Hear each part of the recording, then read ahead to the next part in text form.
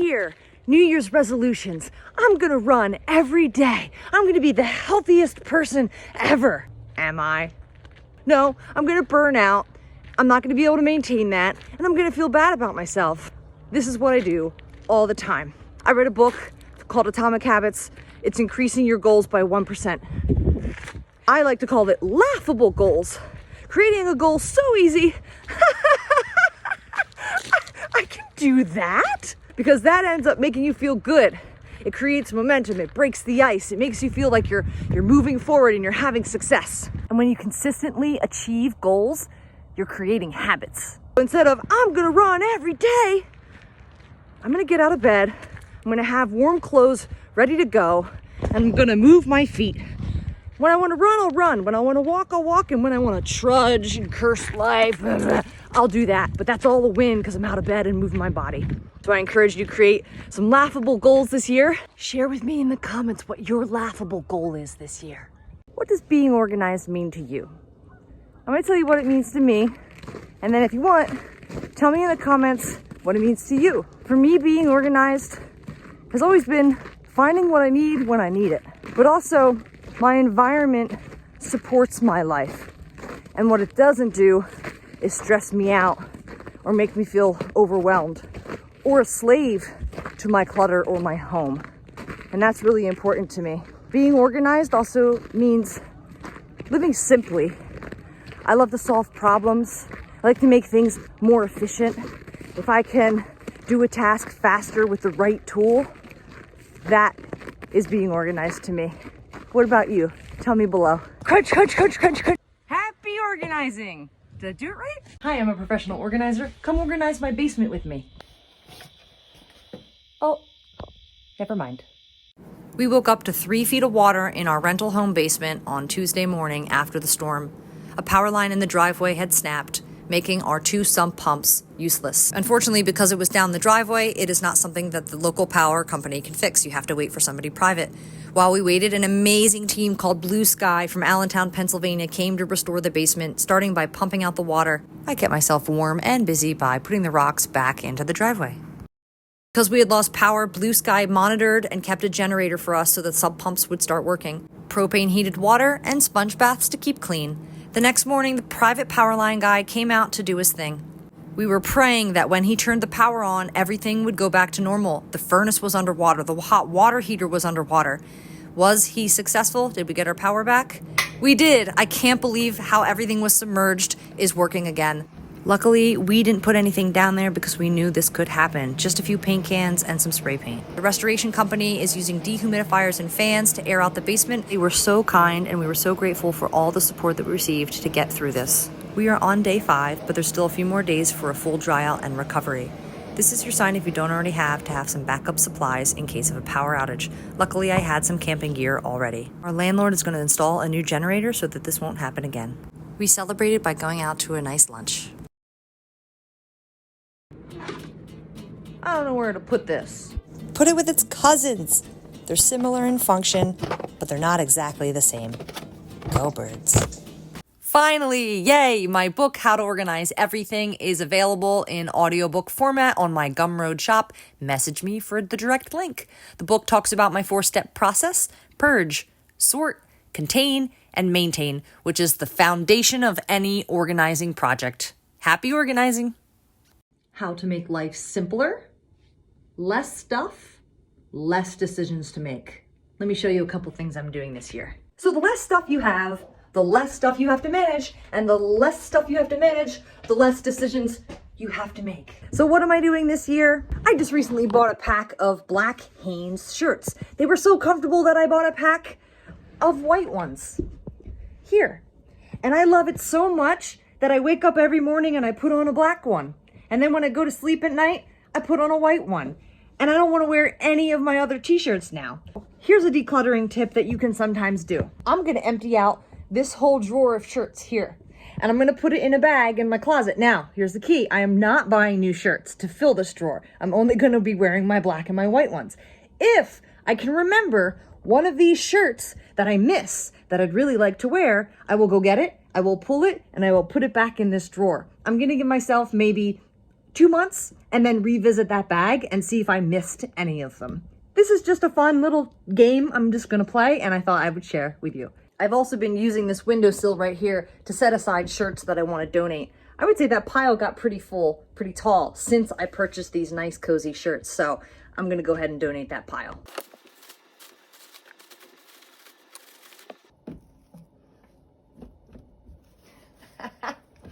Happy organizing. I have so much clutter, but I just want it to be manageable. Said one of my followers after I posted a video yesterday about having less stuff means less decisions, less responsibility. I'm going to talk about decluttering layers. I witness this with my clients all the time. But the first step is slowing it down where it's coming in, or cutting it off where it's coming in so you can play catch up. The first layer, let's peel that back. The first layer of decluttering, easy, low-hanging fruit, obvious trash, empty cardboard boxes, dusty stuff that no longer represents who you are. Some time goes by. You visited that space. You've been subconsciously kind of thinking about all the stuff that you saw. Here comes layer 2. It's the things that you weren't quite ready to let go of the first time, but you kind of made a mental note and said, well, I forgot that I had it. Now that I realize it's been there and I haven't touched it since the first round, I'm ready to let go. Round 2, layer gone. Layer 3, it's where it hits you here. It's the emotional attachments. It's the things that you maybe spend a lot of money on that you're not using, you don't want, but you're just not ready to let go of yet. So just know that it's all layers. Start peeling those layers back, making decisions, practicing, and learn about yourself. Happy organizing. My book, How to Organize Everything, is a very short guide to help you with the foundation of organizing. Chapter 2 talks about sorting. You're going to want a large, flat, horizontal space to sort. I recommend bringing out a folding table, such as this one. Then, underneath, you're going to put sorting bins. Here we did consignment, give to friends, donate, and trash. I helped this college student sort out tons of clothes that she had from high school during her Christmas break. Hi, my name is Kristen. I'm a professional organizer. Quick tip to help you save some space around your kitchen. These are super cute. Totally get it. Real specific, just for popcorn. How often are you having popcorn? Try not to buy that. Utilize your salad bowls. You've already got them. Ice cream bowls. Something that is multifunctional and doesn't take up as much space. These are super cute. Totally get it. Okay, stop. These are the controversial popcorn buckets I used in an old video. The comments got a little tense because, unfortunately, my video was misunderstood. I'm going to use the criticism as an opportunity for a teaching moment. If you need more space in your kitchen and you're trying to make room, look for the low-hanging fruit.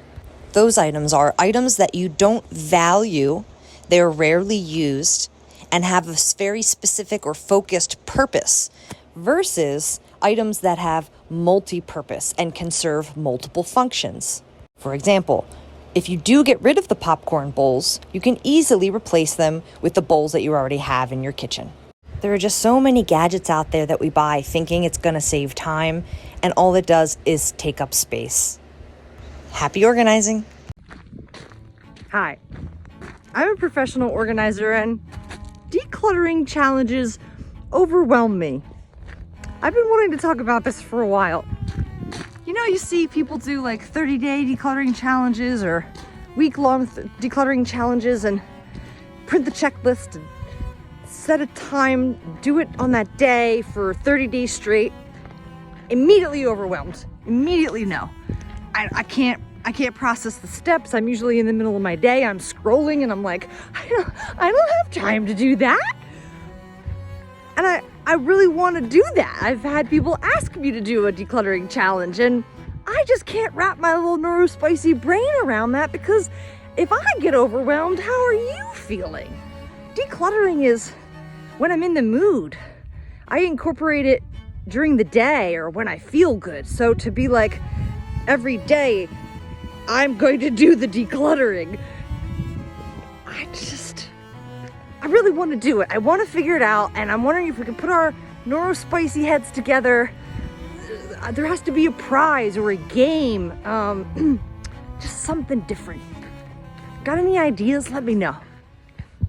Look at all these clothes.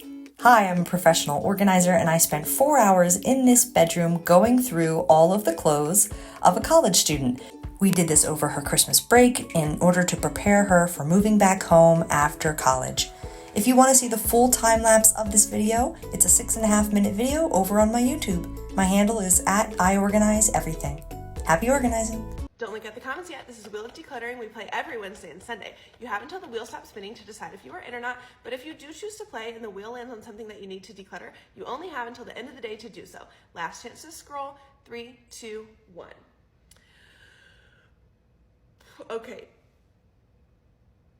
Listen, I can already envision the comments. Okay, so those little jars or like little bags, sorry. Wait, what was that little shelf thing on the wall? You mean this? This is actually an antique. It's from when printing presses used to have all those little stamps back in the day. It's usually wood colored, but I painted it white so that my crystals and rocks would stand out. I've recently taken it off the wall to relocate it and refresh my space. But yeah, you can just Google printing press shelf. And here's a few cool examples of different ways you can utilize these shelves. You can also put them inside of drawers and use them horizontally. I used to be a warehouse manager and now I'm a professional organizer. I miss managing warehouses, but it was sure a lot of work. Bed Bath & Beyond, remember linens and things? Party City. I have a funny story. I was just remembering there was a manager and he was eating chips and he left a trail of chip crumbs along the warehouse floor. And at the end of the day, I would always try to make sure I'd sweep the warehouse. It would always be immaculate and I loved it.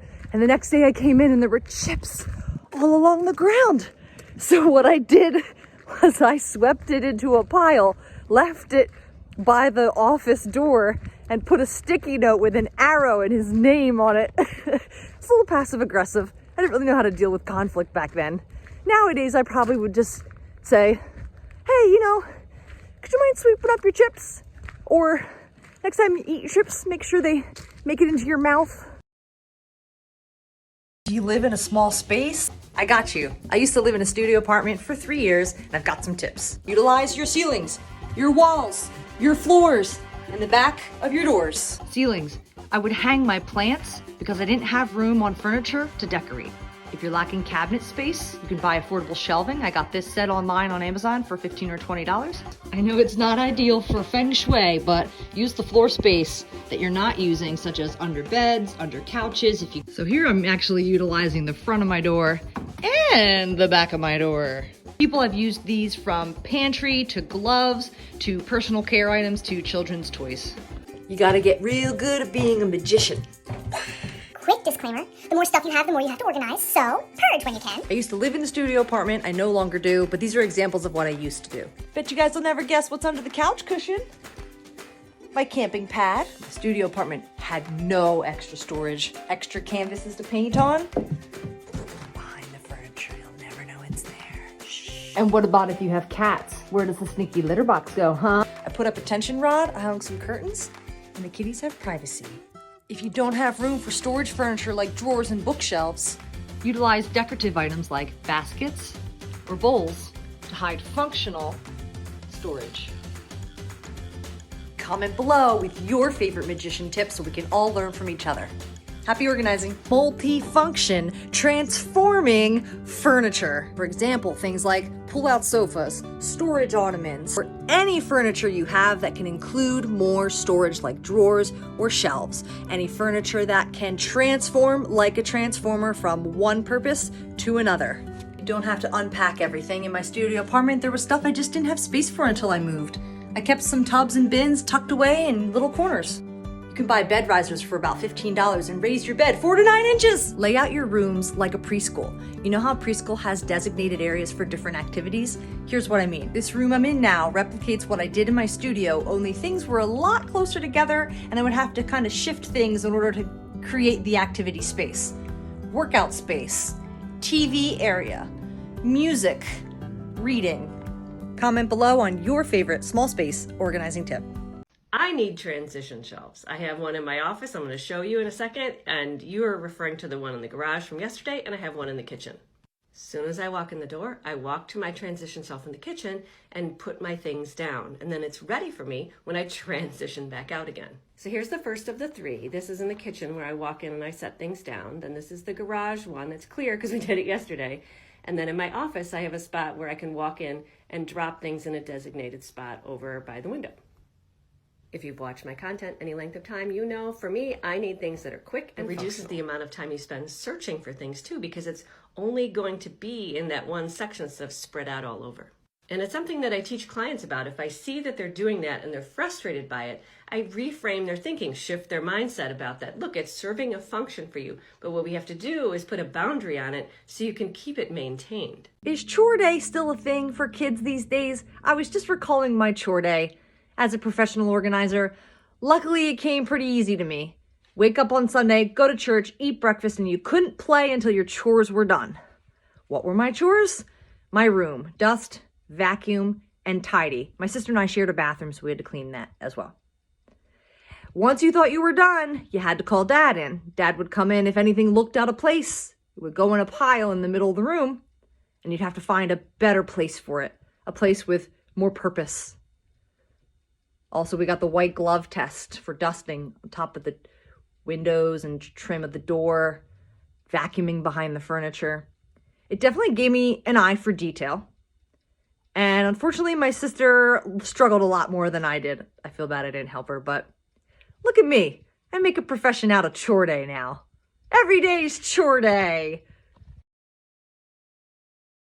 Okay, now, Kristen and Lauren just got done their Easter egg hunt and their treasure hunt, and they said this, what? This is the best time in my life. What, Kristen? This is the best time in my life. That's what Kristen said. That's the best time I ever had in my whole life on the treasure hunt. That's the best time I ever had in my whole life. Are you going hiking? Don't look at the comments yet. This is Wheel of Decluttering. We play every Wednesday and Sunday. You have until the wheel stops spinning to decide if you are in or not, but if you do choose to play and the wheel lands on something that you need to declutter, you only have until the end of the day to do so. Last chance to scroll. 3, 2, 1. Ooh, your old formal wear. Those prom dresses, those suits and tuxes, do they fit? Are you ever going to wear them again? I also think this is a really interesting time to examine what you want to do with a wedding dress. You can certainly keep it for a future child or display it prominently in a closet. I'm not saying to get rid of it, but there are lots of really cool opportunities to sort of deconstruct them. I recently took mine to the tailor who's taking it apart and putting pieces of it on my baby's baptismal gown. I'm going to show you how easy it was to replace the dead battery on my Dyson V6 Motorhead. This vacuum came out in 2015, so it is pretty old. You can buy a Dyson replacement battery through their website for about $95. I decided to take a risk and buy a battery from Amazon from a third party for $35. And Dyson does not recommend you buying third-party batteries because they are cheaply made and pose safety risks. You're at your own risk here. So I pulled out my mini screwdriver and we're going to take out 2 screws. You're going to start with the one in the handle here. And to access the second screw, you're going to need to release the filter here and pull that out. The supervisors are doing a quality check. Approved. Now we're going to go in for that second screw and we're almost done. Go ahead and hold on to those screws just in case the screws that they sent you with the battery don't fit, which is what happened to me. One of the screws was a little bit too long, so I was lucky that I saved the old screws. Once you've slid the old battery out and slid the new battery in, you're going to put the 2 screws right back in. If you want to maximize the battery life, you want to let the vacuum cool down before plugging it back into the charger. Let the battery run all the way down at least once a month, avoid exposing it to extreme temperatures, and use the max boost sparingly. I did this a month ago, and so far so good. Everything has been running smoothly. I hope this helps. Happy vacuuming! Are decluttering and organizing 2 separate things? I had somebody say a couple days ago that they realized that decluttering and organizing are separate. Well, kind of. Organizing is to arrange, to put into order, to create a system. But in order to do that, there's multiple steps to get there. So the organizing process is purge, sort, contain, and maintain. So step 1, purge, aka declutter. That's remove what doesn't belong so that you can put everything in order.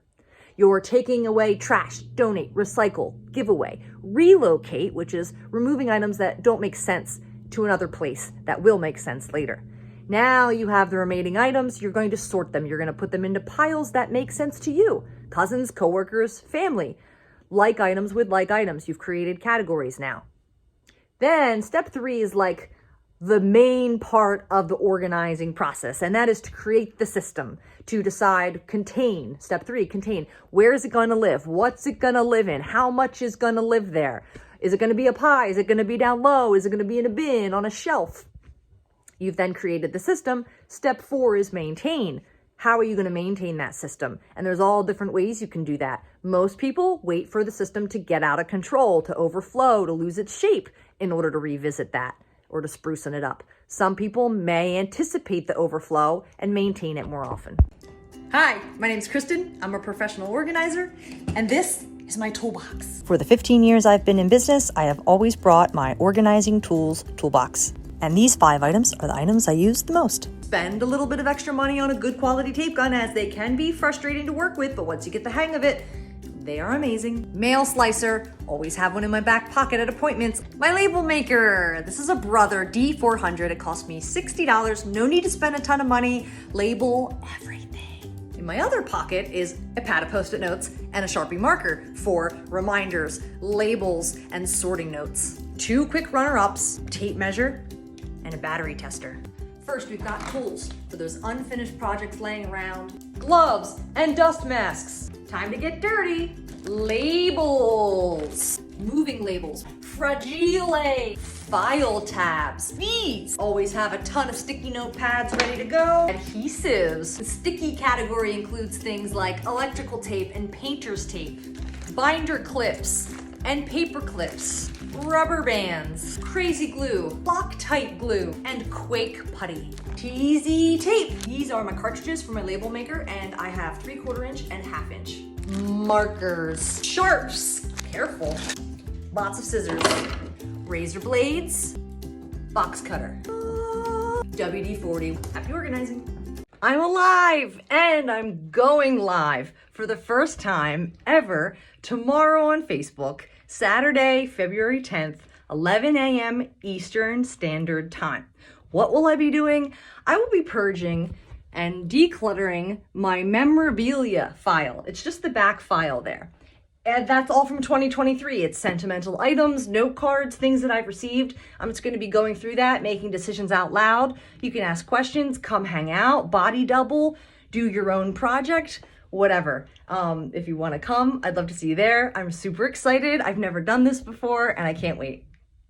If there's something that you're struggling with and having a lot of anxiety over, I want to show you a solution that really helped me with something that was one of the most challenging situations of my life. I had very, very extreme anxiety. So what I did was I made 3 lists. The last list, the 3rd list, is worst case scenario.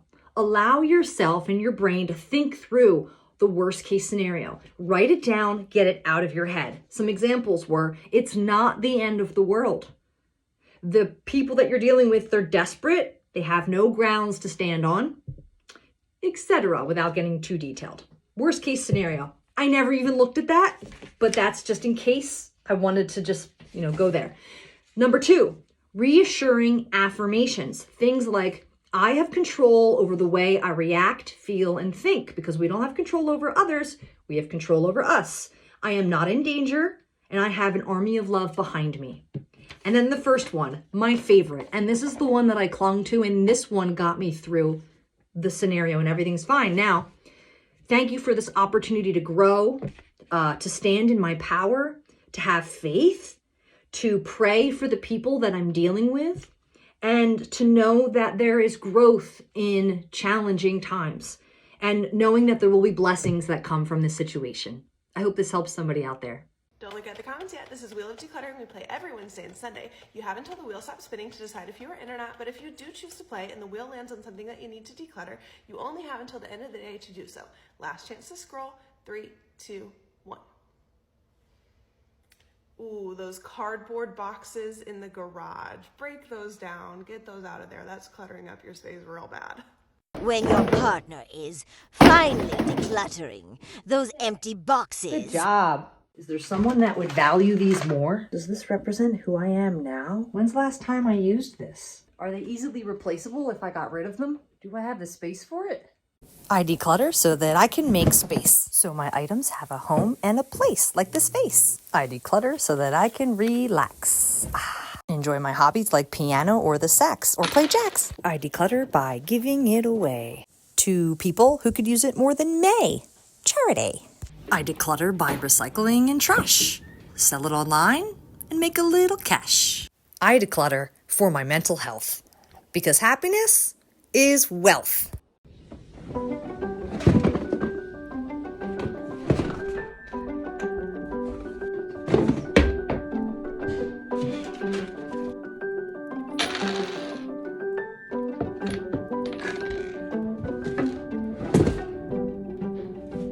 Oh no, you can't be in it. You're in the way. Get up, get down. Get down. Get down, you're cluttered. Get into the box. I need help. I'm trying to learn how to say in sign language, happy organizing for my social media channels. I think it's happy organizing. Is that right? Will somebody duet or stitch this so that I know it's correct? Thank you so much, and happy organizing. Don't look at the comments yet. This is Wheel of Decluttering. We play every Wednesday and Sunday. You have until the wheel stops spinning to decide if you are in or not, but if you do choose to play and the wheel lands on something that you need to declutter, you only have until the end of the day to do so. Last chance to scroll. 3, 2, 1. Oh, okay. So kids, anything. I didn't put a very specific category because their kids are different ages. Not everybody is a parent. But if your child has way too much of one thing, or they have grown out of a certain category of toys or clothes or whatever, work on decluttering those today. And remember, if your kid is not old enough, that's fine, but if at all possible, try to include your baby in the decluttering. If you're a fan of Scrub Daddy sponges, you'll really like Soap Daddy if you haven't seen it already. As a professional organizer, I like things that make life simpler, and I think this is worthwhile. I love it. So if you choose your favorite color soap, fill it up to the top, and right here you just put it on your countertop, put your sponge down, and it gives you just enough to do a little bit or more to do a lot of it. And then if you really need the squeeze feature, at the bottom. I think this is awesome. I wanted to share, and I'm gonna throw it in my TikTok shop and see what happens.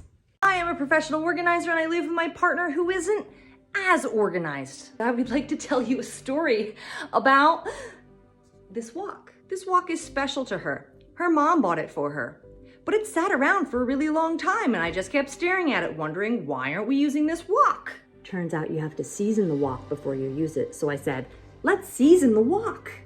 But then I found out the truth. This wok does not work on our oven because of its shape. So I thought to myself, ooh, let's donate it. But I waited. I gave it some time, and this week I asked. I put a little note and I said, can we please donate this? We don't have the right oven, and we may not ever have the correct oven to utilize this. And if we donate it, there's someone out there that will be able to use it. If you are able to donate it, I will buy you the right one. She said, oh, and she said, yes! Be patient with those who are not as organized as you. Give them solutions and choose your battles. Happy organizing. Don't look at the comments yet. This is Wheel of Decluttering. We play every Wednesday and Sunday. You have until the wheel stops spinning to decide if you are in or not, but if you do choose to play and the wheel lands on something that you need to declutter, you only have until the end of the day to do so. Last chance to scroll. 3, 2, 1.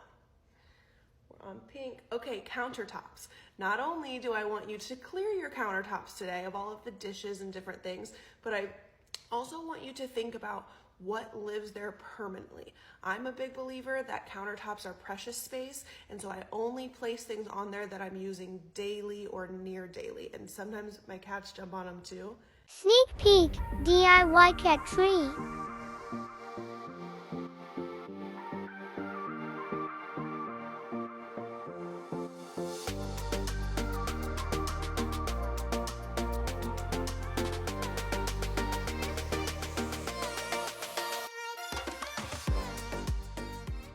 I need help. I'm I'm trying to learn how to say in sign language, happy organizing for my social media channels.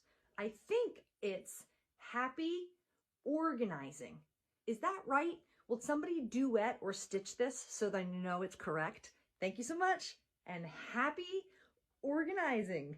Don't look at the comments yet. This is Wheel of Decluttering. We play every Wednesday and Sunday. You have until the wheel stops spinning to decide if you are in or not, but if you do choose to play and the wheel lands on something that you need to declutter, you only have until the end of the day to work on it for at least 15 minutes. Last chance to scroll. 3, 2, 1. Emails. Okay, ideally, inbox level 0, but I know some of y'all have thousands and thousands and thousands of emails. I made a cat tree. I took the saw, cut down this dead tree, found a base, and some shelves. I started by attaching the tree to the base. I've seen people use an end table for a base as well. I put 2 really large screws in through the base to secure the tree as best as possible. Added felt to protect the floor and for easy sliding. I didn't have the right saw to get the cleanest cut, so the tree was still a little wobbly. I added more screws at the base. Sniffing. The first shelf was simple, 2 screws right in between the branches. To create the scratching post, I removed the bark from the bottom of the tree and sanded it with rough sandpaper. I bought jute rope for $10 on Amazon and used food-safe Gorilla wood glue. Then I added the next shelf. I'm kind of winging it because I've never done this before. I'm trying to figure out how to stabilize the shelf. Kitty came by for a quick test. I found a small piece of wood to stabilize it really well. Next, I trimmed off the end of an unnecessarily long branch and started on the rugs. Box cutter, staple gun. Luckily, I had these 2 perfect squares of rugs left over from our project. I cut them to fit, then I peeled off the back and stuck it to the base. Knowing that my cats are going to scratch this pretty hard, I did also add staple guns to all the edges and some in the middle. Sprinkle catnip, add favorite toys, and voila! You have yourself a cat tree tower and a happy kitty. Let's rebrand the Doom Box. A Doom Box is a box full of junk, and it's an acronym for didn't organize, only moved. You're just moving stuff around, but you're not really giving them a home. I think we should rebrand the Doom Box. The word doom, heavy, and that doesn't help your situation if you're looking at this box overwhelmed and then thinking that's a doom pit of despair. I've been trying to think, I've been trying to get clever. I have some notes written down, but I haven't found anything yet. What about a boom box? Let's put our heads together and rebrand the Doom Box. What are your thoughts? Drop a comment. Are you autistic and also really good at puzzles and games like Tetris, or really good at organizing small? And I made a career out of it by becoming a professional organizer. I'm self-diagnosed and I know I'm on the spectrum somewhere.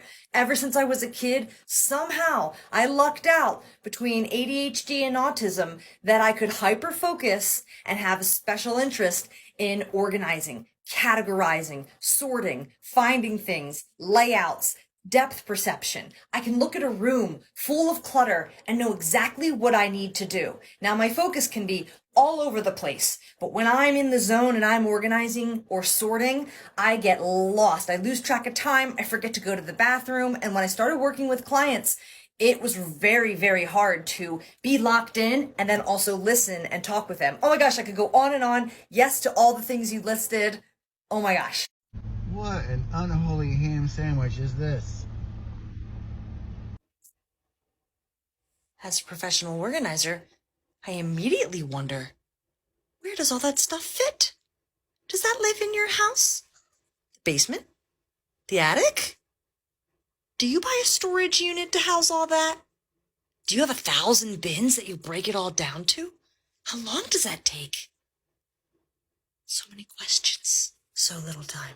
Some days coffee is great. I'm gonna organize my house. I'm gonna run a 5K. And some days I don't like it. Don't talk to me. If you are overwhelmed with the level of clutter and organization in your home, or you are frustrated with the lack of support from your housemates or family members, create yourself a sanctuary.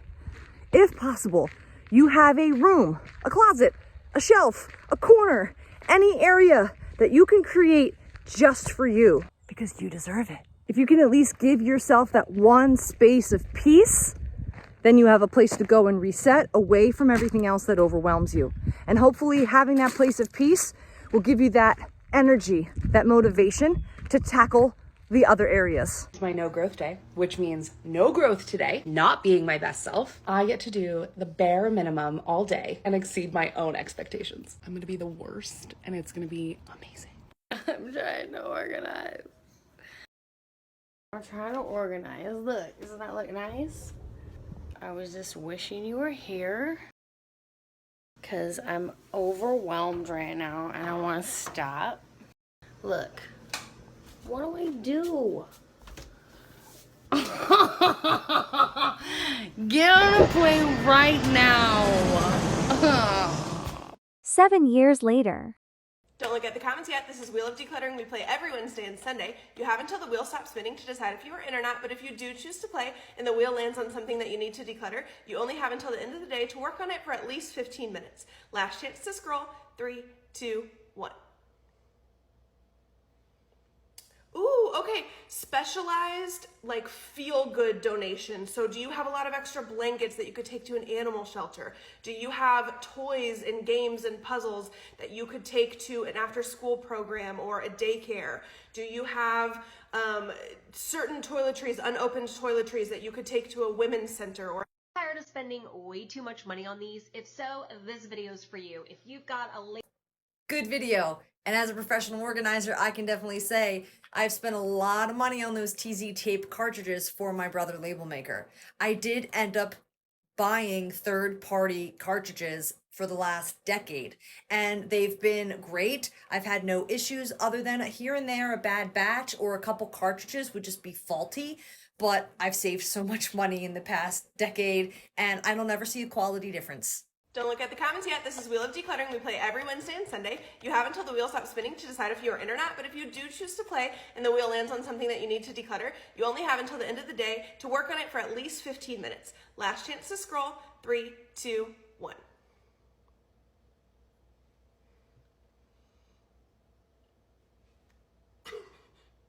Okay. Your sauce packets that you have in the fridge or like that one drawer, baby. I don't know where to put these. I can help. Oh, hair ties. Do you have any more? I have so many everywhere. Put it with its family. Items that are exactly the same. Thank you so much. Any other ideas? Give me a broader category of a hair tie. Hair accessories? And what are a few functions of a hair tie? Well, to hold up my hair or push it back, and for style, of course. Do you have any other items that hold up your hair, push it back, or give you style? Ribbon, hair clips, hair bands. Then put it with its cousins, similar in function, but not exactly the same. Thank you so much, but a girl really needs options. Any other suggestions? When, how, and where do you use your hair ties? Yeah, when I get ready in the morning, in the bathroom. Do you have any other items that you use in the bathroom when you're getting ready in the morning? My blow dryer, my curling iron, and my hairbrush. Then put it with its coworkers, what it works with, and where it goes to work. Why are you so good at this? Just the cousins, coworkers, and family worksheet. If you search the web for this. Bloopers. And do you have any other? Just the cousins and coworkers, coworkers and family. Broader category. Give me a broader category. Okay. A broader category of a hair tie. A broader category of the hair tie.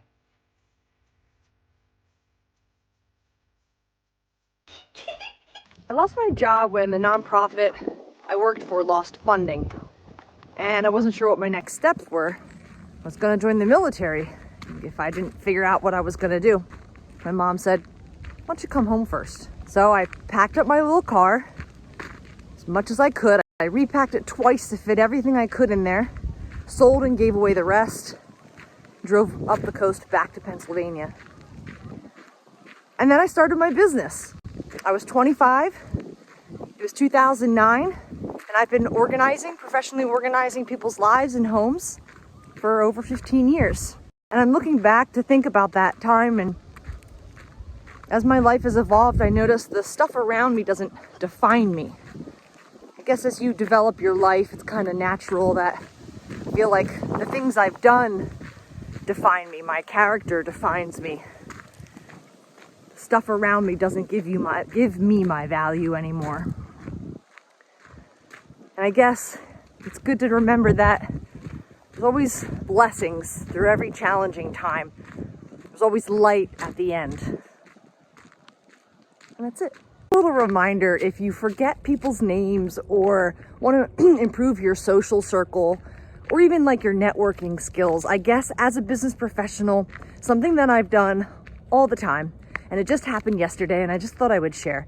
I was walking down my driveway and a neighbor pulled in and introduced himself, and he gave me his card. And after we met, I put his card in my phone, in my contacts, and in the notes section, I put, neighbor, a couple things about him, the car he drives, just in case I forget. And down the line, I see his car or I see him again, and some key information that he shared with me. And that's always been really helpful, and that's come in handy a lot. You just got to remember to put it in. And this tip is something I use a lot with my clients when we go through paper. There's a lot of papers out there that you could put into your contacts, such as resources, business cards, and eliminate those papers by adding it to your phone and having it digital. And as a business owner, something that was really important is the name of the client's dog or the children, to show that, I'm paying attention and it's important to me to get to know them. The whole purpose of this is that you can search your contacts for keywords such as neighbor, or if you remember the car that they drive. Go Birds! I am a professional organizer, and I'm gonna give you a little office/desk tour. Wait for the end. I'm cracking myself up and something funny happened, and that's what prompted this video here. So I'm in my office. I like to keep things simple. Mantras, inspiration, goals, inbox, active projects, my file, accordion box, plants. Love plants. Plants. Anyway, I like to keep my desk clear. I like a simple desk. This is for the beetle infestation. I like to keep at least a pen and a paper and a notepad always out for just anytime I think of something. Okay, so I want to show you what's in the drawers. Wait for the end. This is funny. So the first drawer is checks, extra credit cards, markers, pens, notepads, envelopes, push pins, paper clips. I go in there a little bit. Then my electronics drawer, back up my computer. This is pretty much all my electronics that I have, extra chargers. I'm always grabbing these. Ready? I forgot I had a third drawer. It's empty. Why did I forget? What should I put in there?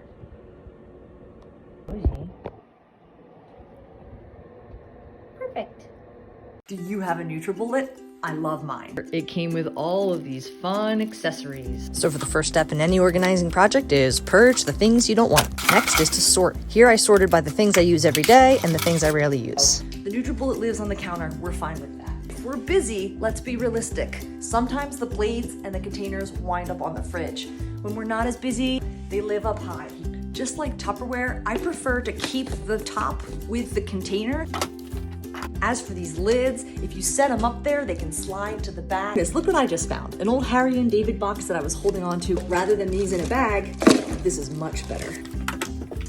If I was hardcore, I might let these go. Give them some time to see if we end up using them. I'm gonna put them in a Ziploc bag, or because you can't stack things on top of a Ziploc bag, I made a container for NutriBullet accessories. And the bin goes up into our kitchen overflow closet. Let's talk about NutriBullet again. I did a video last week about what accessories I use and keep in my kitchen. These other ones, don't use them. Who's using these? This person said, I usually use one blade and a container. Same. All these others I put into our pantry overflow, and then I asked my partner, I want to donate these, and I left her a marker, and she said yes. So I'm gonna donate these to the local thrift shop. I put a little note on there just in case they don't recognize them, and that will give them a better chance to be reused at the thrift shop. Happy organizing!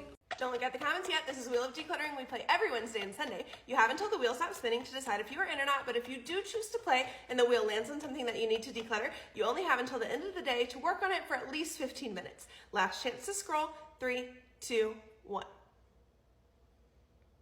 Bedding. Okay, is it yellowing and super faded? Does it have stains, holes? Is it like character sheets from your kiddos, whatever they were into several years back? We deserve nice, clean, fresh bedding. We don't need a whole linen closet full of stuff that we're not using. Did you know that magnets are great for organizing? Here's some examples. Depending on who lives in your home, a knife magnet can save you counter space. Adhesive magnet strips are great in your medicine cabinet for those little metal tools. Set a quick timer to do the dishes, write down a note or some groceries on a magnetic notepad, and have a pen nearby. Share with me in the comments how you use magnets to keep your life organized. Hi, I'm a professional organizer, and I want to show you one of my kitchen drawers. Let's talk about function versus aesthetics. I have yet to buy anything for this kitchen drawer to organize it because what I had has worked really well. It may not be aesthetic matching, but we can find everything we need, and every now and then we purge it if it gets too full. So let me show you what we had. This is a box from canned cat food that I put a paper towel into to keep things clean, and then I just change out the paper towel. We've been living in our rental home for over 2 years now, and this system works perfectly.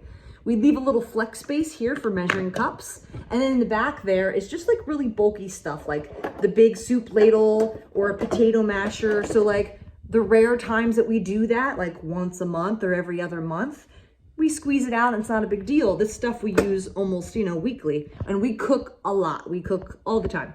And then here is a Velveeta box full of teaspoons. We've got the tissue box cut to hold chip clips, and we've got barware and wine stoppers and bottle openers. So remember, you can use what you have. And when I do recommend products to clients, or when I buy products myself, it's usually stuff that you can't replace or you can't really do yourself, like a turntable or one of these shelf dividers there. So it's functioning great, but how would I make it more aesthetic if I wanted to? I would buy matching containers at Target, Dollar Store, Amazon, and probably get 2 really long wide ones for the big long utensils, and then a couple smaller ones here. Usually you figure out what sizes you want by sorting them into groups and kind of visualizing what you grab often and versus what you don't grab often. And I think it's really important too to remember to leave flex space. Sometimes you don't want to fill everything with a container. Sometimes just a little open area like we have here for the measuring cups can really come in handy, or it's too puzzle-like. And another alternative are the drawer dividers that commonly come in bamboo or plastic, as seen here.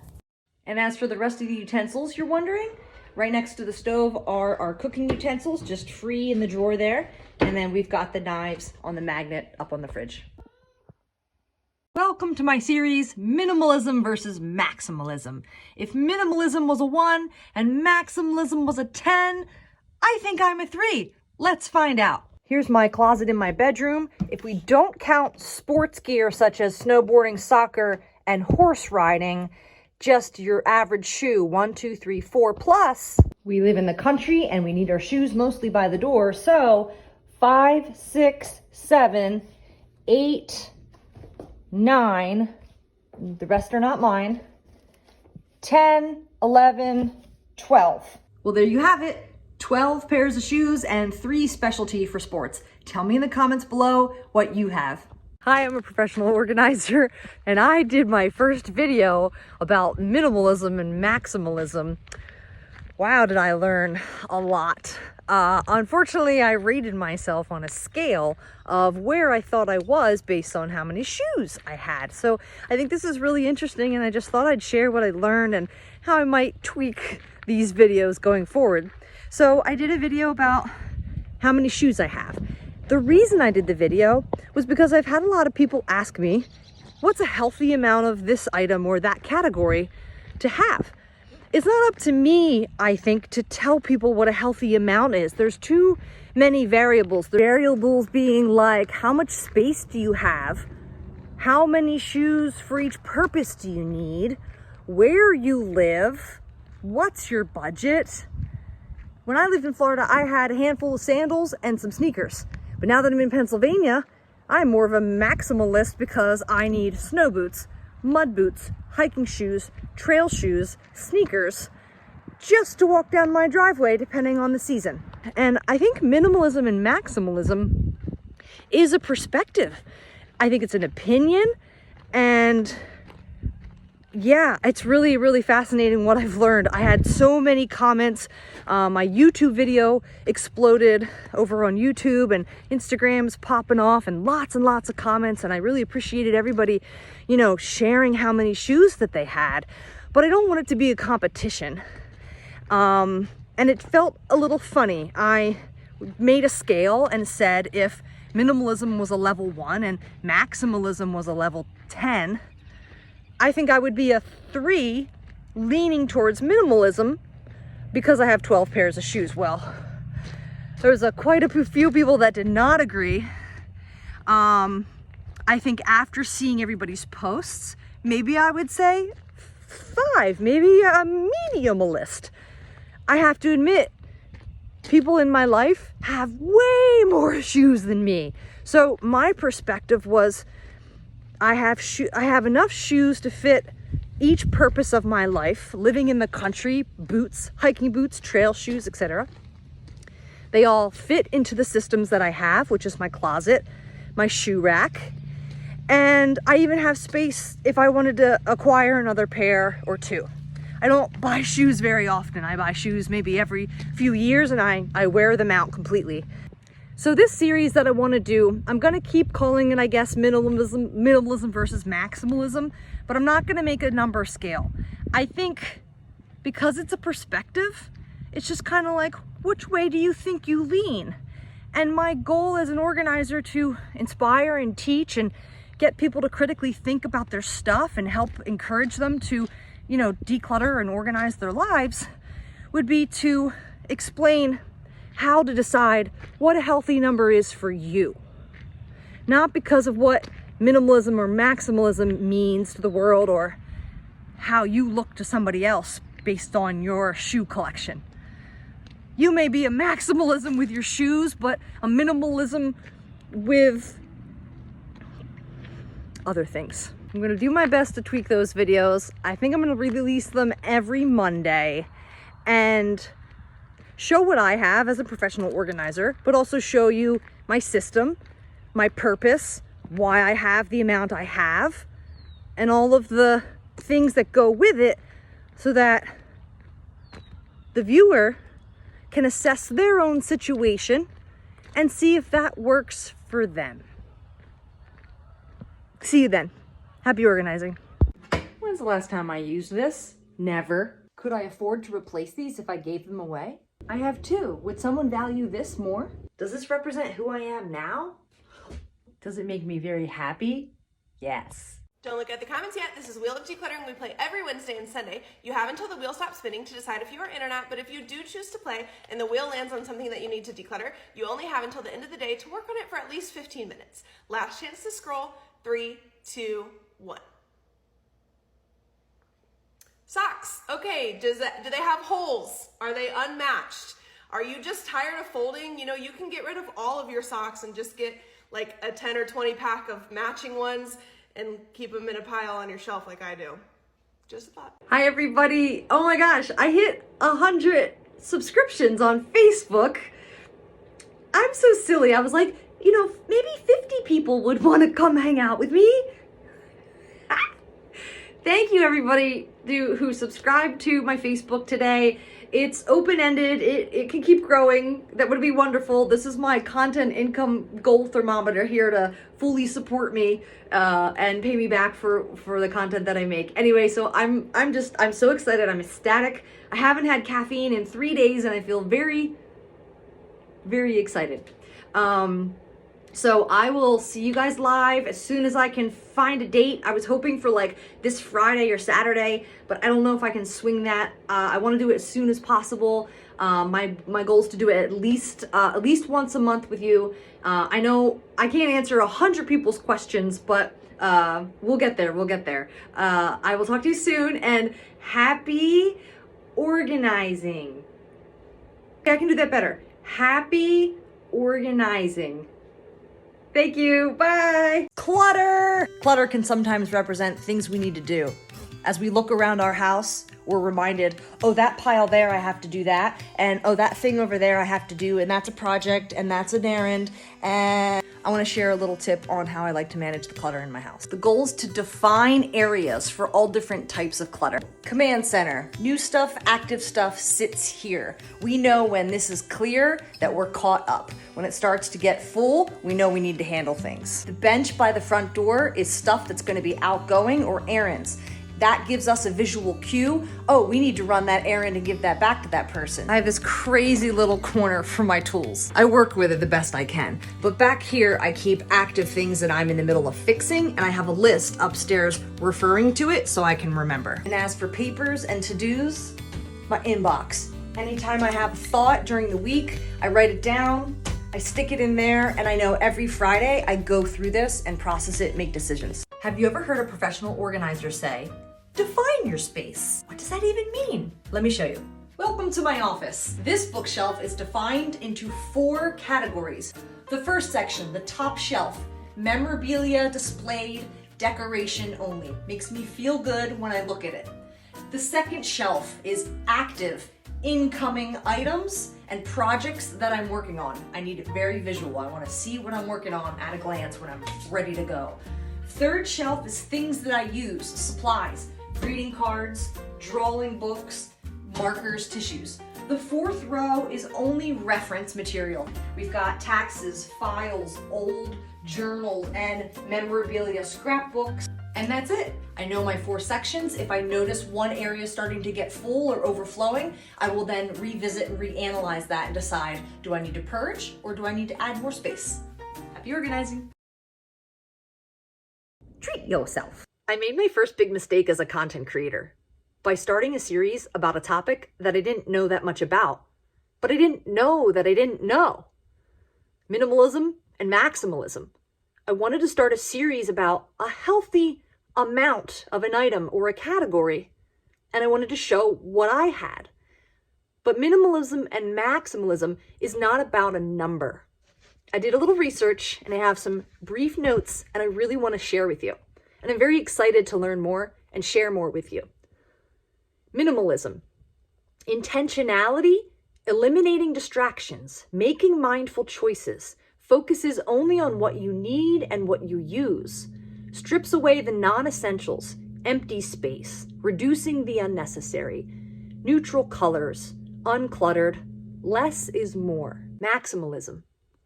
Aesthetic of excess, complexity, eclectic, accumulation, living life to the fullest, embracing colors, patterns, and beauty of the environment around us. More is more. It's important not to confuse maximalism with hoarding. The line into hoarding is when the environment and the stuff around you is starting to create a safety issue or a mental or physical health issue. Maximalism seems to be more about you're celebrating your space. You love your space filled with all the things around you and you're okay with that. Wardrobe change. I'm still going to shoot my series. I might call it something different, but I want to show you the amount of stuff I have, why I have it, where it lives, and find what a healthy amount is for me and my preferences so that you can figure out a healthy amount for you and your preferences and lifestyle. Happy organizing. I'm going live again, but this time just for my paid subscribers only. This Tuesday, March 12th, 6 p.m. Eastern Time. Come hang out, ask a question, body double, or just stalk and watch from afar. Whatever works. Thank you so much to all my paid subscribers. If you still want to subscribe, it's 99 cents per month. You get access to my once a month private lives, access to our group chat, and you can also post within the group and we'll comment, hang out, talk, and you get a little badge next to your name so I know you're a subscriber. Your 99 cents supports me so that I can support you. Hope to see my paid subscribers this Tuesday, March 12th, 6 p.m. Eastern Time for about an hour. Oh, right. And if you still want to subscribe, you can find 2 subscribe links. One is up in my stories. If you go to my stories, there's a link that says subscribe. Click that. Or if you go to my page, there's a pinned post also with a link. There's one more button somewhere, just on my page, but I haven't figured out where that is. Do you guys know? Thanks so much. Bye. Don't look at the comments yet. This is Wheel of Decluttering. We play every Wednesday and Sunday. You have until the wheel stops spinning to decide if you are in or not, but if you do choose to play and the wheel lands on something that you need to declutter, you only have until the end of the day to make at least a little bit of progress. Last chance to scroll. 3, 2, 1. Okay, excess hangers. Now, if you want to have all these mismatched hangers, you don't want to do the velvet ones, that's totally fine. But sometimes, especially if you're someone who buys a lot of clothing, you will find that you'll have like a million extra hangers, and so you can go through today and get rid of kind of the junky ones and just keep what you need. Welcome to my weekly series, Minimalism versus Maximalism, where you can join me on my journey of figuring out what a healthy or appropriate number is for me and my lifestyle, for an item or a category. And then you can analyze your stuff and decide what a healthy or appropriate number is for you. Bath towels. 1, 2, 3, 4, 5, 6, 7, 8, 9, 10, 11, 12 towels. 12 towels total. That's 6 towels per person. Now I do know that there's beach towels and pool towels in there, and sometimes we use them as bath towels. We don't care about matching sets. But do we ever use all of these at the same time? We don't, which means we could probably cut the load in half. But as you can see, there's space here.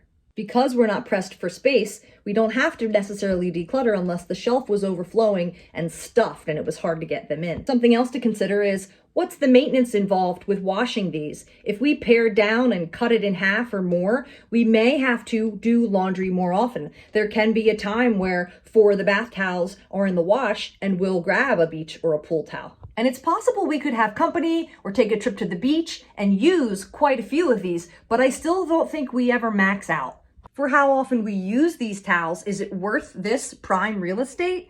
I would say yes, because we're accessing this at least once or twice a week to change out a hand towel, to grab a washcloth. And Kitty, this is just a rare occurrence because she never gets to be in this closet. So don't worry, if you come stay over the house, you'll get a clean towel. From what I understand of minimalism so far is using what you have. So if I wanted to lean more towards minimalism, I would definitely pare down. And what I've learned about maximalism so far is an eclectic mix, lots of colors and patterns and accumulation. And I would say we have a nice eclectic mix here because we don't have a neutral tone matching set. So I think we're leaning more maximalism. There's no right or wrong, good or bad. This is a spectrum, a perspective, and it's relative. How about you? Do you lean towards minimalism or maximalism with your towels? Don't look at the comments yet. This is Wheel of Decluttering. We play every Wednesday and Sunday. You have until the wheel stops spinning to decide if you are in or not, but if you do choose to play and the wheel lands on something that you need to declutter, you only have until the end of the day to make at least some progress on it. Last chance to scroll. 3, 2, 1. Ooh, okay, phone cases. I think phone cases really had a moment in like 2010 and people maybe had a lot of different phone cases, whereas now that's not super common. So if you have a bunch of old phone cases or just ones that don't feel like your style anymore, go through this day and get rid of them.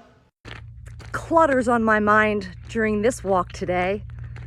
It's becoming warmer out. My soul is alive. My spirit is beaming. I'm thinking a lot about clutter. I recently saw a clip of those minimalist guys that have like a podcast. One of my followers had sent to me and talked about the word clutter. And he said, clutter is anything that doesn't add value to your life. And that really stuck because I've always mentioned clutter is just kind of like a perspective or like relative. Like for me, it's a pile that doesn't have a home, or it's just stuff that's like untidy. And I think that's different for everybody. And then I started researching more about the definition of clutter and what's out there. And there's a kind of a blend. Some definitions say it's just like an untidy area or messy. It's different for everybody again. But then there's clutter that's stuff that's not being used. It doesn't serve you. It doesn't represent who you are now. You're not using it, and it's out of date, etc. I think that's a really great thing to think about. And to think about clutter holding you back as motivation to move forward.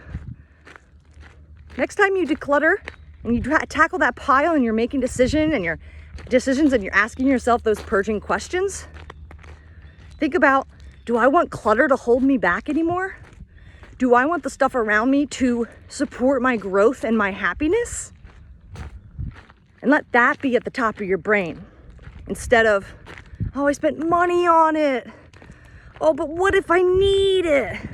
Do you feel the difference? Do you feel the energy, the difference of that? Yeah, yeah! Next time you declutter and you tackle that pile and you're making decisions and you're asking yourself those purging questions, think about, do I want clutter to hold me back anymore?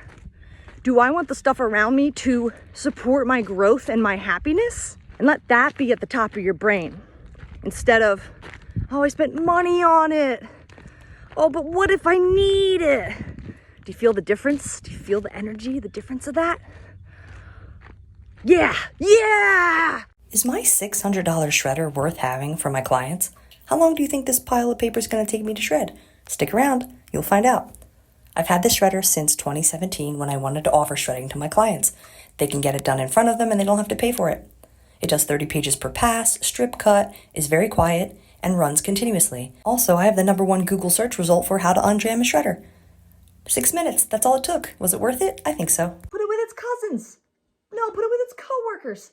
Put it with its family. Today's a very special day. I'm celebrating 2 years since I put out episode 1 of my cousins, coworkers, and family process. Trademark pending. If you haven't heard about this before, it's a way to categorize an item in your home when you're trying to figure out where should it live. Put it with its cousin, put it with its coworker, or put it with its family. I have 18 episodes total. You can find them all on my YouTube, but I also created a worksheet. Now you're gonna have to put the worksheets into the binder, but it has an FAQ section all about cousins and coworkers and frequently asked questions. It has 3 different types of worksheets, a very basic 3-page worksheet to get you started and to learn it better, a flow chart, kind of at a glance 1 sheet, and then in the back it has a table for when you get really good at it, and you can use a dry erase marker. And each worksheet has examples of how to answer those questions.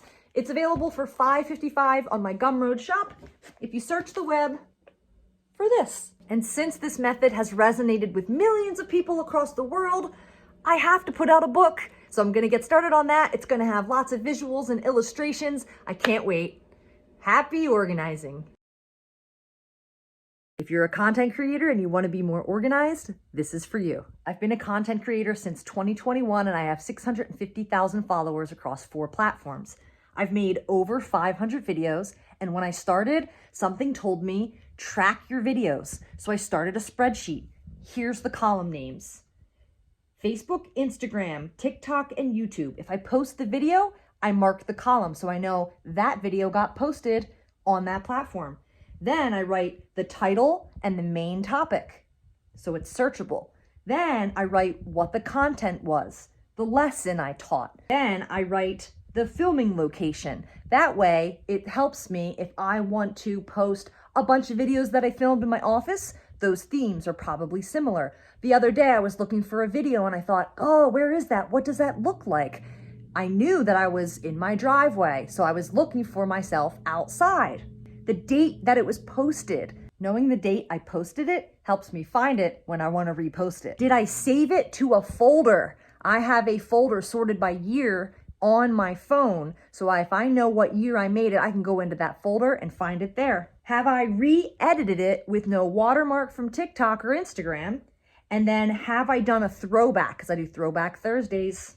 This is really helpful. I highly recommend it. I think the part of my appeal and why I've grown so much online is making it fun, because usually it's not very fun. Right. It's like a lecture.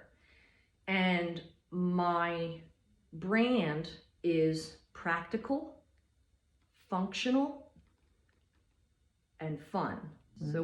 So where you'll see, you'll commonly see, they say like Instagram ready, like Instagram photo ready organizers. It's, the Martha Stewart appeal, the matching sets, the big budget for containers, or a really big home with, you know, these big kitchen drawers. Look how well I organize. Well, the masses don't have these huge spaces or budgets. And that's another reason I thought I couldn't make videos, because I'm very practical and I'm very visual. I need to see my stuff. So, you know, again, like this is maybe not something like you would see in Martha Stewart. Could you dress it up and make it more aesthetic? I talk about function over aesthetic, and most of the time I need to function. Like the winter hats, it's one step away, you know, versus your winter hats and gloves might be behind a door in a bin, and then you're grabbing it. So it's like 2 to 3 steps away. And again, that goes back to the way your brain processes information, and to be able to see it, know where it is, and have it be 1 to 2 steps away is something that I really recommend to, you know, a certain person that needs a certain type of organization. My partner said, I will make pancakes this morning, but I need your support. Would you mind unloading the dishwasher? That's kind of my job. I'm really good at it. So I was like, sure, no problem. Let me surprise her and do a really good job, get her all ready. And then I realized, oh, we should probably refill our water filter. Let me do that. Oh, and then I realized it needs a little wiping because of the hard water calcium thing. So I started wiping it. I dripped water on the floor, and then I'm like, oh, I guess I should wipe up that water. And now that the rag is dirty from the floor, I thought, well, then this should go back into the rag bin by the laundry over here. Yeah. Oh, that's right. I had laundry from last night. Let me switch that over into the dryer. Cool. Oh my gosh, that blanket, I forgot. I wanted to wash that blanket. Let me put the blanket in the wash, yeah. And then somehow I wound up in the living room, and I don't remember how I got there. I wanted to put on music. Maybe the cats were in their cat tree. I mean, how could you not be distracted by that? Oh, but then I saw my puzzle. I did a puzzle yesterday, and I thought, oh, I should really clean up my puzzle today. So I start getting all into it, and I'm having so much fun, and I'm lost in it. And then I hear the door open, and it's my partner. And I look over, and she's like, what are you up to? You look guilty. And I felt like I was caught, because I was like, oh, what am I doing? Who am I? Oh, yeah, totally. I'm totally helping. I'm unloading the dishwasher. Totally, I'm here. Yep, I got it. Don't look at the comments yet. This is Wheel of Decluttering. We play every Wednesday and Sunday. You have until the wheel stops spinning to decide if you are in or not, but if you do choose to play and the wheel lands on something that you need to declutter, you only have until the end of the day to make at least a little bit of progress on it. Last chance to scroll. 3, 2, 1. Okay, parts of a set. So have you received like a baking dishes set, but there's one that you never use? Did you get a massage gun and it came with like 5 different attachments and you only ever use the one? Sometimes like those little handheld mixers have a million different little things on them. It's okay to go ahead and get rid of those. We just got rid of our top sheets because we got some new bedding. You can do that. Welcome to my weekly series, Minimalism versus Maximalism, where you can join me on my journey to count items in my home and figure out what an appropriate or healthy number is for me and my lifestyle. And then you can figure out what a healthy or appropriate number is for you. How many dish sets does one need? We are a house of 2 people. We cook a lot. We have 1, 2, 3, 4, 5, 6 dinner plates. 1, 2, 3, 4, 5, 6, 7, 8 small plates, and a myriad of bowls. So we have a setting for 6, even though none of it matches. It's fine. When I worked at Bed Bath & Beyond, they trained us to basically sell dish sets to remember when dishes are in the dishwasher. How often are you washing dishes? What if one breaks? Will you then be able to find the matching set? Also, how many people are you going to be hosting, and how many max plates would you need? So 6 has been really great for us. Luckily, we have the space. We could even add a few more if we needed to. And at least once a week, when we're really busy and we're cooking a lot, we max out and use up all the bowls and all the plates. And we don't host a lot of people, so when we do, we go to paper plates. Minimalism is about mindful choices and intentionality, where maximalism is more excess.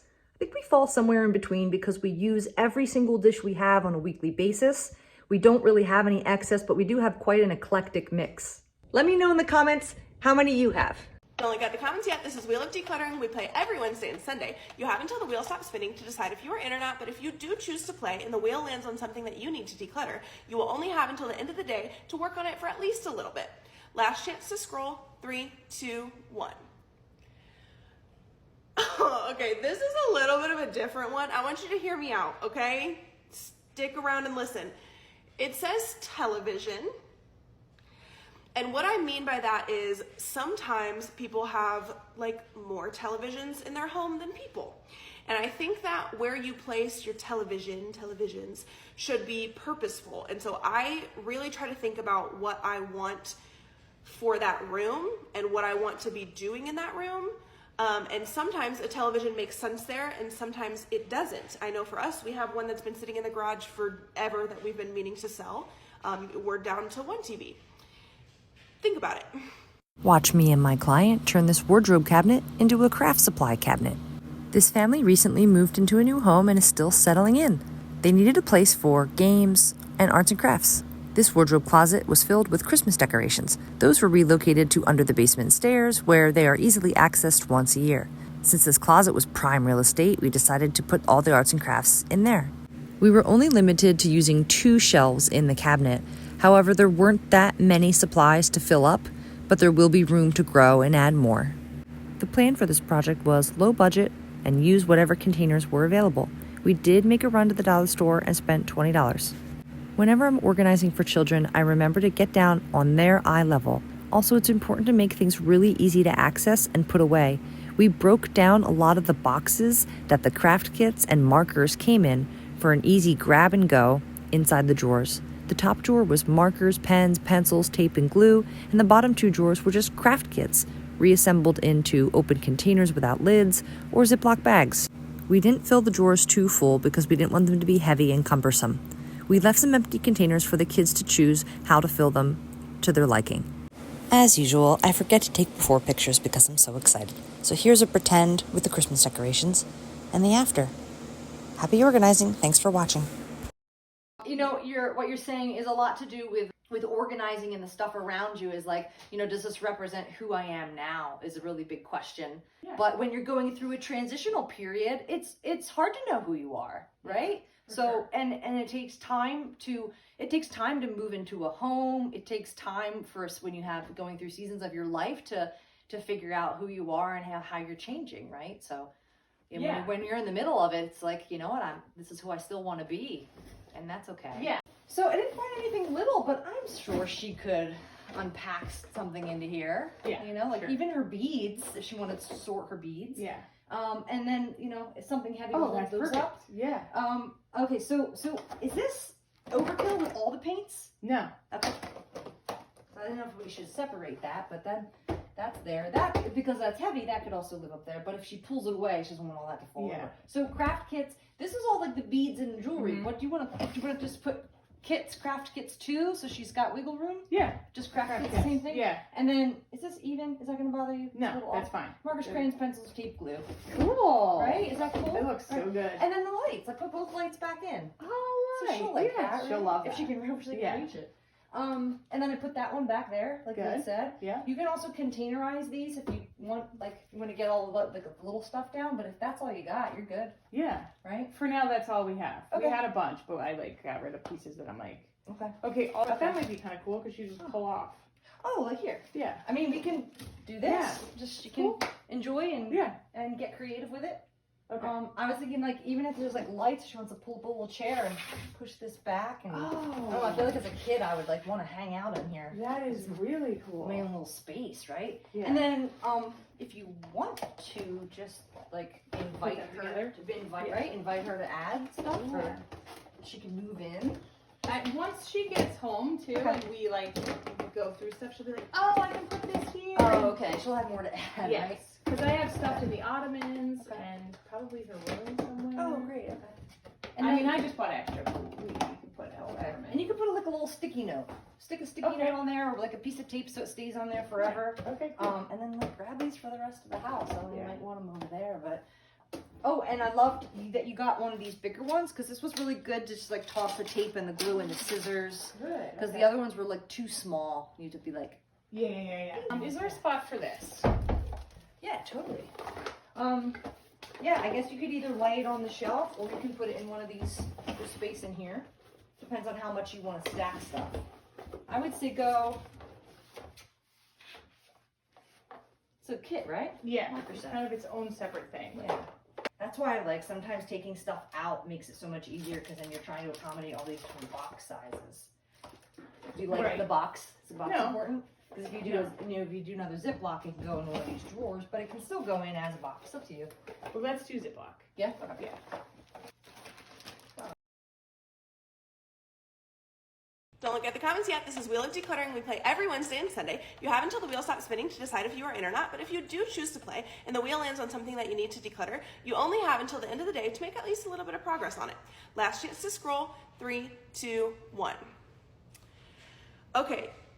Doom boxes, doom rooms. Again, you don't have to get the whole thing done. It's just a little bit of progress. Doom stands for didn't organize, only moved. So if your garage has become a dumping ground, if you have an extra room that you just throw stuff in, or there's a box full of like completely random stuff. I'm not talking about a junk drawer, but like just totally random stuff that you haven't looked at. Go ahead and go through that today and make just a little bit of progress, even just 5 things or 10 minutes or however much time you feel ready for. You can do it. I believe in you.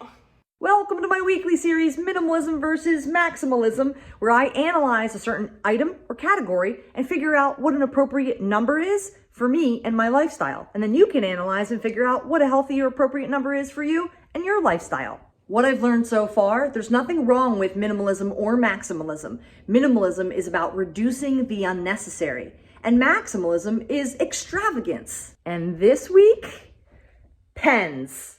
The only pens that I know of are here or up at my desk. Let's count. 1, 2, 3, 4, 5, 6, 7, 8. So I'm left-handed, and these are the pens that I like. I really don't like using any other pen. I will buy the refills just for these and keep a handful around for years and years and years until my partner steals them. I keep track of my pens really intensely, so I only really need 1 or 2 in my office. But if you're a different type of person with a different type of brain, you might need lots of pens all over, because when you need that pen, you want it nearby quickly. I've been in a lot of people's homes over the past 15 years of being a professional organizer. I know there's people out there that have big vats of pens that they couldn't even use in a lifetime. And by the time you even get to the bottom of it, they're probably going to be dried out and used up. Comment below, how many pens do you think you have for how many people in your household? And where would you donate pens? Today I'm celebrating a year since releasing my first book, How to Organize Everything. Purge, sort, contain, and maintain, which is my 4-step process to organize anything. It's a very short guide with illustrations and before and after pictures. And each chapter, I include a list of tools needed for that topic, such as purge. You're going to want trash bags, trash cans, recycle bins, donation bins, relocate bins, shredders, etc. Tools you'll need to remove all your unwanted belongings in that space. Anyway, I've sold 903 copies, and I just want to thank anybody who's purchased a copy. And if you haven't yet, there is formats available. On my Gumroad Shop, there's an ebook with 2 bonus printouts, because I make more money off of my Gumroad Shop, and on Audiobook on my Gumroad as well. On Amazon, there is ebook and your print copies. Thank you so much. Happy organizing. Paperwork that is easily accessible online. So most of the time, Okay, fine. This is the gist of my papers, but I'm always trying to reduce and keep it pared down, even paperless as possible. My manuals, they're always growing. I'm always getting new gadgets and adding to the manual pile. Once I become familiar with a gadget or an appliance, then I'm more willing to let it go. I'm very tactile, and I like a paper manual in certain situations for something more specific that I'm not familiar with.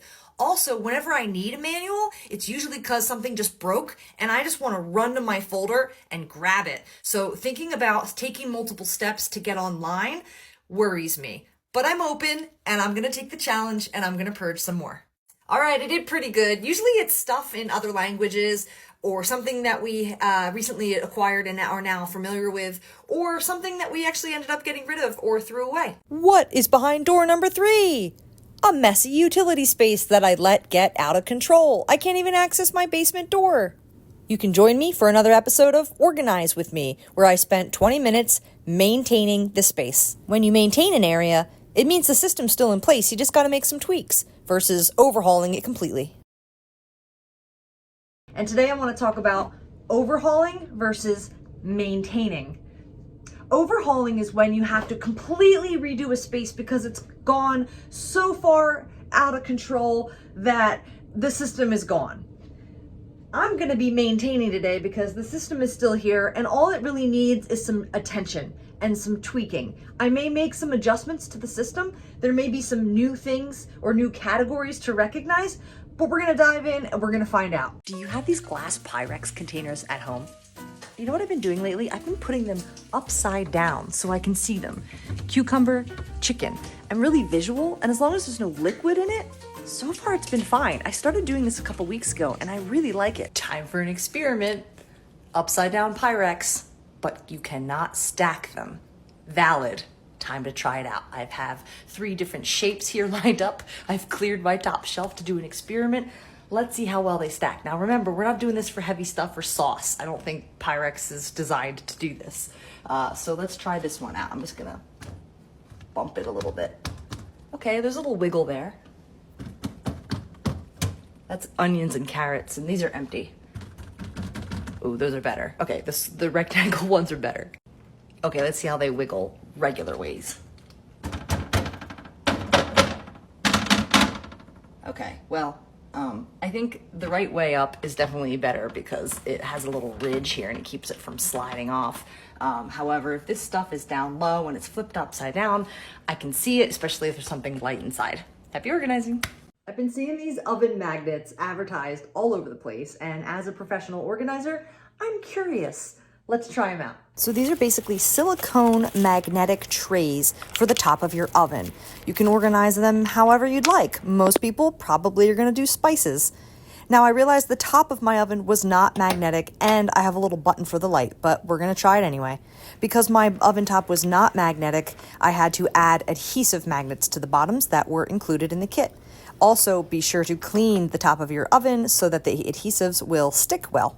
I consider my kitchen a workshop. I cook a lot and I want my tools easy to grab. These are really good for people who don't mind a maximalist aesthetic or have a small kitchen and want to free up some cabinet space. I didn't mind the oven light button being covered. I put a little tray of salt there. I like them. I'm gonna keep them. If you have any questions, post it below. And if you wanna buy one, link's right there. Happy organizing. A few weeks before Easter, my mom sends me this photo. She asks me, do you want any of these bunnies? My immediate reaction was, and I was torn. I thought she wanted to give me a bunny and I felt immediately guilty, pressure, like I should want them, but she doesn't want me to feel that way and she's great about that. So we went back and forth and I asked her more information about the bunnies. I didn't recognize most of them, and 2 of them that I recognized were a little creepy to me, and I wouldn't put them out in my house at all. So luckily I said, no, thank you, I'm okay, and she was good with that. But recognizing how you feel, what's on your face and in your body when you're trying to figure out if you want something. Had I wanted those bunnies, I would have probably been joyful and looked at the photo and started recalling specific memories and said, yes, I could see, and I also could see those bunnies in my home. Happy Easter! Don't look at the comments yet. This is Wheel of Decluttering. We play every Wednesday and Sunday. You have until the wheel stops spinning to decide if you are in or not. But if you do choose to play and the wheel lands on something that you need to declutter, you only have until the end of the day to make at least a little bit of progress on it. Last chance to scroll. 3, 2, 1. Okay, the outside of your fridge. So how many magnets do you have? Are there still Christmas cards or invitations to things? Do you have reminders on the fridge? Because if there's too much going on and it's too cluttered, you're not going to actually see it and get it done. So Hi, my name's Kristen, and this is me without the microphone. Hi, my name's Kristen. I'm a professional organizer, and this is my new microphone. Hi, my name's Kristen. I'm a professional organizer, and this is my new microphone.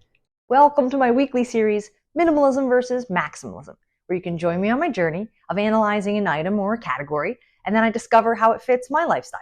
And then maybe you can analyze your stuff and figure out how it fits your life. What I've learned so far, minimalism, less is more. Maximalism, more is more. Let's do rags. Oh boy, here we go. 1, 2, 3. 4, 5, 6, 40, 70, 100, 130. Would there ever be a situation I would need 150 rags?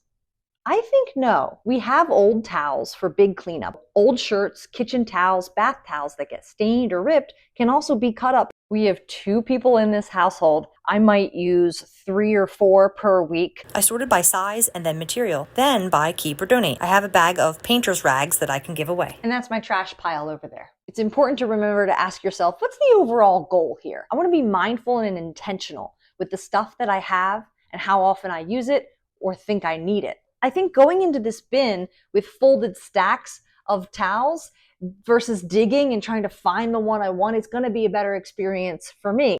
Total number of rags, 11 regular and about 20 little mini ones. So we're at 31 out of 150.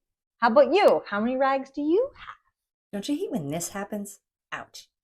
I found a fun little solution. Magnetic silicone hands from the TikTok shop. I got 8 in a pack. I tied one to the end of an appliance, I stuck the hands together and looped it over the lid. I tied it to this appliance and I just stuck the hands to the top. They can stay on the appliance cord whether in use or in storage. They say you can use them to wrap around things, but I found if it's too taut, they'll just come undone. I know these could be used in a lot of fun ways, like on the fridge or slapping a butt. Bloopers.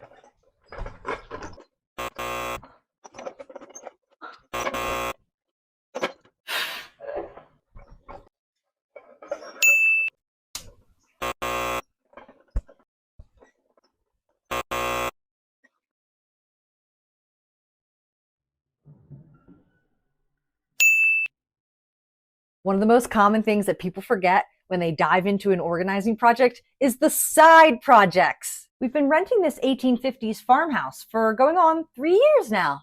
Over the last weekend, my partner and I were like, let's rearrange the furniture in the bedroom. Yeah, oh boy, I'll vacuum the mattress and wash all the bed linens. I'll clean all the stains and pick up all the hair. And every time we move a piece of furniture, we'll deep clean underneath it. And we'll rehang all of the artwork. And I'll finish painting all my unfinished projects. And we'll figure out what to do with this old boarded up fireplace. Okay, you get the point. So before you go diving into that big project, figure out what your main goal is. Take breaks and timeouts to back out and reassess to make sure you're on task. Those side projects can take a back seat as long as you finish your main goal. 1, board games or card games. How many of those are you actually using? I have 3 jigsaw puzzles to donate. I love jigsaw puzzles, but until recently I realized my tastes have changed. I had done this puzzle once before, and I tried it again, and I hated it, and I remembered hating it before, but it was so pretty. I want to have fun, not torture. This one wasn't my vibe, and the pieces didn't hold together. It was a little cheaply made.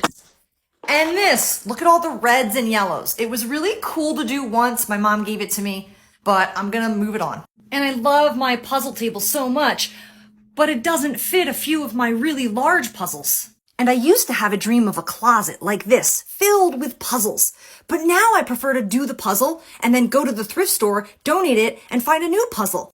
I have a lot to think about. I've also been seeing these puzzle tournaments that would be amazing. Organizing and decluttering is a journey of self-discovery. As you get rid of stuff and realize this wasn't bad, I don't regret this, you'll start to build up decluttering confidence. Do you have any decluttering regret? I have a common theme and a consensus from what I've learned about that. A lot of people had regret from something that ultimately couldn't be bought again, either because it was connected to a person, whether living or deceased, or it was very custom and you can't just go out to the store and purchase, or they had regret because they were influenced by somebody else, more so pressured by somebody to get rid of something. And if you're forced to declutter and you're feeling pressure, then what's that going to do? That's going to give you negative emotions attached to decluttering. And then next time you're decluttering, all you can think about is the negative emotion about how I was forced to let go of this stuff. And what does that do? That just makes you hold on tighter to all your stuff because don't pressure me. Don't pressure me. I don't want to regret this again. I don't want to have that feeling again. And when people are pressured by others to declutter and let stuff go, they're doing it because of that person's feelings and not their own feelings. Decluttering should be a light, easy, fun process. It's not always, but wouldn't you want it to be? Surround yourself with positive feelings and feeling good and empowered.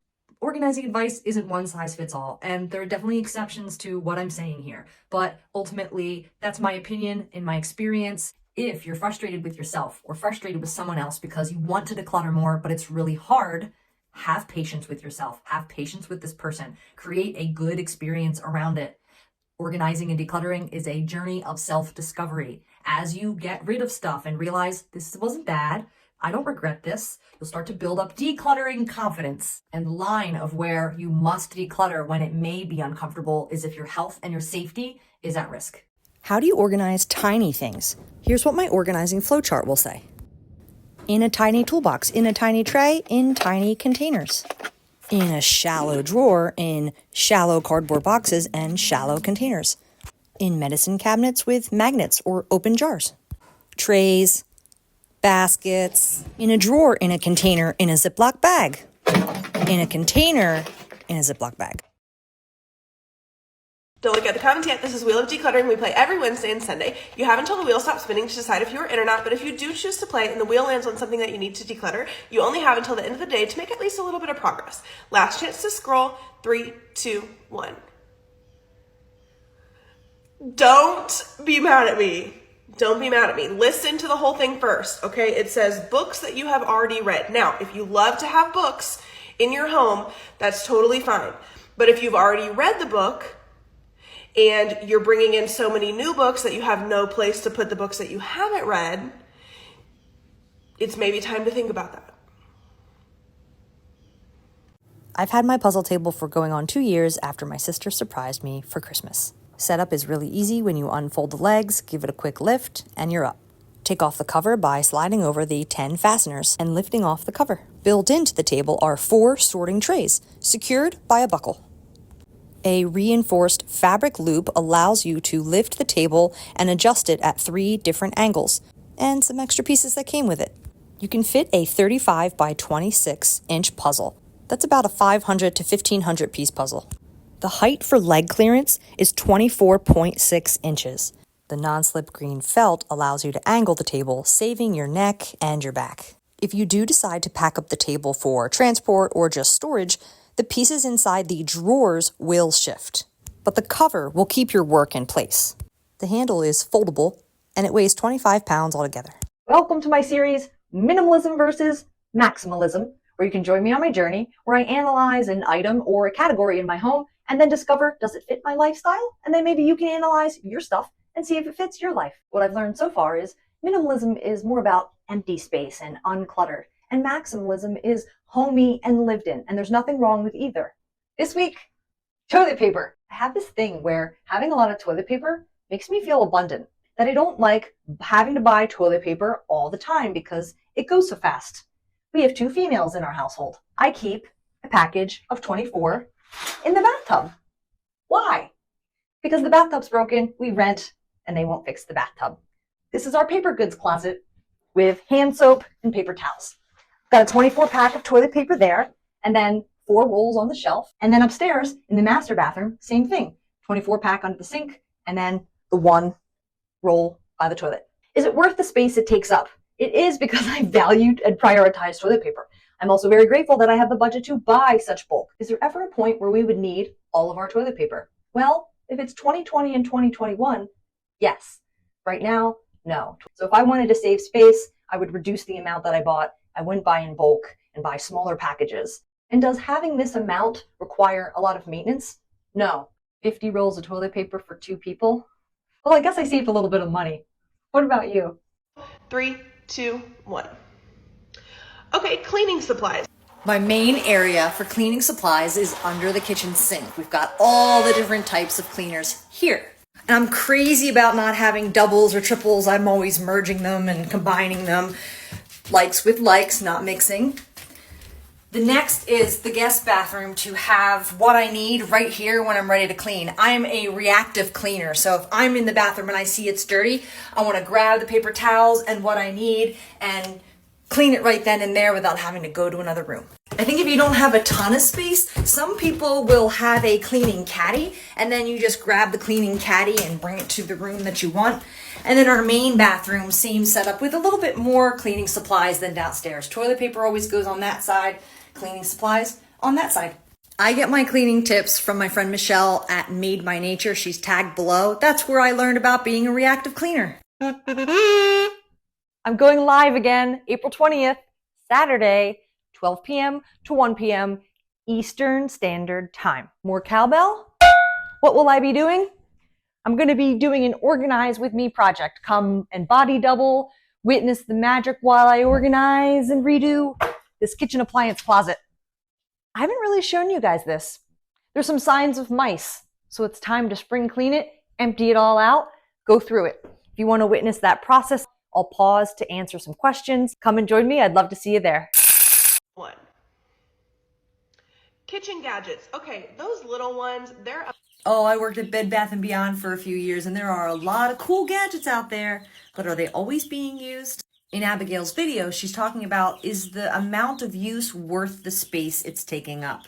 And that's a good question to ask yourself. I don't have a mincer right now, and I've been debating getting one, but I've been cooking a lot of recipes that call for minced garlic, ginger, and onion. But I just take a little extra time with a knife or stick it in the food processor and pulse it, and I still get the same results. How much time do you really save on that gadget for how often you use it? And sometimes we save time just to fill it with more stuff.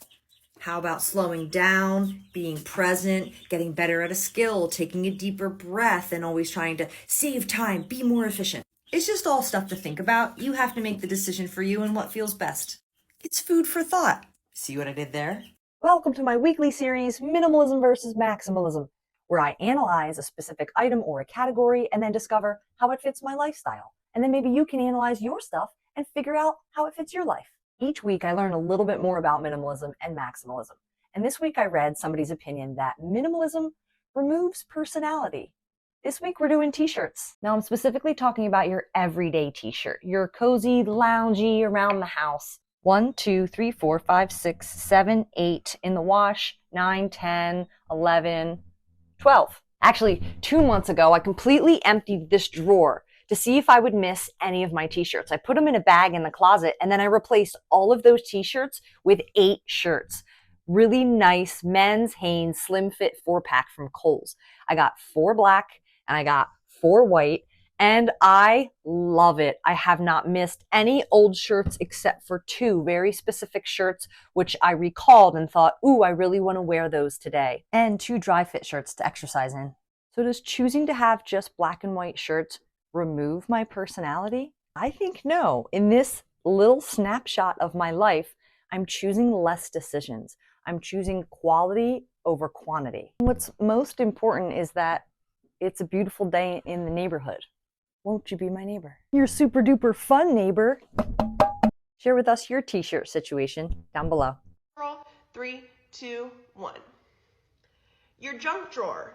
I'm a professional organizer, and here's my junkiest drawer.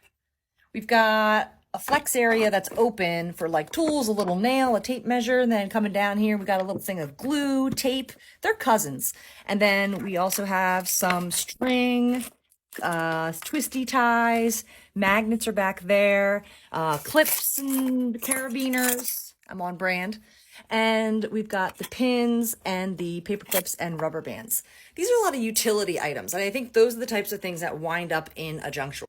I've never had a problem with the junk drawer. I don't think it's a bad thing as long as your health and safety is not at risk and you're generally finding what you need when you need it and you don't have an issue with it. By all means, keep your junk drawer. I think one thing that happens when people try to organize their junk drawer is they make it too rigid or too puzzle-like because new categories are always going to be coming in. So leave a flex space for that weird stuff. I just got my chest and head mount in the mail, and I'm going to open it and try it out for the first time. Okay, there's a clip, a buckle. I do not know how any of this works. This is my first time trying it. Wow. I was wondering how comfortable it would be. They give you instructions and names of each item that comes in the bag. Chest strap, head strap, 2 J-hooks, protection lanyard, small wrench, 2 long screws, AE adapter, phone clip. The J-hook and the AE adapter have little notches. You just slide it in. And then look at pivots, but you need to put this screw in to keep it together. And then just tighten. Now on the AE screw here, you screw that into the phone adapter. And then now you slide it up and it clicks in. And now you're ready to rock. The head strap has two ways to adjust, top and side, for fitting comfortably on your head. Once you've set the mount up for your phone, you can easily clip it out between the head strap and the chest strap. Once you've made the right adjustments, the non-slip material on the inside will keep it from slipping around your head. You can adjust the phone up or down, and you're ready to go. Okay, let's test it out.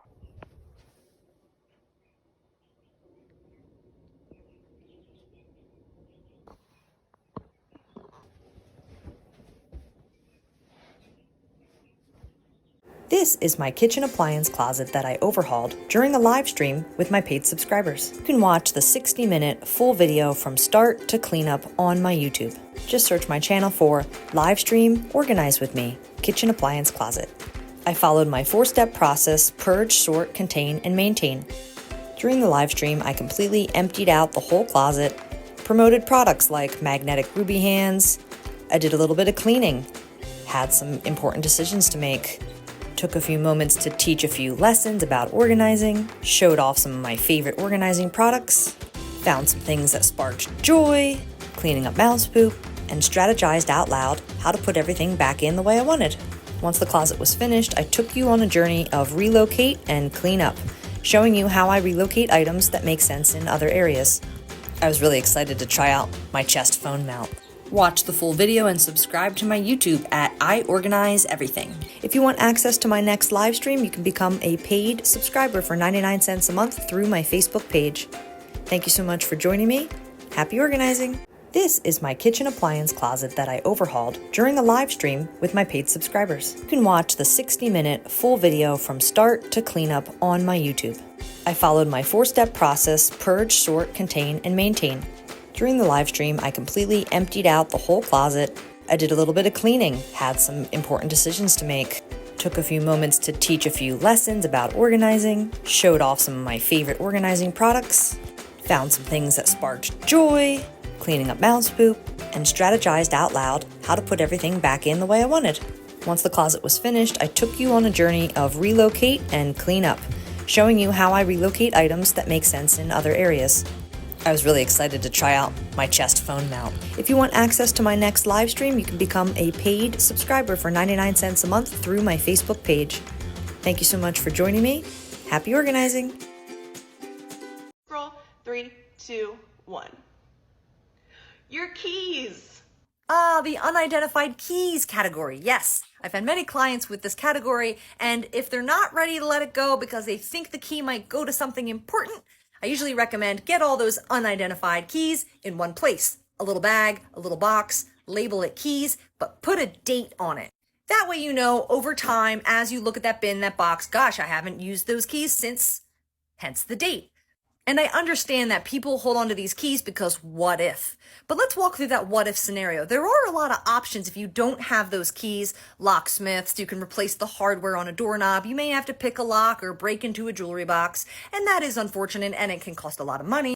And keys are really small and they don't take up that much space, right? So the risk to reward of letting them go versus keeping a little amount feels a lot safer, doesn't it? Share any experience you've had with this. This is professional organizer Ali Shaw, and I saw something in her video that was really cool. That's not wine. Those are bags. What kind of bags? Trash bags and Ziploc bags. Professional organizers bring these to clients' houses to help with projects. Contractor bags, regular trash bags, clear trash bags, and I reuse Ziplocs. Now, my big bag of bags was functioning fine. However, I was carrying around way too many. I'm really never using that many bags per appointment, and most clients have their own trash bags. But this is a nicer aesthetic coming in and out of a client's home and easier access to find exactly what I need. Thanks so much for the idea, Ali. I can't wait to use it. Exercise equipment. Okay, if that treadmill has become a coat rack. As a professional organizer, I see this often. The top 3 responses as to why people can't move forward on letting go of exercise equipment: they spent a lot of money on it, they forgot that they had it, it's not accessible. As far as the money thing goes, there's a lot of free gym equipment out there on Facebook Marketplace or Craigslist. Sometimes people are moving and they just want it gone. And can you get half of what you spent if you tried to sell it used? Is it replaceable? Meaning, if I didn't have my spin bike, could I go ride my bike? If I didn't have my treadmill, could I still go for a walk and run? or get a gym membership. The point is, it's not the end of the world if you lose a little bit of money and you can still do that activity, right? No pressure. This is just a different line of thinking. As far as forgetting you have something, having accessibility to it, example, if you have a piece of exercise equipment that you have to unpack or set up every time you want to exercise, you might not use it. So the goal is to make it very accessible, to be able to hop right on that treadmill or get right on that yoga mat. I have a great story for you.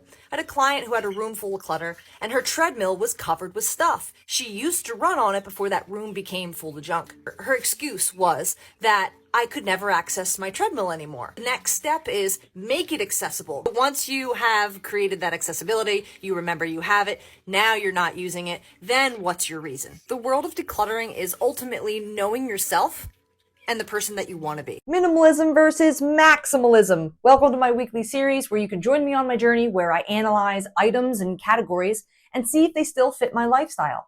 And then maybe you can analyze your stuff and see if it fits your life. This week, instead of doing an item or a specific category, I wanted to talk about a room. And most rooms that are maximalist are textures, patterns, lots of color, and eclectic mixes. A minimalist space is more about neutral colors and less distractions. This is my office. This is the one room in our rental home that is all for me. I have learned by shooting this series that you can be a minimalist and a maximalist. I can be easily distracted. And I realized that my office leans toward minimalism. I have a heightened sense to notice details. So if there's anything out of place or needs fixing, it's going to distract me. Other people may choose to have more of an eclectic mix of things to inspire their creativity. But my brain is very full and I do not have a lack of creative ideas. Share with me in the comments which rooms you prefer to be minimalist and maximalist and why. No microphone in a small echoey room. With a microphone in a small echoey room. I love the box it came with. I've kept everything in there because it stays organized and clean and protected. It comes with 2 microphones and the receiver, which is easily plugged in to the bottom of your phone. They also include windscreens and pop filters. This is a windscreen, and these are some extra pop filters. Pop filters are good for filming inside. This is the charging cord it comes with. You easily plug it into either microphone when ready to charge and plug it into your nearest USB charging port. When you're ready to record, plug in the receiver into your phone, hold the power button down on the microphone until the light turns green. If it's flashing, it means the receiver's not plugged in. If the light is solid green, you're ready to go. And don't forget to do a sound check. Check, check. Hi, my name's Kristen. I'm a professional organizer, and I've worked with a lot of clients on some big downsizing projects. If you're about to embark on a large downsizing project, such as you've just inherited a bunch of stuff from your parents, or you're downsizing from a large home to a smaller home, let me tell you about the layers of decluttering. The first layer of decluttering is going to be the low-hanging fruit, the easy decisions. You've got the trash, the dusty stuff, the rusty stuff, the broken things. After that first layer, you've probably made a nice dent, but it's time for the second layer. Some time may have passed and you're revisiting the same space or the same stuff.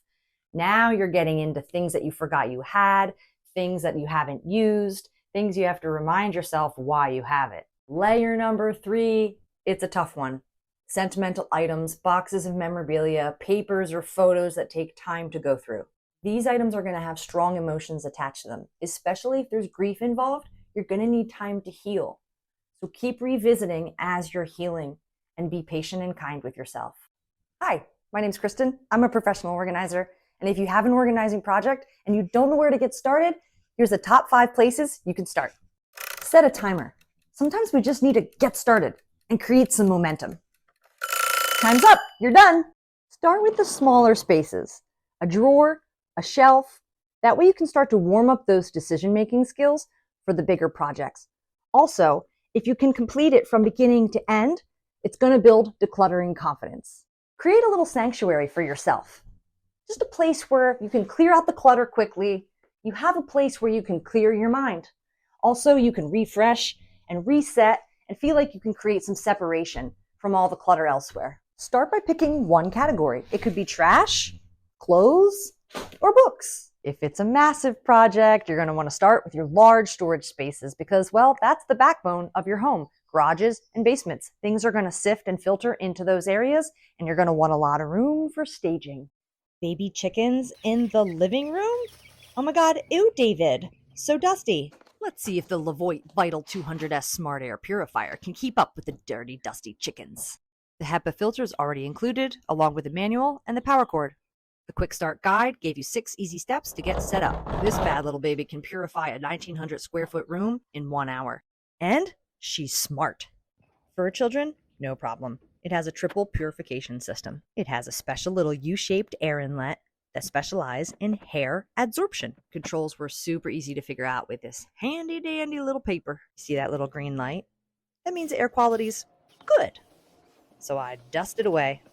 And in 15 minutes after I dusted, blue light, very good. The air is absolutely fresher, and I can no longer taste the chicken dust in my mouth. Thanks to Levoit, the humans, cats, and chickens can all live in harmony for the next few weeks.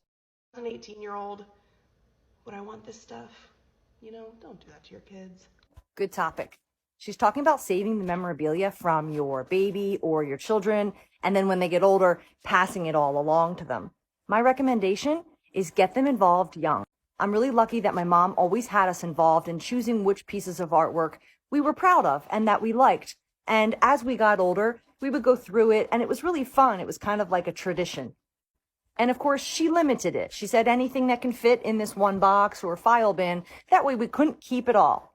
If you can get your kids to make decisions on what they want to keep, donate, or trash, this helps them with the all-important life skill going forward, so that when they get older and they're in their own homes, they know how to make those all-important decisions. Can we just appreciate this cuteness for a moment? Okay, it says, whatever you were hoping the wheel did not land on. Nope. No. Hi, my name's Kristen. I'm a professional organizer. And if you have an organizing project and you don't know where to get started, here's the top 5 places you can start. Set a timer. Sometimes we just need to get started and create some momentum. Time's up. You're done. Start with the smaller spaces. A drawer, a shelf. That way you can start to warm up those decision-making skills for the bigger projects. Also, if you can complete it from beginning to end, it's going to build decluttering confidence. Create a little sanctuary for yourself. Just a place where you can clear out the clutter quickly. You have a place where you can clear your mind. Also, you can refresh and reset and feel like you can create some separation from all the clutter elsewhere. Start by picking one category. It could be trash, clothes, or books. If it's a massive project, you're going to want to start with your large storage spaces because, well, that's the backbone of your home. Garages and basements. Things are going to sift and filter into those areas, and you're going to want a lot of room for staging. Your nightstand. Okay. What do you really need in there? What do I need? I always need chapstick. And my sleeping mask. Otherwise, noise-canceling headphones, a book light and a notepad for when I get a content idea late at night, a little box of melatonin with my chapstick in it so it doesn't get lost in the drawer, another little cardboard box with batteries for the night light, the book light, a bookmark with iOrganize Professional Organizing. Check her out. Heart math for breathing exercises and meditation. This is a biofeedback tool, really cool. Heartmath.com, called Inner Balance if you want to check it out. A highlighter and a marker and another bookmark. Bucks County SPCA. Go adopt a pet. I'm so excited I found the perfect place for my cat brush.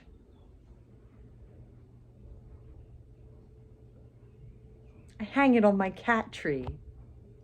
As a professional organizer, I analyze people's habits. Here's an example. If you commonly throw your purse or your bag on a horizontal surface like the kitchen table, if that's the habit you have because you're coming in after a long day, try to give yourself a system or another home for your purse or bag that mimics that same exact habit, which is this, with no thinking. So, for example, maybe a hook by the door when you come in the house, throw it on the hook. Another example is if you have a tendency to throw clothes onto your dresser or your bed or a chair, try something like an over-the-door hook where you could just toss stuff up and then close it behind the door. I love bandanas. Check out my bandana collection. Now, I hadn't been using them in a while, but I got a new haircut, so it's bandana season, baby. I really wanted to organize my bandanas visually, so I decided to remove all the winter accessories from that over-the-door hanger and sort the bandanas into colors. I did rainbow, then I did blacks, neutrals, browns, and patterns. This door is right by our front door entrance, and visually, I don't mind it being on the outside. This is the situation where I choose function over aesthetics. I'm so excited to pair my bandanas with my outfits this summer. Happy organizing! Hi, my name is Kristen. I'm a professional organizer. And when you're downsizing, it's all about asking yourself the right questions. If I start downsizing a lot, will it lighten the burden on my children in the future? Are my kids really going to want this? Do these items represent my current interests and who I am now? Is there someone out there that would value these a lot more? If it's sitting around just collecting dust, do I really value it? Hi, my name's Kristen. I'm a professional organizer, and I've worked with a lot of clients on some big downsizing projects. If you're about to embark on a large downsizing project, such as you've just inherited a bunch of stuff from your parents, or you're downsizing from a large home to a smaller home, let me tell you about the layers of decluttering. The first layer of decluttering is going to be the low-hanging fruit, the easy decisions. You've got the trash, the dusty stuff, the rusty stuff, the broken things. After that first layer, you've probably made a nice dent, but it's time for the second layer. Some time may have passed and you're revisiting the same space or the same stuff.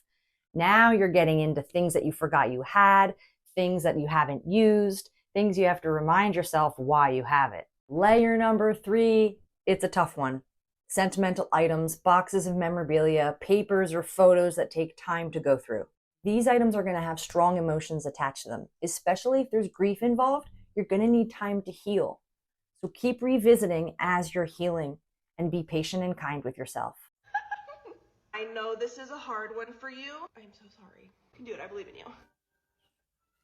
Go declutter whatever you want?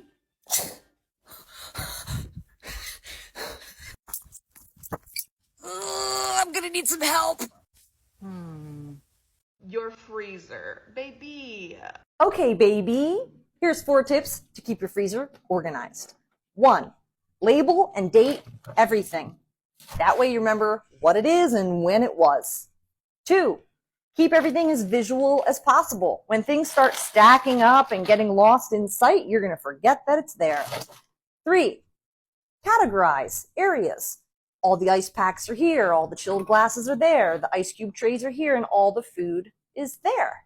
And 4, purge often. All right, what are we doing with the clothes that aren't stained, don't really smell, but not clean enough to go back? Here's my system. On the back of my closet door, I have an over-the-door hook system. And each hook kind of has a theme sometimes, just like some loungewear pants. I wear this hoodie kind of all week long, and just like some accessories and undergarments. No matter what, by the end of the week, when I'm doing laundry, everything comes down and I refresh the system. Now, some of you might have an ottoman or a chair and it just piles up. One rule, when you do your laundry, just wash it all and start over. How do you manage your purgatory clothes?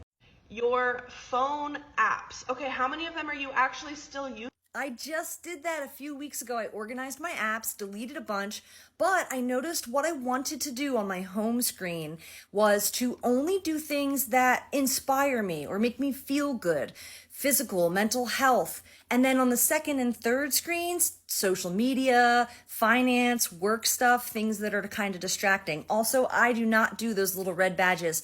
I decline those notifications for every single app, basically, except for texts and phone calls. I don't know where to put this.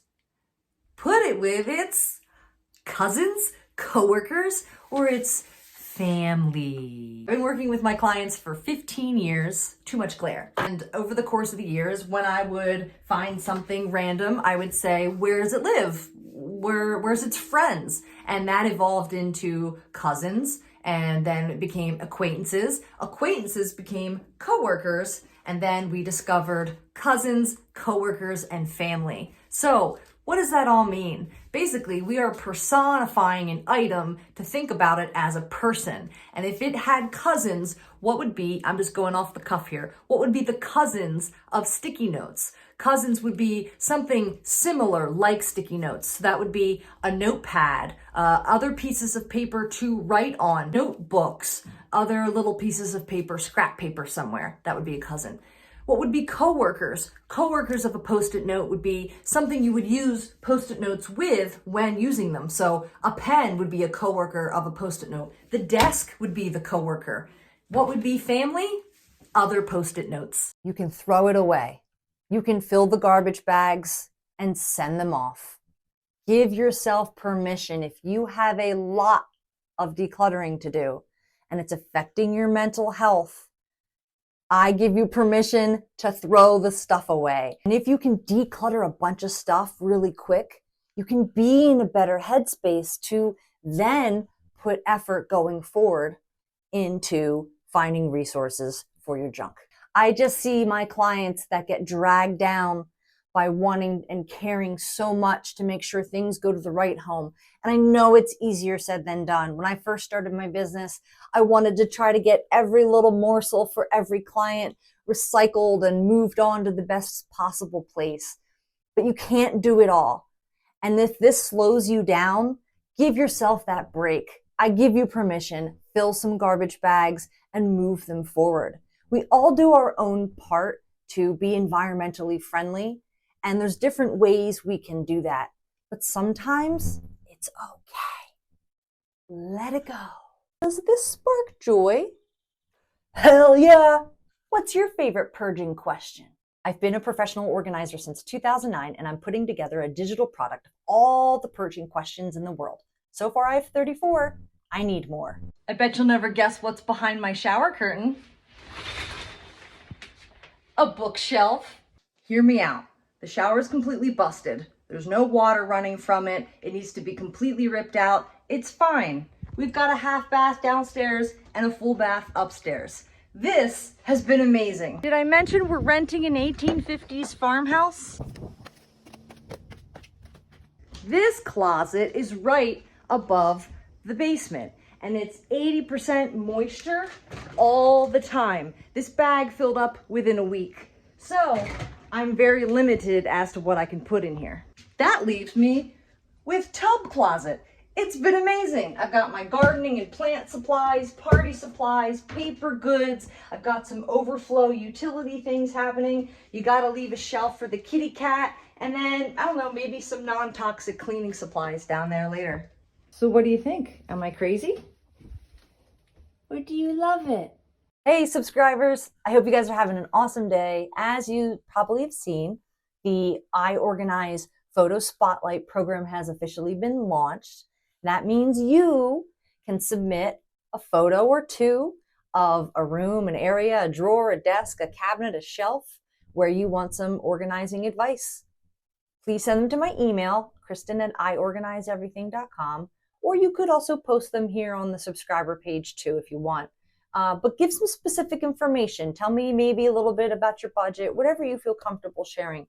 The more details you share, the easier I and my following can help you with, right? So as soon as I start receiving your photos, I would say probably about once a week, I will post a photo, give my feedback, and then share it with the almost 400,000 folks over on the main page. I'm so excited. I can't wait. Happy organizing. Happy organizing. Would you like to hire a professional organizer for 99 cents a month? You can. Over on my Facebook page, you'll get access to my live streams about once a month where I'll answer your questions or do some organizing projects, access to the private group page where you can post, have accountability. Last but not least, a new program. It's called iOrganize Photo Spotlight. As a paid monthly subscriber, you can submit an area photo of your home that I will analyze briefly, give some feedback, then, with your permission, post that to my main page of almost 400,000 followers for them to give suggestions, feedback, ideas, and opinions. I've only shared one photo of a woman's closet over a month ago, and the response was incredible. Hundreds of supportive, creative comments with links to product ideas. So I hope you'll come, join my subscriber group, help support my channel. The more subscribers I get, the more I can offer. If you have weird, unidentified objects laying around, do you know about reverse image search? Let me show you. First, you're going to open Google like you're doing a Google search. Look for the little camera icon. Tap that. It's going to prompt you to take a photo of whatever it is that you want to search for. As soon as you take a picture, the internet's going to do a reverse image search, and it's going to bring up and suggest what it thinks the item is. If it doesn't look like it matches, try taking different types of pictures or better pictures. I have successfully identified this adapter, which is a USB to Type-C. Let's try something else. Here's one of my old Breyer horses from my childhood. Let's see if we can find the name of it. Ooh, my Breyer's Clydesdale. Well, that was pretty easy. Here's a list of all the Clydesdales. All right, let's go for one more. How about this crystal from my crystal collection? Let's see if we can identify what kind of crystal this is. Well, looks like it's an amethyst. I learned about reverse image search only weeks ago. I found it so useful, and I hope you do too. Hi friends! Today's a really special day. 3 years ago today, I made my first TikTok video and decided I wanted to be a content creator. I want to say thank you so much for your support, watching my videos, everything that you've done to help me get to this point. There's so much more I want to do. I'm so pleased with how far I've come and what I've accomplished. And what better way to celebrate than to make my national television debut tomorrow night. I'm so excited. AARP reached out and asked me if I wanted to make a couple videos for their decluttering show. And you can catch that tomorrow night, Thursday, May 16th, 10 p.m. Eastern Time, on either RFD TV, AARP's website, or AARP Live's YouTube. And if you can't catch the live stream, they will post the show on the YouTube and the website after the fact, and I'll be posting that later. Right now, if you catch this within 48 hours or so, there's going to be links in my stories. There's going to be links on my page. Something I've realized also over the last few years of making content is I am not a robot and I am not a machine. So you might see a little change in my content. I realized that when you're creative and you're putting out creative work, it ebbs and it flows. So you might see a ton of memes and then you might not see me for a week. But that's just how I'm going to be rolling from now on. And it's really important that I just allow my creativity to flow and roll. Let me know how you feel about keeping that on the wheel as a permanent option. Girls, what do you think about that? You know, I think we prefer having the very specific thing to declutter, because when we're out here pooping and eating worms and laying out in the sunshine, right?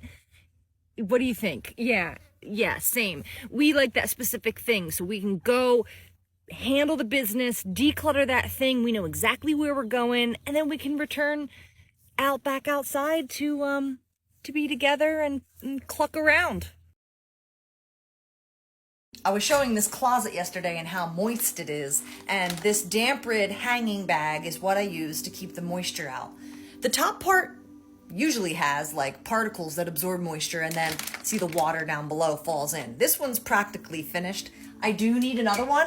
I find them kind of pricey, but a follower just told me that there's something called EvaDry, EVADRY, that is reusable, that you can actually hang just like this, and then the little beads inside filled with moisture, it tells you, you take it, plug it into an outlet, and then the beads dry up, and then you can rehang it again, so you don't have to keep buying over and over. So I might look into that and get those. Well, looks like I can't finish my laundry today.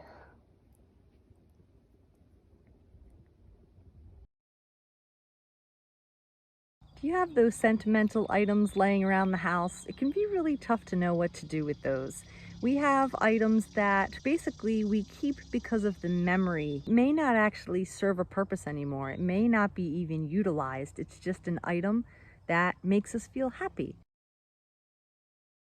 So if you have a lot of that stuff and you desire to let go of the emotional attachment, some of the different ways you can do that is by celebrating those items, by displaying them in some way, incorporating them into your decor, reducing the size of it, like a big box of old t-shirts. People make those quilts. They turn the t-shirt into the quilt, so it's just like the logo part. I've taken greeting cards and like cut out just like the cute little parts and made it smaller and put it in a scrapbook. Or have like a ceremony where like you have a fire pit and it's something that you might want to burn and celebrate the memory. Something that I did that I've shared before is I had an old blankie that my grandma made growing up, and it just sat around, and I thought, you know what, when my cat passes away, I'm gonna bury her in that. And it just made me feel so good rather than it sitting in the closet. So go find ways to celebrate your memorabilia. Oh, and a good one is to pass it along to someone who'd be thrilled to have it or thrilled to use it or create art out of it. And also share below some ways that you've celebrated and moved on and passed along your memorabilia. Today I spent 4 hours with my client in her basement. Let's see if her donations, trash, and recycling will fit into my car. I'm so proud of her. She did such a great job. Her priorities have shifted recently after becoming a grandmother and realizing it's possible that she may move in the future. Knowing that, she decided it's time to start downsizing ahead of time just in case.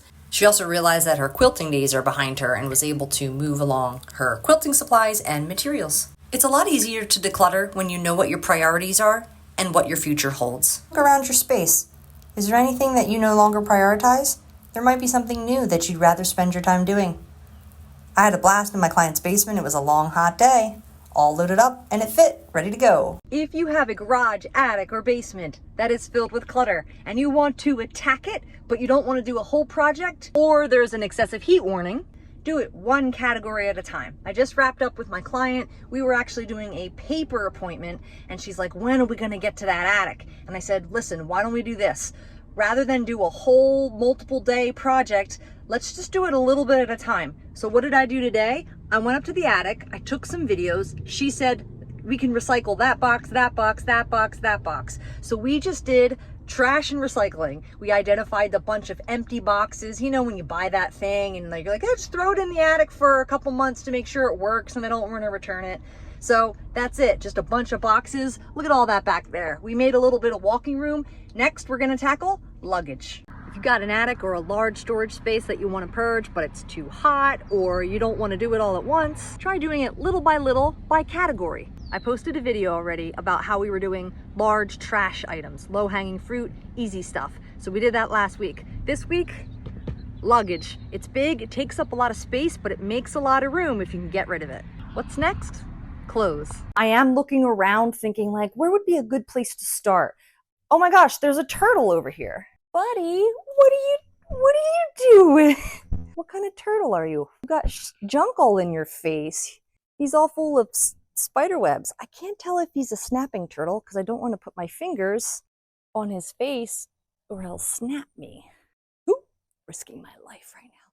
It's now become a wildlife documentary video. I wonder if turtles would be able to actually clean any of this out themselves if I didn't help him. If I come from the top, he can't get me. Well, this is a pleasant surprise. What a gift. Okay, I don't think you belong in the garage, buddy. I think you need to go out into the woods. Okay, you have a nice life. Hi, my name's Kristen. I'm a professional organizer, and I'm moving. It's unexpected, it's sudden, so join me over the next few weeks as I purge, downsize, pack, and move with my partner to our next location. I'm going to be shooting short form and long form content. There's going to be a playlist over on my tube if you want to catch up and see everything from beginning to finish. This move is going to be low budget, do it yourself, and fast. Stay tuned. Decluttering the garage is so much fun. If you don't like insects, you might want to skip this video. I'm pulling out our outside umbrella to stage it to move. As I'm pulling it out, watch below the umbrella. I'm noticing ants. As I pull the umbrella, larvae and ants pour out of the umbrella. It was so gross. I usually don't care about stuff like that, but I've never seen anything in my life like it. Immediately no to keeping the umbrella. I don't like spiders. There's the larva. So I fed the turtle. Turtle snacks. Before and after. Watch me sort out my client's drawer of beauty products. We realized that there were too many categories in this drawer.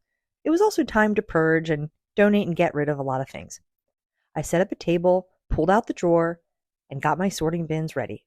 I use painter's tape to temporarily label the categories just so it makes sorting that much quicker for my brain. Anything that's not as obvious, I'm just setting aside on the table until it'll fall into place at the end. I'm sorting obvious categories like nail polish, makeup, creams, hair, etc.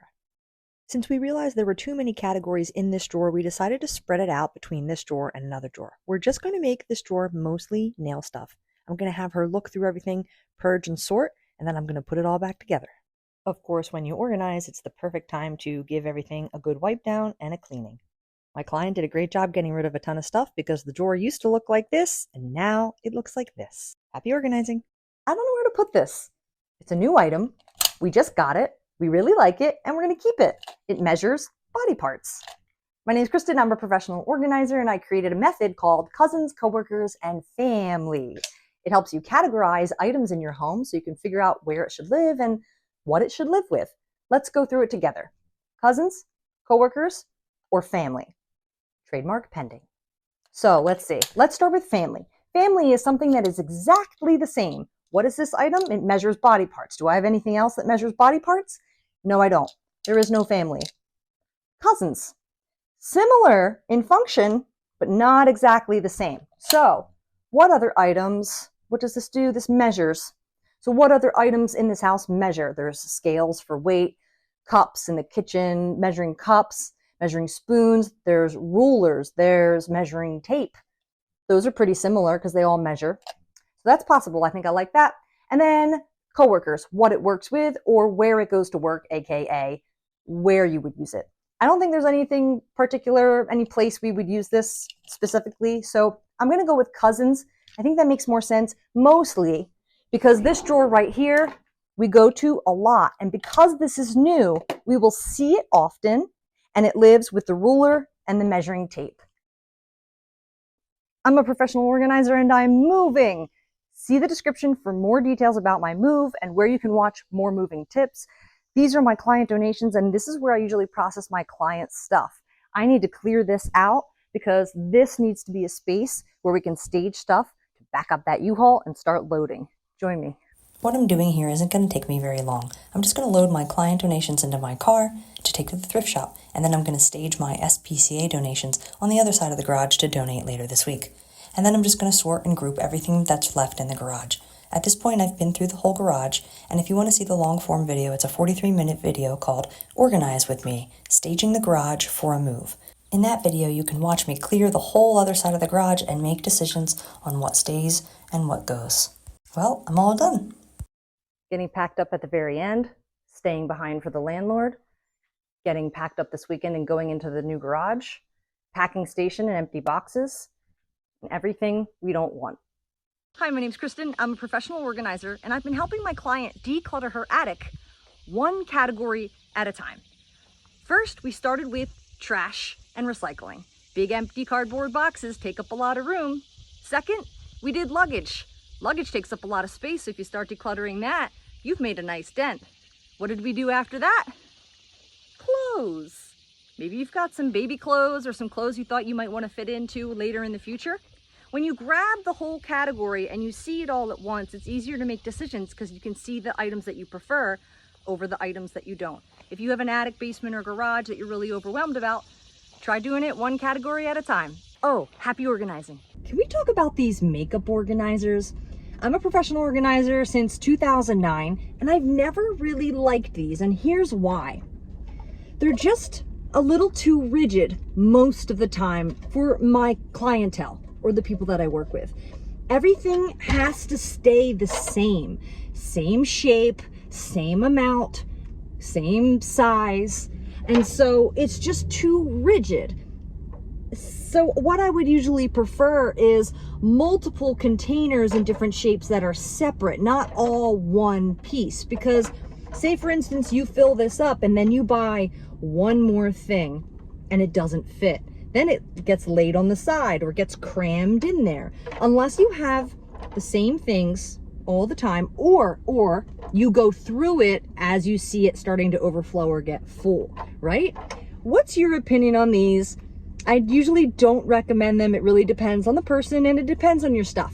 Here's moving tip number 1 of the 7 things I'm doing before I start packing. I am a professional organizer. If you want to know more about my move and all the details around this moving series, see the description wherever that is. Step 1 of 7, in no particular order, collect boxes. There are so many boxes in the world, and moving boxes are kind of pricey. Start looking around your house for all those empty boxes. I'm sure you have some. Maybe Chewy, Purple Carrot, or Amazon. Call or text your friends and family. Ask if they have some boxes. Also, see if they know somebody who's unpacking. You can check out Facebook Marketplace. Some people may post their post-move boxes. Everybody has their own feelings about using secondhand boxes, so use to your discretion. You can also go to local businesses such as big box stores and liquor stores to also ask them for boxes. A lot of people like using liquor boxes, but I don't prefer them. They are a little small, unless it's something really heavy like books, but the tops can be sometimes compromised, so things won't stack very well, and if there's something fragile inside, it may get crushed. I used to work at Bed Bath & Beyond, and when you go into a big box store to ask somebody for boxes, it really depends on who you get. There may be some things I will need to purchase a very specific shaped or sized box for towards the end. And don't forget to look for newspapers too. Wrap those fragile items. Stay tuned for part 2 of the 7 things I'm doing before I pack. Happy moving! Here's moving tip number 2 of the 7 things I'm doing before I start packing. I am a professional organizer, and if you want to know more about this moving series and the details of my move, see the description somewhere.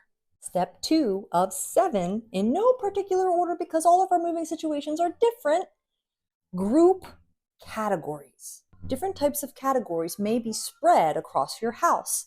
It's going to be better if you pack them all together because when you unpack them in the new home, they may have different homes. As you're going about your day, start looking around for those like items and start grouping them together in areas that are out of the way. Disclaimer, don't drive yourself crazy.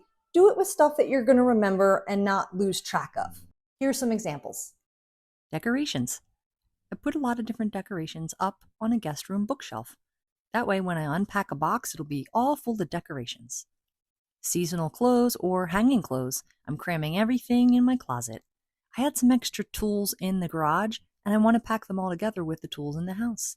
I pulled away all the shoes we're not using, seasonal, winter boots, and added them to my closet so when I pack shoes, the bulk of them will be there.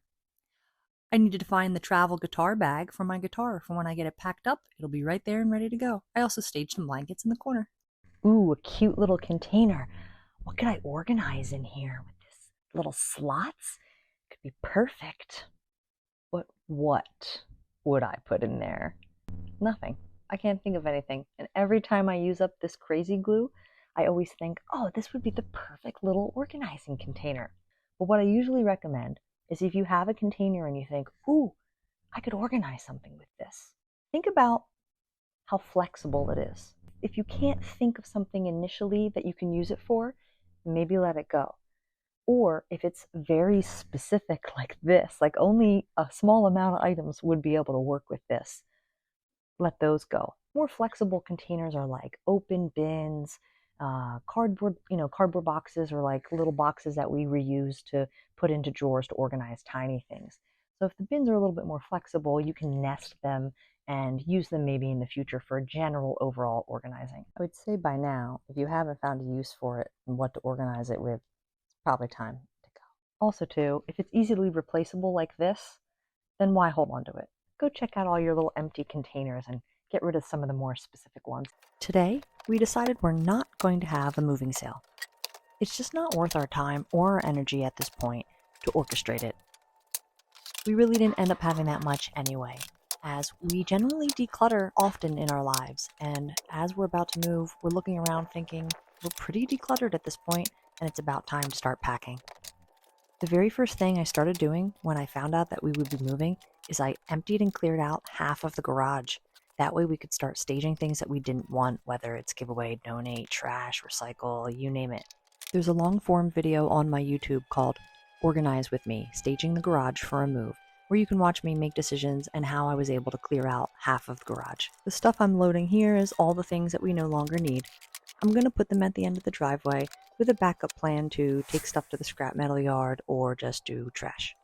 I tried to clean up everything and leave little notes on them so people know that the vacuum cleaner is clean and it works. And then I'll put up a big free sign, and hopefully it'll all go by today or tomorrow. If you're debating whether you want to take time to sell something, I think having a price point is really important. I'm usually more interested in selling something that's maybe $50 to over $100. So we do have a couple items that we are going to try to list on Facebook Marketplace. All of my short form moving tips will be on my YouTube moving playlist. Now let's clear it all out.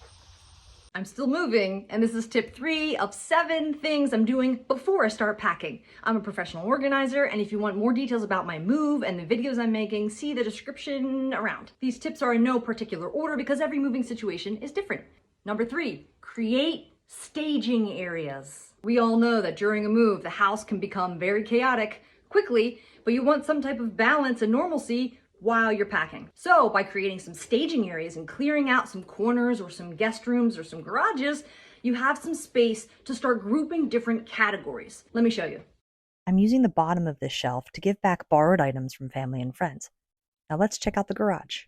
Getting packed up at the very end, staying behind for the landlord, getting packed up this weekend and going into the new garage, packing station and empty boxes, and everything we don't want. I've decluttered and condensed our living room in order to create a space to stage boxes. 2 different types of boxes.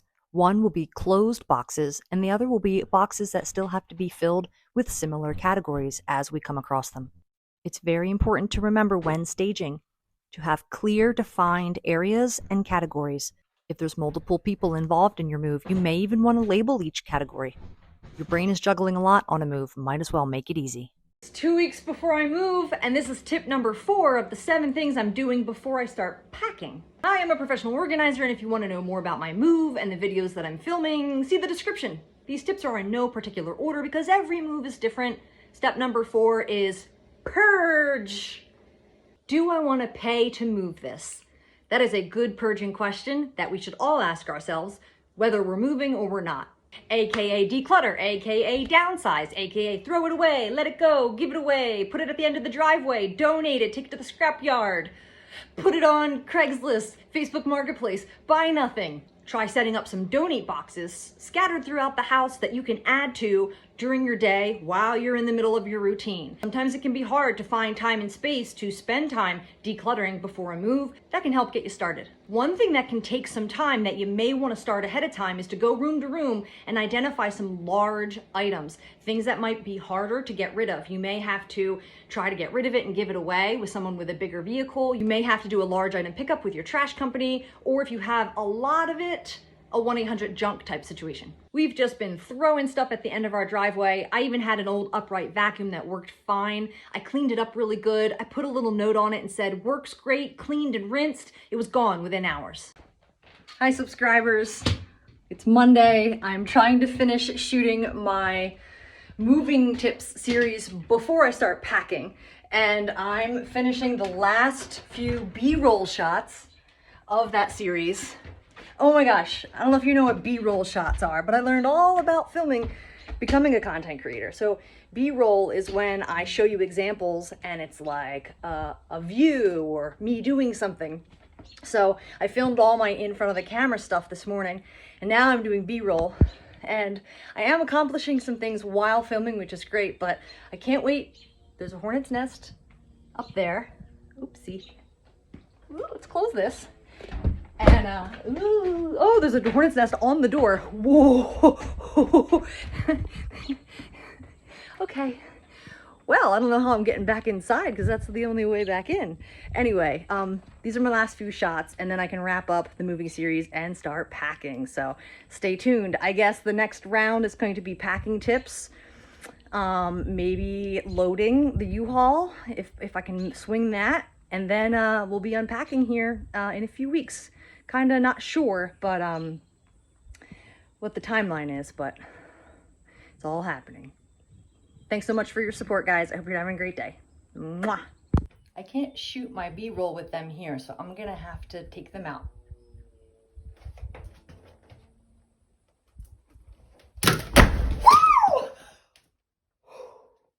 We'll have to film that tomorrow. And I am accomplishing some things while filming, which is great, but I can't wait. There's a hornet's nest up there. Oopsie. Ooh, let's close this. And Anna. Ooh. Oh, there's a hornet's nest on the door. Whoa. Okay. Well, I don't know how I'm getting back inside because that's the only way back in. I can't shoot my B-roll with them here, so I'm gonna have to take them out.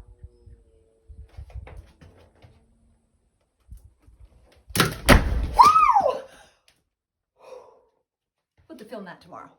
I'm moving, and this is tip number 5 of the 7 things I'm doing before I start packing. Hi, I'm a professional organizer, and if you want to know more about my move and the details about the videos I'm shooting, look at the description. These tips are in no particular order because every move is different. Tip number 5, disassemble.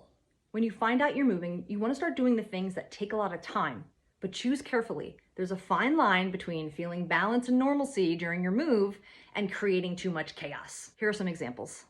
I took the window shades down earlier. We're okay with curtains for the next 2 weeks. Don't forget to save the parts. You can put them in a Ziploc bag. I love using my bright yellow high-quality painter's tape to label things because it's just really quick to read. I add it to my parts box for when I'm unpacking. Breaking down furniture is something you may want to consider. Make sure you can still function. I've already removed the shoes that we're currently not using for this season and added them to my closet to pack. Everything there is the bare minimum of what we'll need for the next 2 weeks. The bonus part of breaking some things down early is that you can give it a good, thorough cleaning. Oh, look, we have a surprise guest. Hi, lawnmower guy. I like to use bags, Ziplocs, or grocery bags to corral all the small parts together, tape it together into one unit. Every time I look at the Dyson, I think, ooh, I have to take that down.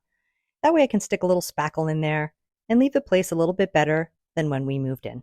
In this scenario, I take the screws, tape them together, and tape it to the mount. It's 2 weeks before I move, and I haven't started packing. Why? Because I'm a professional organizer and I'm filming the top 7 things to do before you start packing. These tips are in no particular order because every move is a different situation. If you want to know more details about my move and the videos I'm shooting, look around in the description. Tip number 6, consolidate.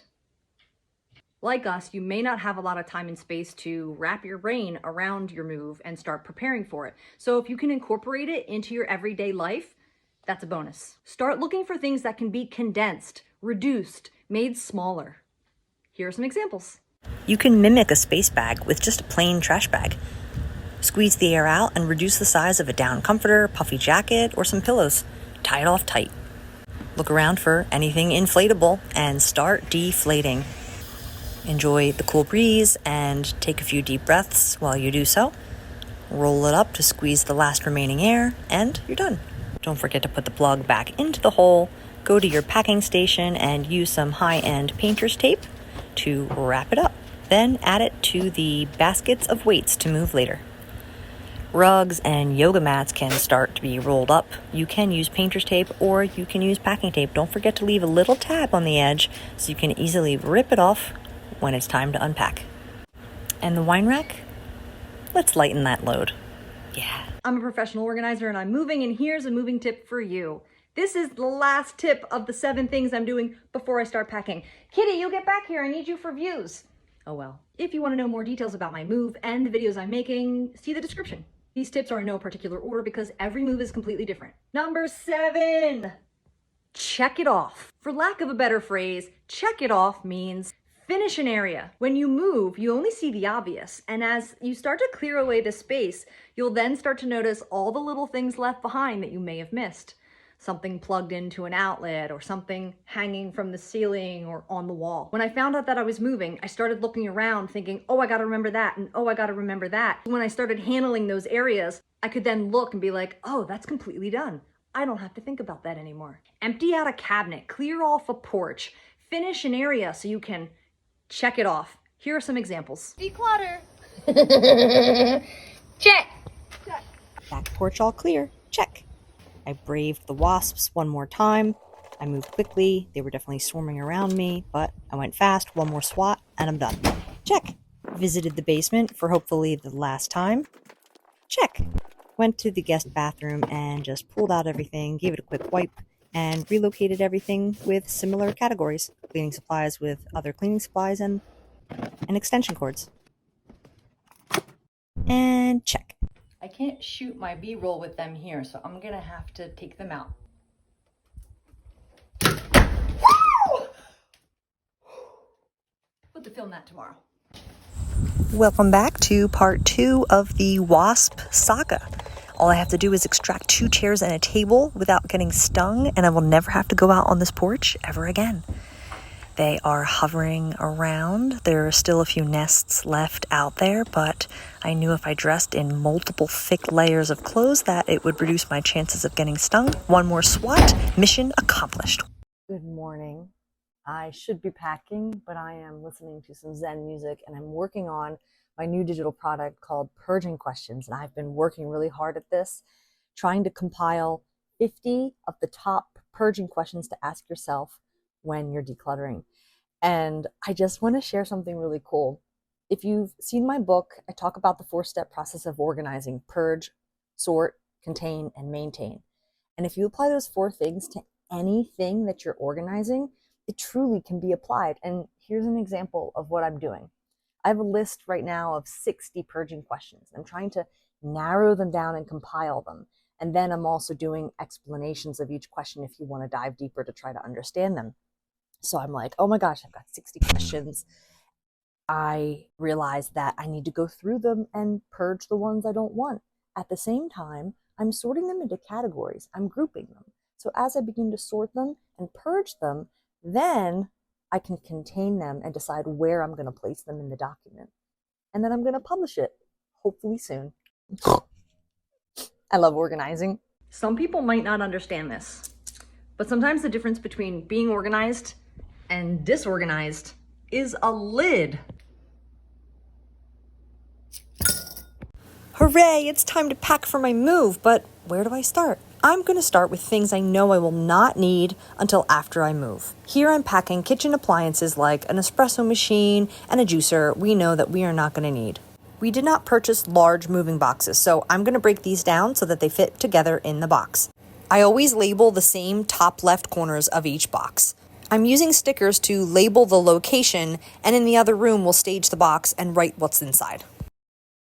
Next, I'm going to start with fragile stuff like the stained glass. Fragile stuff can take time because you have to wrap it and make sure that it gets care. If you read the description for this video, you'll see that this is a do-it-yourself, low-cost move, and we did not purchase any packing paper or bubble wrap. So we are using linens, towels, anything that is soft to package our fragile items. I'm going to label it and then add it to my staging area of boxes. Sometimes I like to take a bright sticky note, write what's inside, and tape it to the box so it's very, very obvious what's inside, especially if it's fragile. Of course, you want to be attentive to what you're packing if you want to feel some type of normalcy before you start your move. We only have 3 days to pack, so it's time to get going and pack as much as we can. I'm packing for a move. What can I do with a clear trash bag and some heavy-duty packing tape? Let's find out. If you read the description of this video, you will see that this is a low-budget do-it-yourself move. I am pulling out any linens that I could use for padding and wrapping fragile items. Luckily, we don't have a lot of fragile items, and we are moving the boxes ourselves, so we really don't have to over-wrap a lot of our stuff. If you want to label something temporarily and obviously, heavy-duty packing tape. I'm going to go stage this bag with my empty moving boxes and packing station. Next, we've got the leftover linens for the bed. We don't have too many. Why am I using a bag? Well, I'm using a clear one so you can see through it. And 2, we don't have a ton of moving boxes. So right now, it's just a temporary holding space. If we have an extra box, I'll set it in there. I'll make sure I tie it off tight so it's waterproof, stick a label, and I'm gonna stage it with my other moving boxes in the guest room and the living room. And I'm a professional organizer, and I always have a ton of trash bags available. A quick check by my supervisor, and we're done. I am a professional organizer, and I'm moving. For all the details about my moving videos and tips, check out the description of this video. Before I start packing, I need my packing tools. You want to corral all your packing tools into one spot so you always know where they are. As you start to move, things can start to spread out and get chaotic. Let's see what we have. I recommend a good tape gun. Once you get to learn how to use a tape gun, a good one makes a big difference along with good quality tape. Don't skimp on crappy tape. I love high quality, this is 3M painter's tape. The cheaper versions will fall off. This is great for temporarily labeling anything. This is the rest of the tools, and they're small, so I keep them in a Ziploc bag. But you can have a basket, a bin, a caddy, a bucket, or a bag for all of your moving tools. But you want to make sure you're always putting everything back inside. Make sure you have plenty of nice, thick markers. I love a good, thick Sharpie marker. Always need a pair of scissors, a box cutter, a smaller marker for detail, Post-it notes for many reasons. I have all different types of stickers. I had these on hand already because I'm a professional organizer. So we've got the heavy tags, the storage tags, check off basement, attic, or garage, the fragile stickers, and then all of these different rolls represent different locations around the next home that we're going to be moving into. That's it for my packing supplies. Join me as I start packing. I'm a professional organizer and I'm in the middle of a move. I am packing all of my games and my puzzles, and whenever you have something loose that could possibly fall apart or has lots of tiny pieces, try to consolidate it and tie it up in a shopping bag, a Ziploc. Sometimes people use cling wrap, anything to keep it from spilling over. Also, of course, encourage it to sit upright and then pack things around it so that it won't shift. Hi, I'm a professional organizer and I'm moving. For more details about this series, see the description. How am I going to be labeling my boxes? Every move is different. This is just what I'm doing. Location or future desired room at the top, contents inside the box, fragile or heavy sticker. I always label the top left corner here and the corresponding corner here. That way, no matter which way the box is turned, I know which sides to find the label. The client had given me these old stickers after their move, and I gotta tell you, they are really nice to have. Otherwise, you're writing everything. It's a treat. I know I've written it twice here, but sometimes I'll do a sticky note just so it pops out and it's just a little bit easier to find. I just slap a piece of tape over it to make sure it stays. You can also label your boxes by color coding tape, color coding by room, labeling them A, B, and C by priority. A is immediate and C means you might never unpack it. What we're doing is most of the stuff is going to go into the basement. That's because we want the upstairs to feel a little bit normal until we settle in. The upstairs is only getting the most important items like kitchen, bathroom, bedroom.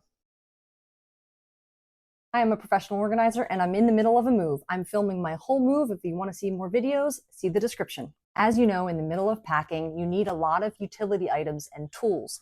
I've already made a video about my packing tools, which is just for boxing stuff up, tape gun, markers, stickers, etc. But you're going to need hammers, screwdrivers, you're pulling nails and thumbtacks off the wall, different types of hooks. Well, I really want to pack this drawer, but this is our utility drawer. So what do? Sometimes, depending on the piece of furniture and what's inside the drawer, you can wrap that heavy-duty cling wrap around the piece of furniture without having to unpack it. But this drawer has lots of little things in it. So what am I going to do? I'm going to mimic this drawer with a flat, shallow Amazon box. I'm going to unpack the drawer into this and then stage this box open. So that way, as I find paper clips, nails, clips, magnets, string, you name it, I still have access to this type of stuff. And then on the very last day, close the box up and move it to the next place. Hi, I'm a professional organizer and I'm in the middle of a move. I'm filming everything. So if you want to see more moving videos, see the description of this video. Say, for instance, you're packing kitchen appliances or some fragile decor pieces and the boxes still have space. Depending on where you are at in your move, you can fill the box up with some packing paper or anything bulky, some old linens, out of season clothes even, and get that box shut and loaded. But if you have time and space, consider this, an area where you have boxes that still can be filled and topped off. You want to make sure all your boxes are full because if they're not, they risk being smushed. So you always want to try to top them off as much as possible.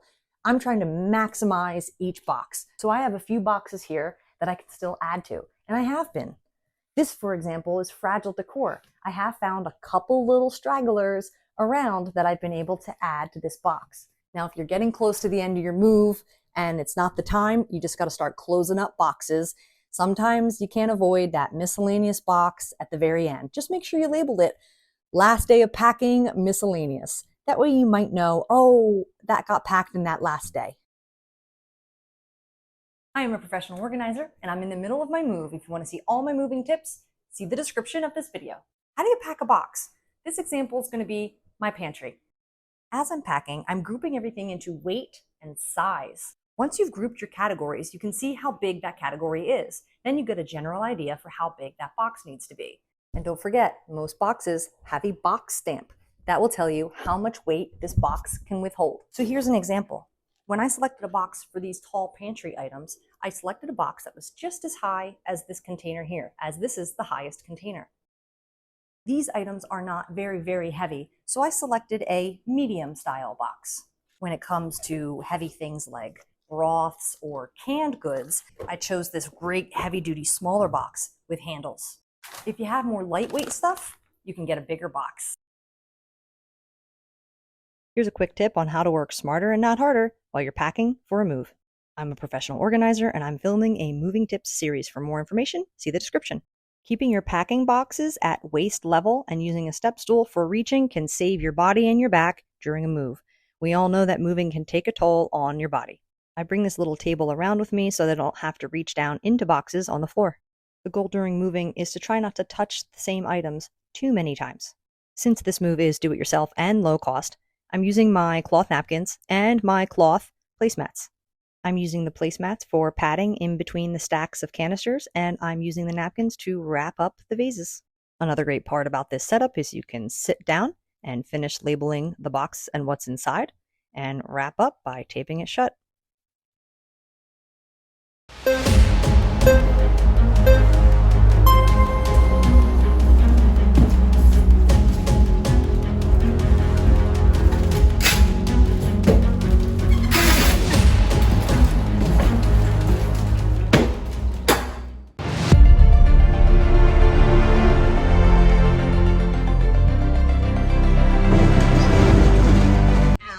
Should I keep these antlers that I found this summer? Hold on, let me look at my purging questions. Do they make me happy? Yes! Yes! Bah! Do I like my space better with or without them? With. Do they add value to my life? Why, yes, it does. One day I was strolling and I found the first one. Weeks later, in the same outfit I was skipping, found the second one. Hi, I'm a professional organizer and I'm in the middle of moving and I'm exhausted. But somehow I published this today in my Gumroad Shop. See the description of this video for more details. Happy organizing. It's time to climb into the wet bush. Oh, here I go. Yes! Yes! Yes! Move. Cut. Just move. Because I'm doing the 7 things I'm doing. I usually don't care. I'll immediately no to keeping the umbrella. I don't like spiders. There's the larva. Yes! Of the 7 things I'm... Kitty, you get back here. I need you for views. Oh, well. I don't know. That's too much. Yeah. I can't wait. There's a hornet's nest up there.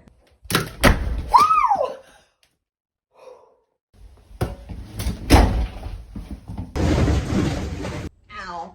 Yes! Bah!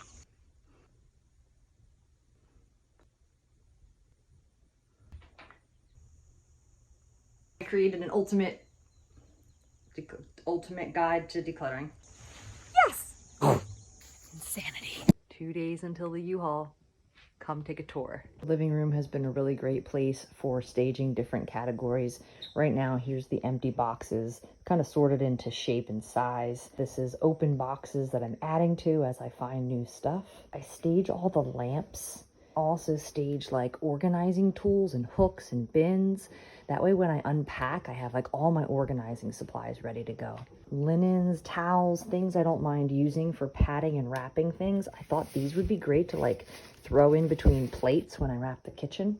I'm using my puzzle table as like a packing station.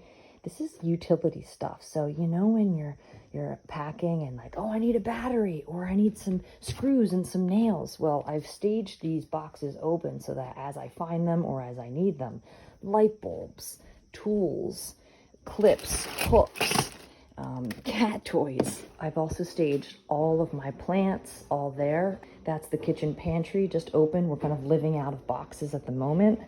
Kitchen's going to get packed up on the very last day because we're thriving and living off of the kitchen. That's kitchen that's packed up. We're also adding to those boxes. Just staging the frames by size. I'm going to pack those probably today. Guest room is staged for the moving truck. This helps get us a good visual for what's going to fit. I don't know where to put these. I'm moving and I don't know what box to pack them in. Let's try out my cousin's, coworkers, and family method. What would be a coaster's immediate family? Other coasters. These are all the coasters I have, so I do not have any other family to pack them with. Do they have any cousins? Cousins would be an offshoot of your immediate family. What is its function? It absorbs moisture from a cup. Well, paper towels do that. Not really gonna pack them with paper towels. Rags and cloths, that really doesn't make sense to me. Let's try coworkers. What they work with or where they work. Well, we're packing, so they're not gonna be sitting out. They're gonna get packed up with cups and glasses. Coworkers. Stage them right there to pack up. If you wanna learn more about my cousins and coworkers method, you can see the description for more details. Should I keep my old goalkeeper jersey? Be right back. Let me go get my purging questions. Okay, these are 50 of the top purging questions. Let's take a look. When is the last time I used it? 10 years ago when I got kicked in the face and I broke my nose. Does this item only serve as a memory or a sentimental attachment? Yeah. Is there someone else who would value it more than me? Yes. I'm ready to donate it now. You can purchase this 23-page guide in my Gumroad Shop. See the description for more details. It's so easy to be organized. I don't know what the problem is for everybody. Bakeware and my pots. Because I have so much space, I've never had this much space before. It's a lot easier to be organized when you have the space and less stuff, of course. When you see somebody who's all organized, it's usually because they have a ton of space. Most homes and apartments have like one cabinet to squeeze all your pots and pans and bakeware into. So it's no wonder that we're all struggling to make it organized. Look, there's nothing even, I don't have to cram anything other than a kitty behind my pots. Boxes from that move that you still have not unpacked. But I just moved a week ago. If you're moving, this video is part 0 of my unpacking moving tip series. Why? Because I was filming a moving tip series and it was going so well, and then I moved. And then I realized, oh, I have to survive in a new home with a brand new layout, with no systems, no habits, no routines set up in place, and try to live my life and work and film content? Didn't work out so well. So I'm settling in and I hope to be filming some shorts and some unpacking moving tips for you soon, or at least I can tell you how it went and give you some tips. I did film an unpacking kitchen video, which I still have to edit, but that is a long form video coming to a YouTube channel near you. Should I sell this? That's a question a lot of us ask, and you guys have been asking me to make a video about it. What's your price point? What's worth your time to post on Facebook Marketplace or Craigslist or wherever you post it? Pick the price. Take the photos, write the description, go back and forth with the people, screen for your safety, hope that they come through. Now, if you're used to doing that, depending on where you live, if you have a system, you can make a little bit of side cash. That can be a side hustle for a lot of people. Respect. For me, I would say my price point is probably like $100 or more, but I don't acquire a lot of stuff. I don't buy a lot of stuff like that. So if I do acquire something, I probably got it for free and it's no money lost for me. I just moved, as you may have been following, and I have these really nice wool rugs that I've taken really good care of. It's hard to get rid of rugs, and the trash company wants to charge me like 20, 40 bucks for all these large items. So I've got a really nice clean memory foam mattress, and I've got some things I want to sell. So I am taking the time to post them on Facebook Marketplace, but man, it takes time. I think you have to decide, is it worth my time? Sometimes just letting it go can feel priceless, but I can't just let these go because I have to pay to get rid of them. So might as well give them away for free or try to sell them. You can find my digital product 50 Purging Questions to help you make more decisions just like this. See the description. Oh, are we interested in Mom's sushi? What's gonna happen? It's a chicken picnic. No, I wouldn't taste the wasabi. No, I wouldn't taste the yum yum sauce. That's my yum yum sauce. What? Did you like the yum yum sauce? Okay, listen. Okay. Listen. No. There's my yum yum sauce. Bless you.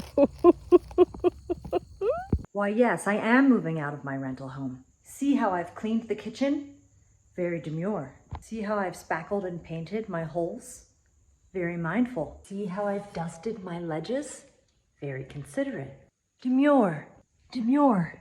Demure. As a professional organizer, one of the questions I ask, if somebody wants to get rid of something, I always say, is there something else that can serve the same function? It may not be exactly the same, but you could still get by. So I'm moving out of my home, I don't have a knife, and I have this beet that I need to cut in half for my chickens. I've got a rock.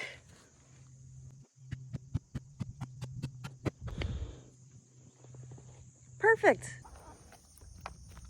Unless the item is really unique and there is no way to replace it, usually you can get by with what you have, even if it takes you back to the Stone Age. If you need help decluttering, I just recently launched a product called 50 Purging Questions, the top questions to ask yourself when making decisions. See the description for details. Hi, I'm a professional organizer, and look at the junk in my garage. Cubbies, bookshelves, little tables, little drawers.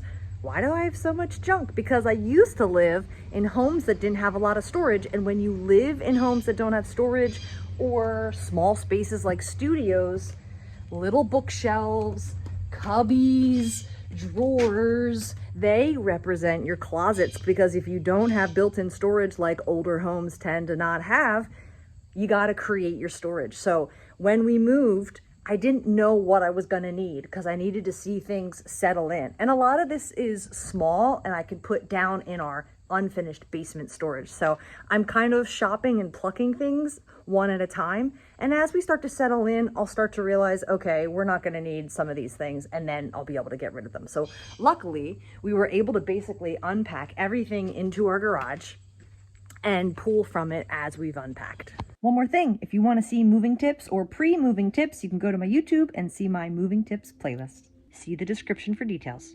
How much did it cost for me to move from a 4-bedroom rental home into a 2-bedroom with a 30-day notice as a professional organizer since 2009? You want to guess? Guess in the comments? Ready? $84 for one 26-foot U-Haul truck. We did just move 15 minutes away, so it was local. Did not spend any money on supplies, collected boxes from stores, friends, family. I do already have some supplies on hand as I am a professional organizer, packing tape, painter's tape, moving stickers, trash bags. I use a lot of clear trash bags, as you'll see in my moving tips playlist on my YouTube. So $84. That, of course, does not include the house expenses like transfer of utilities and deposits and all that. Thousands. But I think we did pretty great. We worked our butts off. We got a 30-day notice. We didn't have a lot of time. We got rid of a ton of stuff. We downsized so much. I'm so motivated to keep downsizing and getting rid of more things. Woo! Hi there. Okay.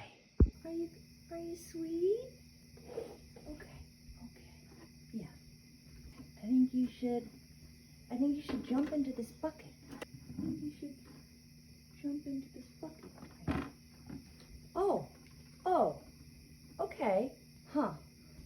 Come here, baby. Okay, I'm not gonna hurt you. You are a flying squirrel.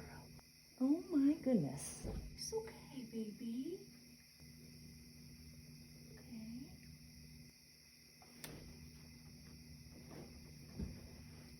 Woo! Okay. Oh, okay.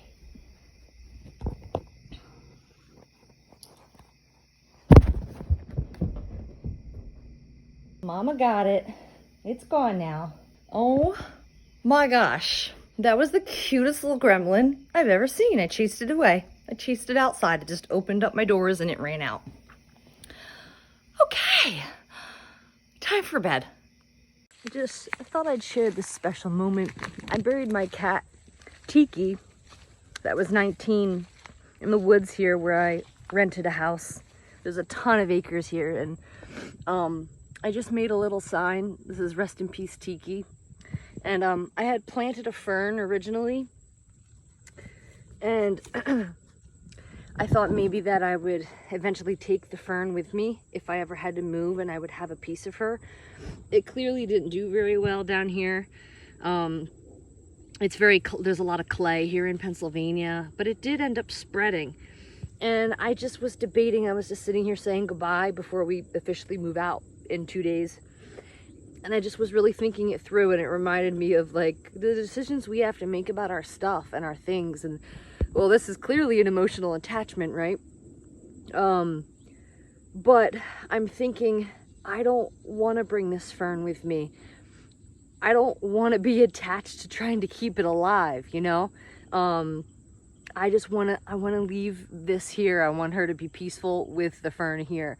I had Laps of Love come and they gave me a little paw print, and I have that paw print and I have the memories, and I just want to move forward. And if this ever becomes a development, hopefully she'll be way into the earth by then. If I got poop on this, would I take the time to clean it off, or would I throw it away? That's one of the questions that I included in my decluttering guide, 50 Purging Questions. It's 23 pages.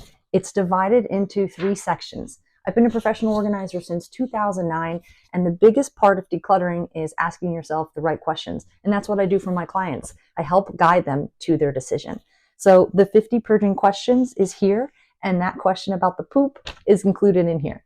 The first section is all 50 questions at a glance, divided into categories. Those categories are then broken down into detail by feelings, usefulness, when other people are involved, what if scenarios, replaceability, and close. Then the rest of the document, the last section, number 3, is examples of each question along with a story and a relatable storyline about how somebody used that question in order to make a decision about an item in their life. It took me about 30 hours to put this together. If you want to purchase it, see the description for details. Happy organizing. Ready? 1, 2, 3.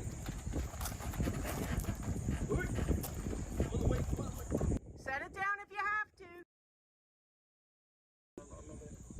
Put it down? Nope. No, don't put it down. Okay. We're doing it Julio's way today. That was a lot easier. Woohoo! Smile, Kristen. What did she do? I didn't do anything.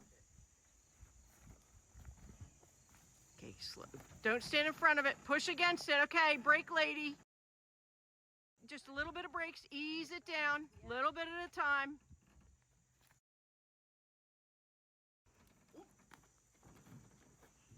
That's it. Nice and slow. Push against. Nice and slow. That's it. Nice and slow. Beautiful. Touchdown.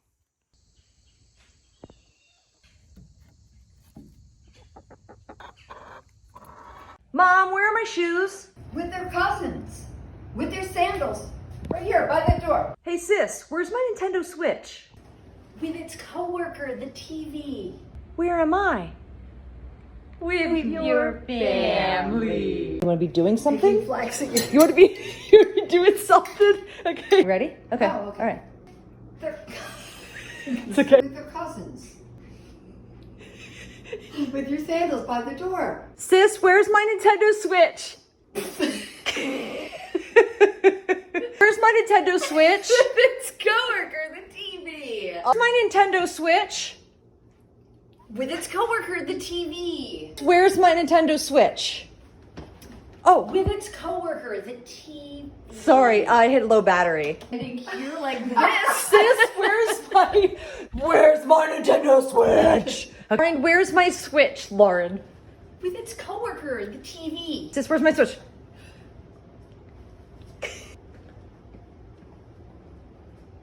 Oh, sorry. Family. Should I keep this Marlins jersey that I got for free at the game last week in Miami? Even though I'm a Phillies fan, I'm packing to go home back to Pennsylvania, and I'm like, oh, but it's cute. And deep down inside, I know I'm not gonna wear it.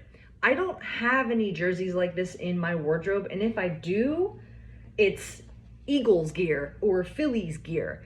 And I thought to myself, I'm gonna bring this home, it's gonna sit in my closet, and if I end up donating, which is like 99.9% likely, why wouldn't I donate it here in Florida, where a Marlins fan would be thrilled? That makes me feel so much better than thinking I'm gonna wear it, sitting in my closet, and just delaying the decision. Because let's face it, clutter is delayed decisions. I am a professional organizer, and it's been 30 days since I had to suddenly move into a new rental home. Am I unpacked all the way? Let's find out. I love our living room. We are on in a one-story house, and I love it. It's so much easier to manage a one-story house.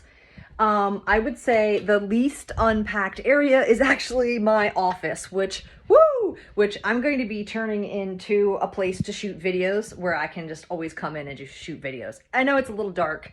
I took the light bulbs out of that because if you're neurospicy and sensitive to light, you never use a big light. You always use the cozy lights.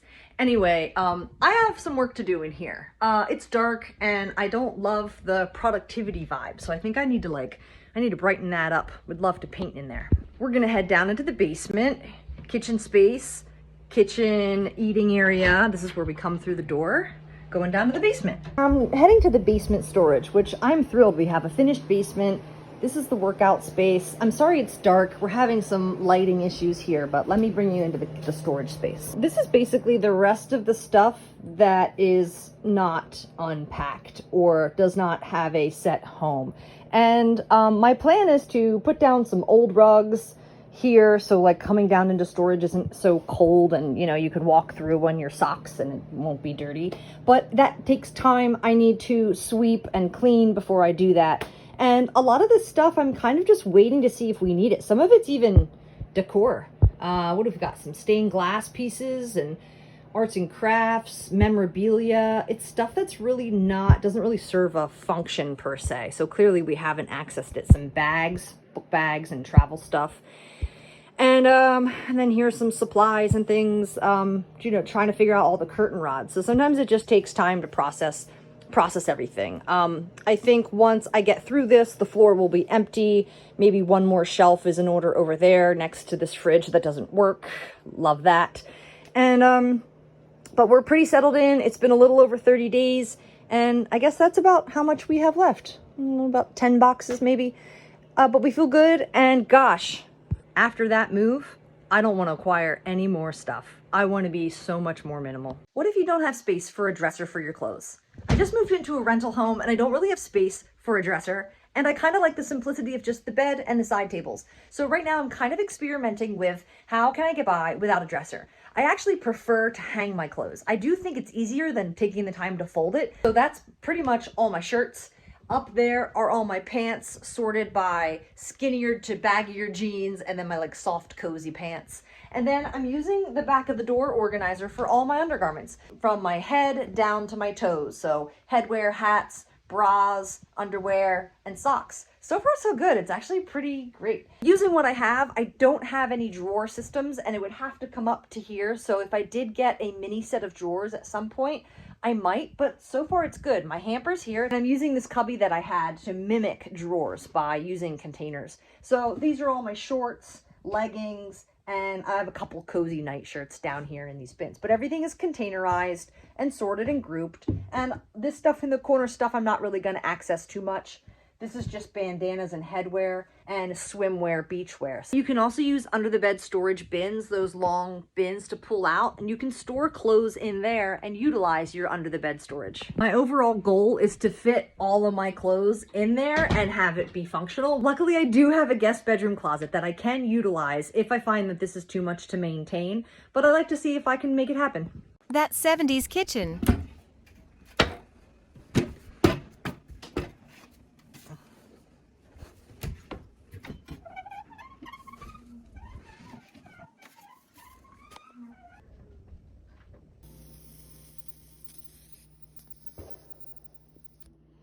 I got this rechargeable electric lighter for my birthday from my sister. She had one in Florida and I thought it was really cool.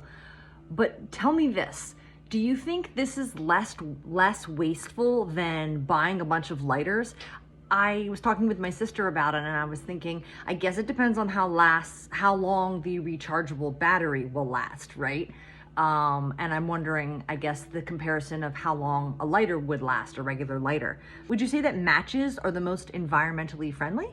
I guess what I loved about this is this can replace matches and lighters for however long this will last. And I light candles and incense every single day. So this keeps me from having to buy also those big long wand lighters as well. And I just thought this was a little bit more minimalistic, but wasteful? I'm just curious, share your thoughts. Are you team lighter, matches, or electric lighter? How can we make holiday decorations more minimal and streamlined? I just don't want to maintain and store all these bins of decorations. Now, if you love decorating and that's your thing, and you have the space, do you? But right now I'm struggling because I have this desire to want to decorate, but not acquire that stuff. My resolution is multi-use decorations and consumable decorations. Multi-use example would be maybe a set of string lights, like LEDs that change colors pending on the holiday: red for Christmas, orange for Halloween, green for St. Patrick's Day. And then consumable products would be like scented soaps, candles, flowers. Right now we've got pumpkins and gourds for Halloween. What are some ways that you streamline and keep your holiday decorations at a minimum? I don't want to hang this in my office. I think I'll just put it in the basement. I don't really fit these shorts anymore. I think I'll just put these in the basement. I think this is broken, but I don't feel like figuring it out, so I'm just gonna put it in the basement. And all that stuff just went to the basement to die because clutter is delayed decisions. In about a year or so, I'll go down to the basement and I'll have to deal with all those delayed decisions. I encourage you, if you can, to try practicing making decisions. I don't feel like figuring this out, but what's the next step? I could ask my friend, I could try it one more time, or I could recycle it at Staples, because Staples recycles electronics. If I don't like these shorts now, I'll probably never like these shorts. I could donate them, or I could throw them away if they're ripped or broken. And maybe if I took a moment to search my feelings, this was my childhood frame growing up. It's pretty nicked and beaten, and when I look at it, I just don't feel the same that I used to. I prefer other art like the trees behind me. And if you're thinking to yourself, I have no idea how to make those decisions or what questions to ask myself, I came up with 50 purging questions to help you make those hard decisions. And over time, you'll get better and better. For details on how to purchase this, you can see the description. This pile may work into there, but it has to fit the criteria. So like if I look at this like closer, like this, these are tree branches, so like that could. Yeah. I'm pretty sure that's a tree branch, but these, we don't know where these go. So, all the little demons are here. And what are all these piles? Look, here's little demons. Look at them all. Yeah, explain your... Yeah, well, shades of blue for the sky, mostly sky, and these are tree branches in different shades areas. We don't really know what these are. This is probably mostly building. This is roofing and siding. Are we enjoying it? Yes. It's moving day. This is a 26-foot truck. Loading and unloading 8 hours dwindled into a 3-minute video. I'm not a professional, but I do know a little bit about loading. We started with the largest items, the mattresses, the sofa, the bigger furniture.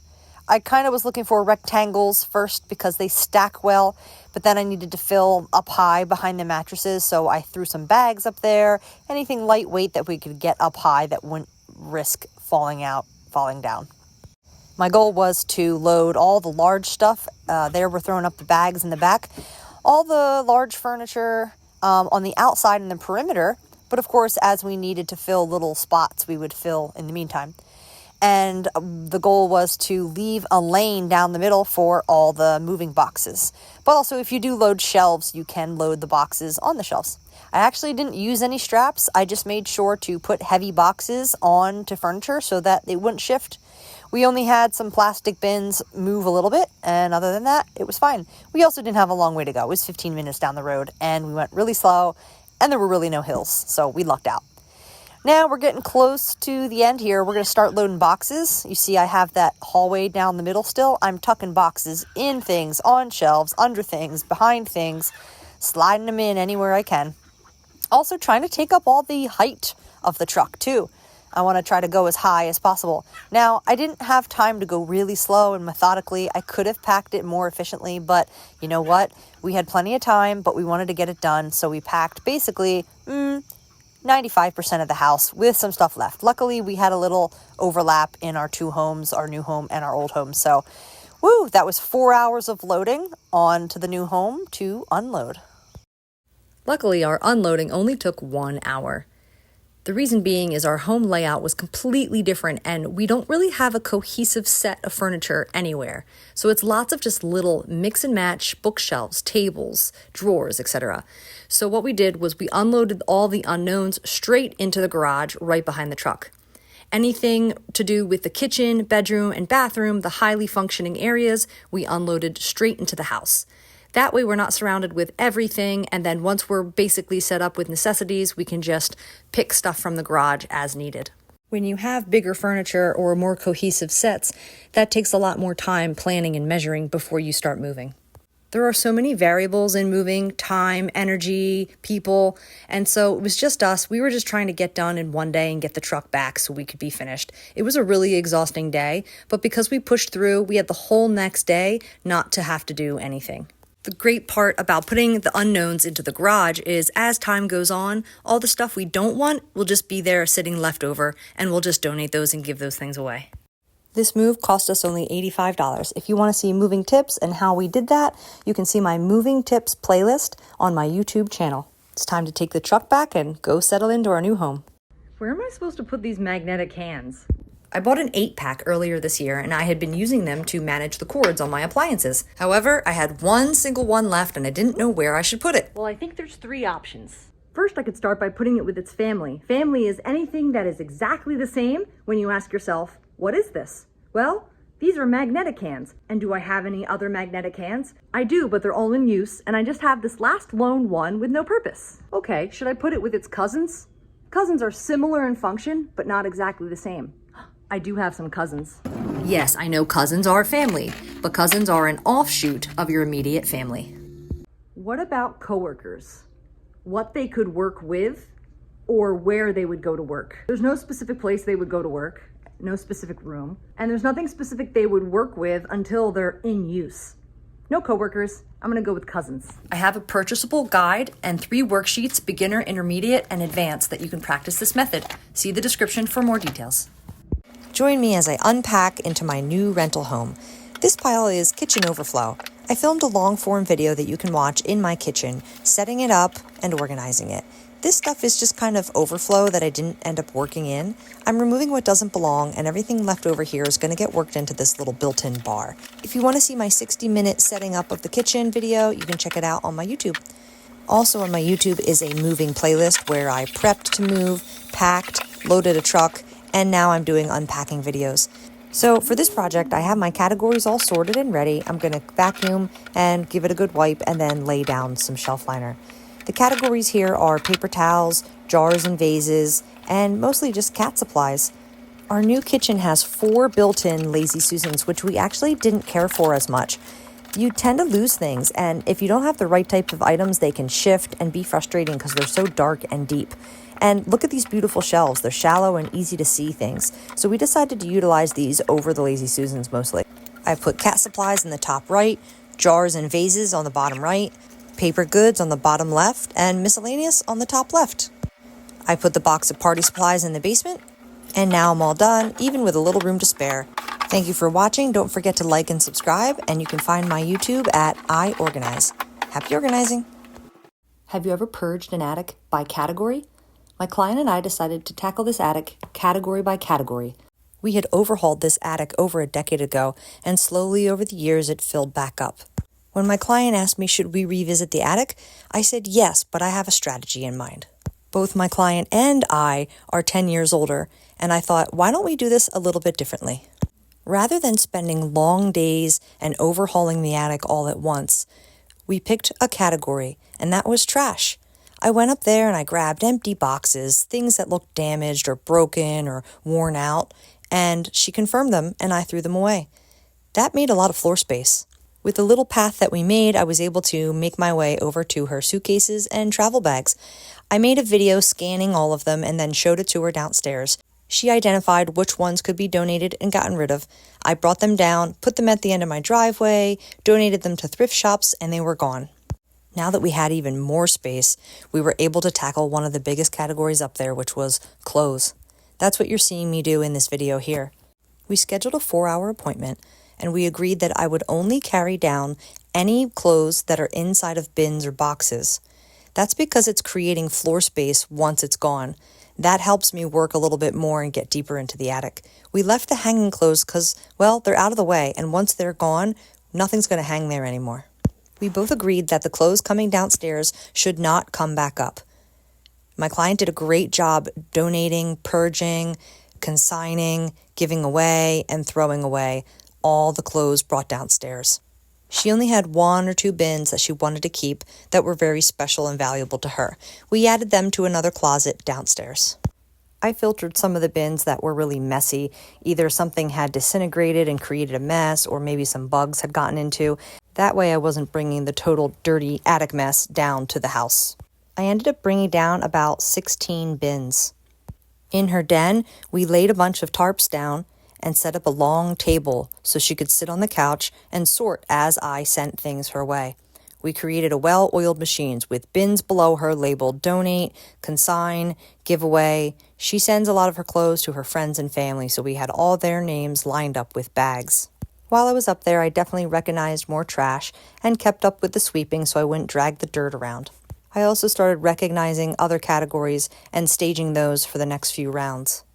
Between the trash, suitcases, and clothes, this took about 6 hours, and at the end of this video, you'll see the before and afters. Some of the next few categories that we will work on will be old electronics, memorabilia, old bedding, picture frames, artwork, and empty organizing containers. Sometimes it's just so easy to say, just put it up in the attic. And whenever my client would say that, I would always try to challenge her and say, you sure you want to revisit this 10 years later? I've been a professional organizer since 2009, and I've seen a lot of attics and basements. Whenever I'm asked for an estimate, I usually have a general response, and that's 12 to 24 hours for any attic, basement, garage. Please enjoy these before and after photos. Thanks for watching. Please like and follow, and happy organizing.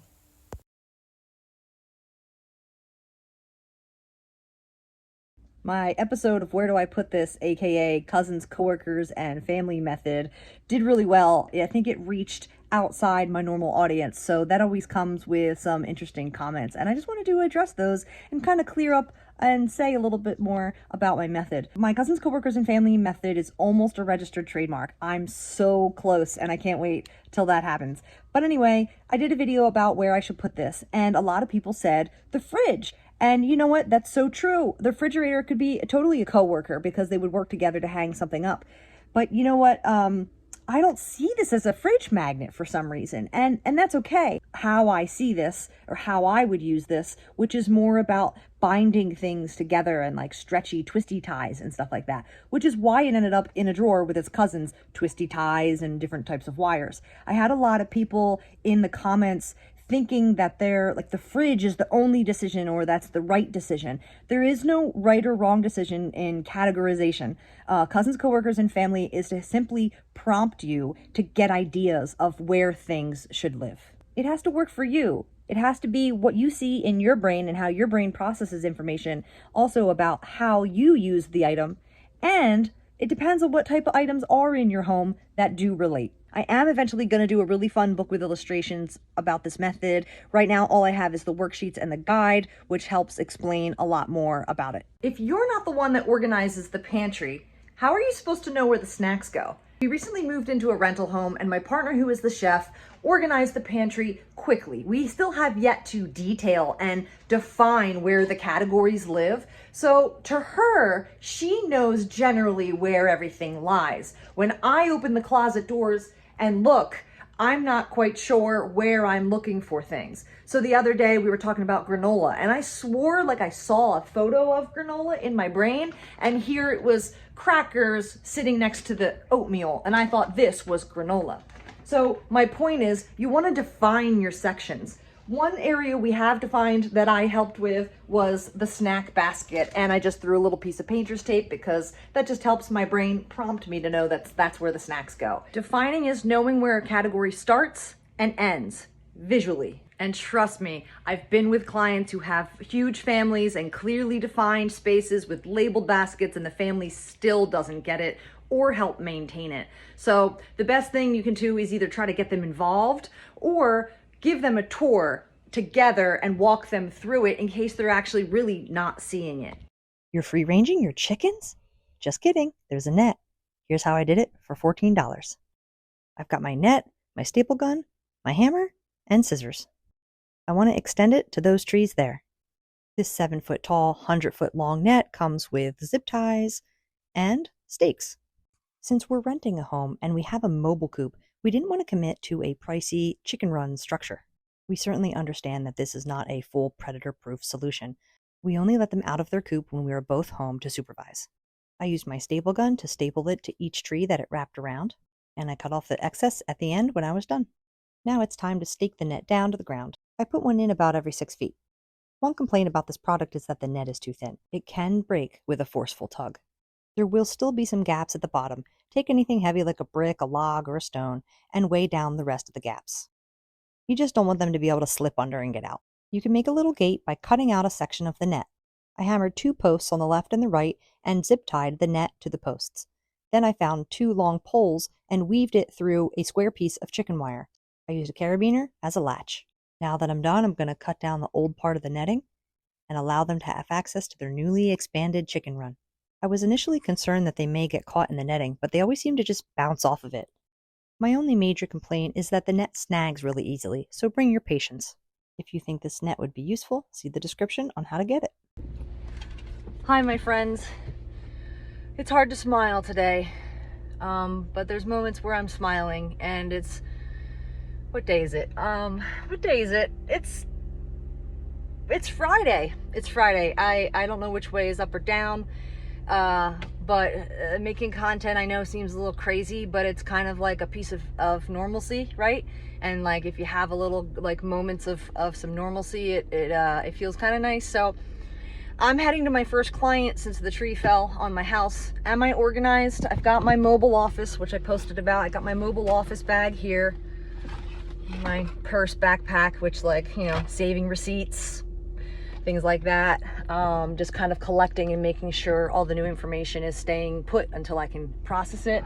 And I don't have all my organizing tools, which I usually have bins and trash bags, but I've got my toolbox, my organizing toolbox, and that's got the gist of what I'll need to serve my client today. And we'll do a little organizing, and it'll be nice to just kind of pause, time out, and step out from what's happening in my life and just be in someone else's life for a few hours. Thank you so much for your love and all your support and your generosity in these last few days. I'll keep you guys posted. Mwah! Happy organizing.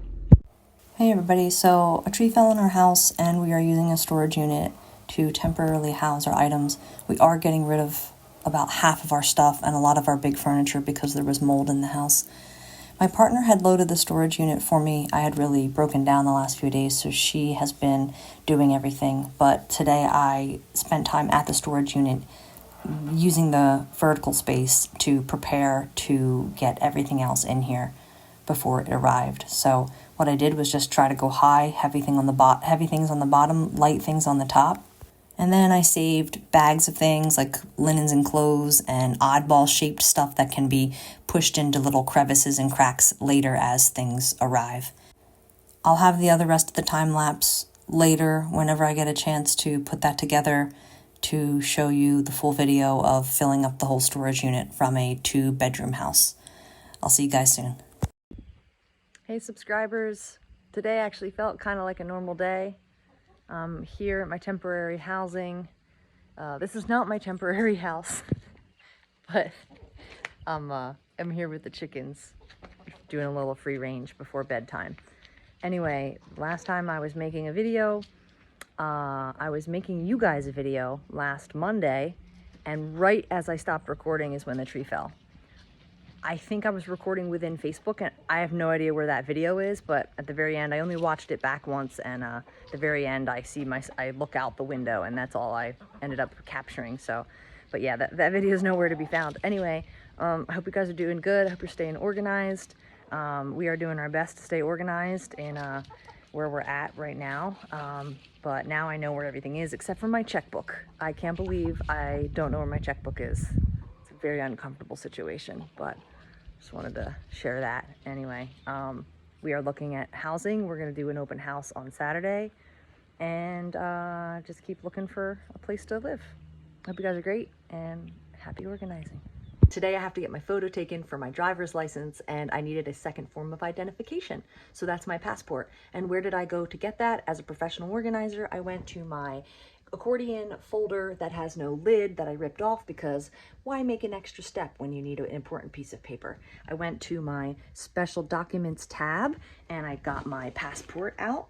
And then some of the other things I have in here are my blood type, social security card, birth certificate, voter registration, passport, and my CPR certification, which I think is expired at this point. So if you don't have all your special documents in one area, I highly recommend it, and maybe consider a fireproof box. I just left the DMV. I got my new license.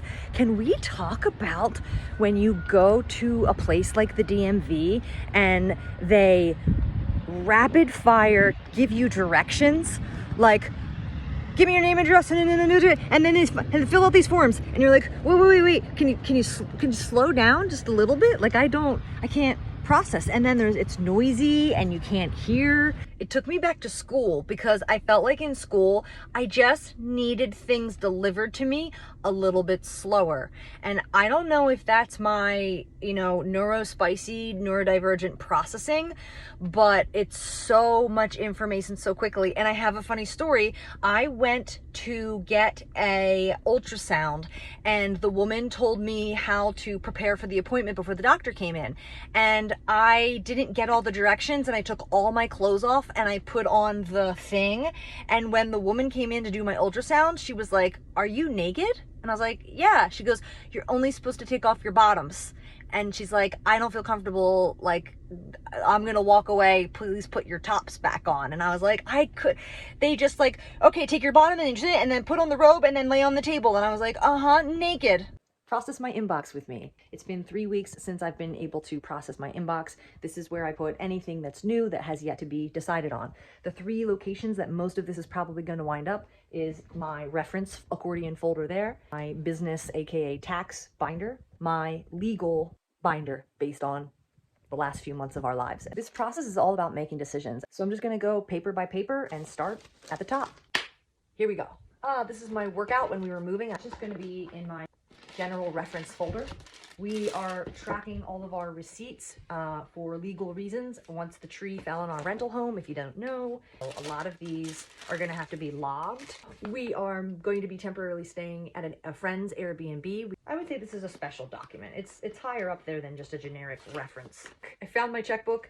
This should go with its cousins, credit cards, and payment sources. Receipts, and driver's license. I like to keep these. I'm sentimental. I have a memorabilia spot in the back here. I have a small envelope in my special documents that is blood type, social security card, birth certificate, voter registration, passport, CPR certification. I'm not purging today. That's not the goal of today. Get distracted and start going through this. Financial printout, trying to be approved for a rental home. This is just reference information, or it could be finances. Where would I look for this? I think just reference. So that's it. I'm now empty, but this drawer. Hello to all my organizing friends in the world. I've missed you. Thank you so much for all your support and love these last few weeks.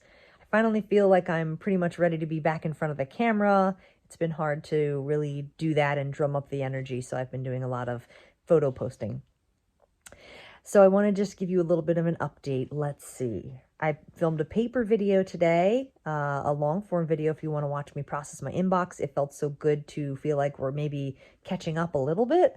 And we are going to be moving into our temporary home for 4 months. In the next few weeks, we'll be moving into an Airbnb. Today we officially signed a lease with a former schoolmate of mine, and we worked out a deal. So we will have a place to stay through the holidays and through the winter while we go through the legal proceedings with this last slumlord. We have yet to receive any type of security deposit, compensation, back rent, empathy, even. That dead tree fell in the house. So it's been really, really interesting. And so we'll be doing some legal proceedings where we're working on that now. And then we will be able to look for a more permanent rental home through these next few months.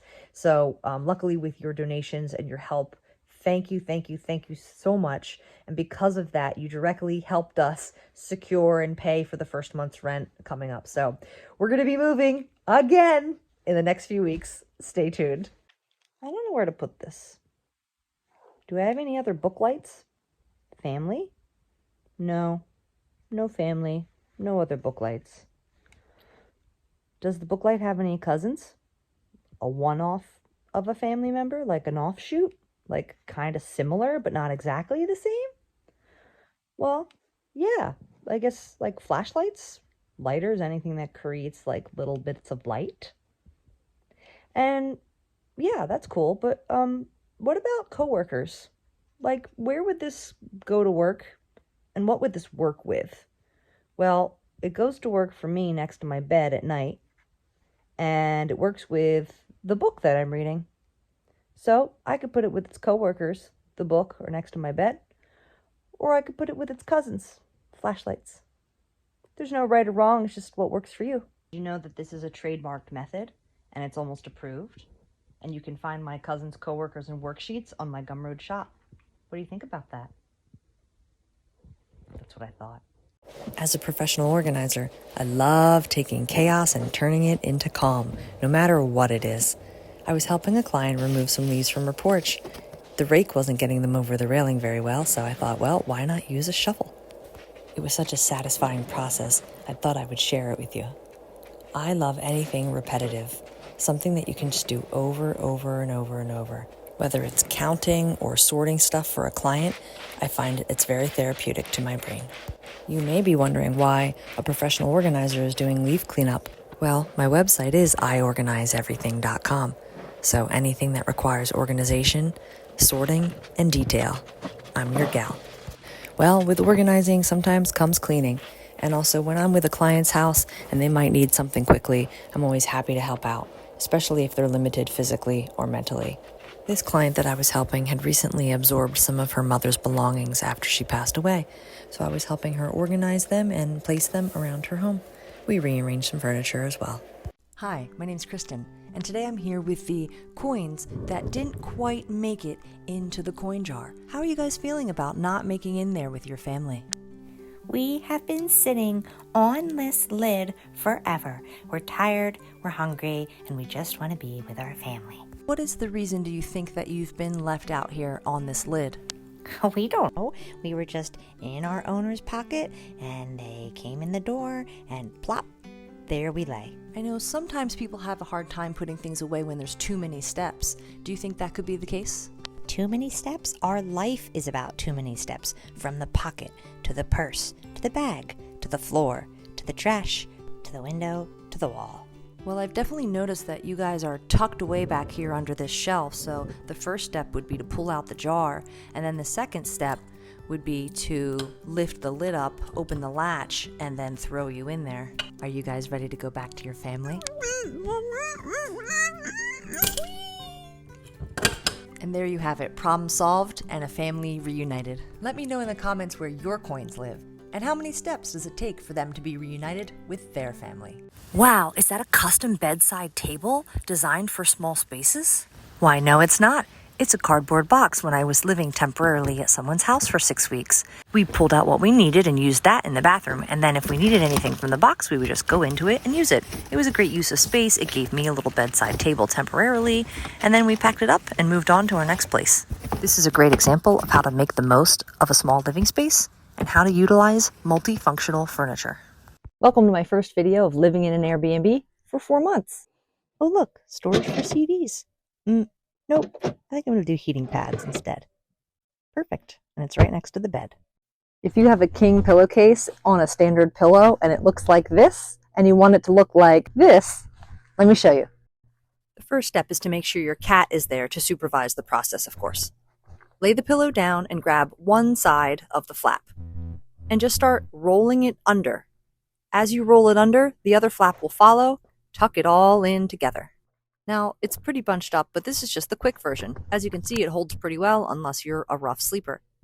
As you can see, it's pretty bunched up, so I'm going to tuck it in all the way and stretch and pull it to make it nice and smooth as possible. And now that you've learned this, you can impress all of your friends. This is the frozen room. Every Christmas, I help my client organize and transform her house into a Christmas wonderland. This room is pretty much decorated the same, with maybe a few additions each year. It's called the Frozen Room because it's snowflakes, silver, and blue accents. All of these decorations are in the basement in large bins labeled Frozen Room. We have extra large tubs that we pluck the pillows and lighted trees from, and then we carry up the medium bins with the smaller decorations. We also remove the everyday deco and add those to the bins. For when we put the decorations away, we pull the everyday pillows back out. It takes us a total of 6 hours to decorate her whole house. Every year we try to be more efficient and more organized. My client has an amazing eye for design, and I do not take any credit for that. Well, I gotta go now. Heading over to the bear room and the nutcrackers. Merry Christmas.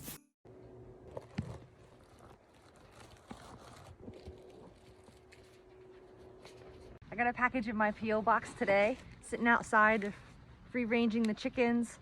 I just got home from working with a client today. I helped her finish kind of tying up the loose ends with decoration for Christmas, little party prep, house management, lots of different things. Here we go. Oh, chickens. Chickens are good. Oh my God. Whoa. Oh. Well, it's gonna be an early dinner. Dropped my knife. Where'd my knife go? No, where is it? There it is. Oh my goodness. Wow. This is so much chocolate. Oh my goodness. This is perfect for like a couple days worth for me. Okay, everybody's fine. We have 6 chickens. 1, 2, 3, 4, 5, 6 chickens. Oh my goodness. Let me see what we have here. So the flavors are on the bottom. A milk chocolate truffle, a white chocolate truffle, a dark chocolate truffle, fudge, a swirl, milk chocolate truffle, caramel, caramel, dark chocolate truffle, dulce de leche, dark chocolate truffle. Thank you so much. All of a sudden, everything is fine. Yeah.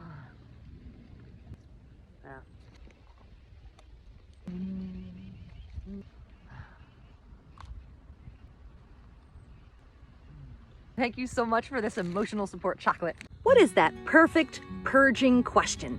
If I got poop on this, would I take the time to clean it off or would I throw it away? Is there someone that would value these more? Does this represent who I am now? When's the last time I used this? Are they easily replaceable if I got rid of them? Do I have the space for it? When you're going through this stuff in the house and you're holding items and you're thinking, should I keep these antlers that I found this summer? Should I keep my old goalkeeper jersey? Should I keep this whistle thermometer compass? What's the magical question we're all searching for? And if you're thinking to yourself, I have no idea how to make those decisions or what questions to ask myself, I came up with 50 purging questions to help you make those hard decisions. And over time, you'll get better and better. It's 23 pages. It's divided into 3 sections. For details on how to purchase this, you can see the description. Don't look at the comments yet. This is Wheel of Decluttering. We play every Wednesday and Sunday. You have until the wheel stops spinning to decide if you are in or not, but if you do choose to play and the wheel lands on something that you need to declutter, you only have until the end of the day to make at least a little bit of progress on it. Last chance to scroll. 3, 2, 1. It landed on free choice. Okay, so free choice means anything you want to declutter. I also find it really helpful if you let us know so that we can kind of look through and pick. But it can be something that's been bothering you forever. It can be something that is really easy for you today, really tough that you've been putting off. The first thing that you see, the first thing that you thought of when I said that, like just anything. Share what you decluttered. I always love hearing about it. What would I be doing today if I wasn't afraid? I would film this video even though I don't look the best, and I know in my head I could make it more polished. I would stop lying to myself that I'm going to read this whole stack of books soon. I would pick one book and put the rest away. Because all that stack does is make me feel overwhelmed, and then I never want to read. I would donate these skinny jeans because I wore them yesterday and I hated them, and it's the first time I've worn them in maybe 6 months to a year. And it wouldn't be the end of the world because I have 1 pair left of skinny jeans and I much prefer these anyway. So what would you do today if you weren't afraid?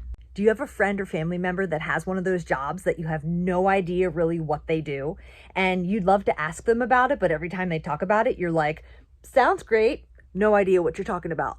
I have a really fun solution. So my sister's a computer programmer, and she really can't talk about what she does, and I have no idea what she's involved in on a day-to-day basis until recently. So I started taking little notes on my phone app when she talks about work, and I started writing down little phrases that she says. Here it is. So this morning, I sent her a random voice message that said, "Hey sis, I just wanted to tell you the other day I was really struggling because I was writing code for the interface and I decided that I really should like catch myself up to date on the Phoenix Elixir because I wanted to do a deploy and I just wasn't sure if that was going to work out. And I was just feeling really frustrated, but I'm really glad I figured it out." And I know that she loves that. And even though I still don't understand what the heck I'm talking about, I'm at least trying to make an effort, and we always have a good laugh about that. She does the same in return for football because I love football and she knows nothing about it. So she'll look up headlines on like what the latest news is in football and then just regurgitate and pretend like she knows exactly what's happening. And I always laugh. It never fails to make us laugh. A tree fell on my rental home. Not a Christmas tree, a big tree. And this bag kind of saved my life. And I want to tell you why. Side note, it didn't save me from a tree falling, it saved me after the tree when we had to move. This bag has always been my to and from the car bag. Something that's going to head out to my car, I throw it in. Something that's going to come in from the car at the end of the day, I throw it all in. And at the end of every day, at the beginning of every day, I either prep it or I unpack it. That's been my routine. This system was the only system that I had when the tree fell on our home and put us in temporary housing. In my formal rental home, I had little shelves and little physical areas where I had reminders set up on a daily basis. And because I no longer had those, this became everything. Because whatever was important went into this bag. This became my place for my purse and my desk and my working tools. It was like the Mary Poppins bag with the lamp. And now that we're in an Airbnb for the next 4 months, I've been able to set up those systems again and replicate them here. Let me show you. So when I come through the door, I brought in our shoe rack and our shoe tray, and I place my to and from the car bag there. And then I walk through the living room into the kitchen and the dining area to this little shelf where I have my inbox, pencils, commonly used supplies, and then office supplies and utility and some of my files and electronics. Things I use every single day. I just had a Swiffer wet jet experience. I've never used one before, and I'm a very practical, logical, use what you have type of gal. A bucket, a mop lasts you for years. Washcloth, you can clean any floor with all of those things. Now, the Swiffer wet jet, you have to buy the pads, the juice. Today I was cleaning the cat bowl area, and I needed a quick mop and to go get the bucket, get the mop, get the soap, fill it up, bring it out. It just sometimes is a lot of work and a lot of steps in my brain to just quick do a job. And usually I wait to mop until it's a bigger job and worth the effort and all the steps. This little puppy was just sitting in the corner because this came with the Airbnb. And it was so amazing to just go and grab it. And it was a really good experience. Side note, I had recently acquired a Dyson stick vac, and I vacuum way much more than I ever have because it's so lightweight and easy to grab. There's no cord, there's no lugging it around or pulling it out. It just makes things that much easier, and it's worth it to me. But I battle back and forth in moments like these because I just don't love the idea of having to buy those pads and buy that juice. But if it makes me clean more, for me, I think it comes down to two things. The first is, do I want to spend money on those pads and on that juice? Two, what part of the process do I want those extra steps?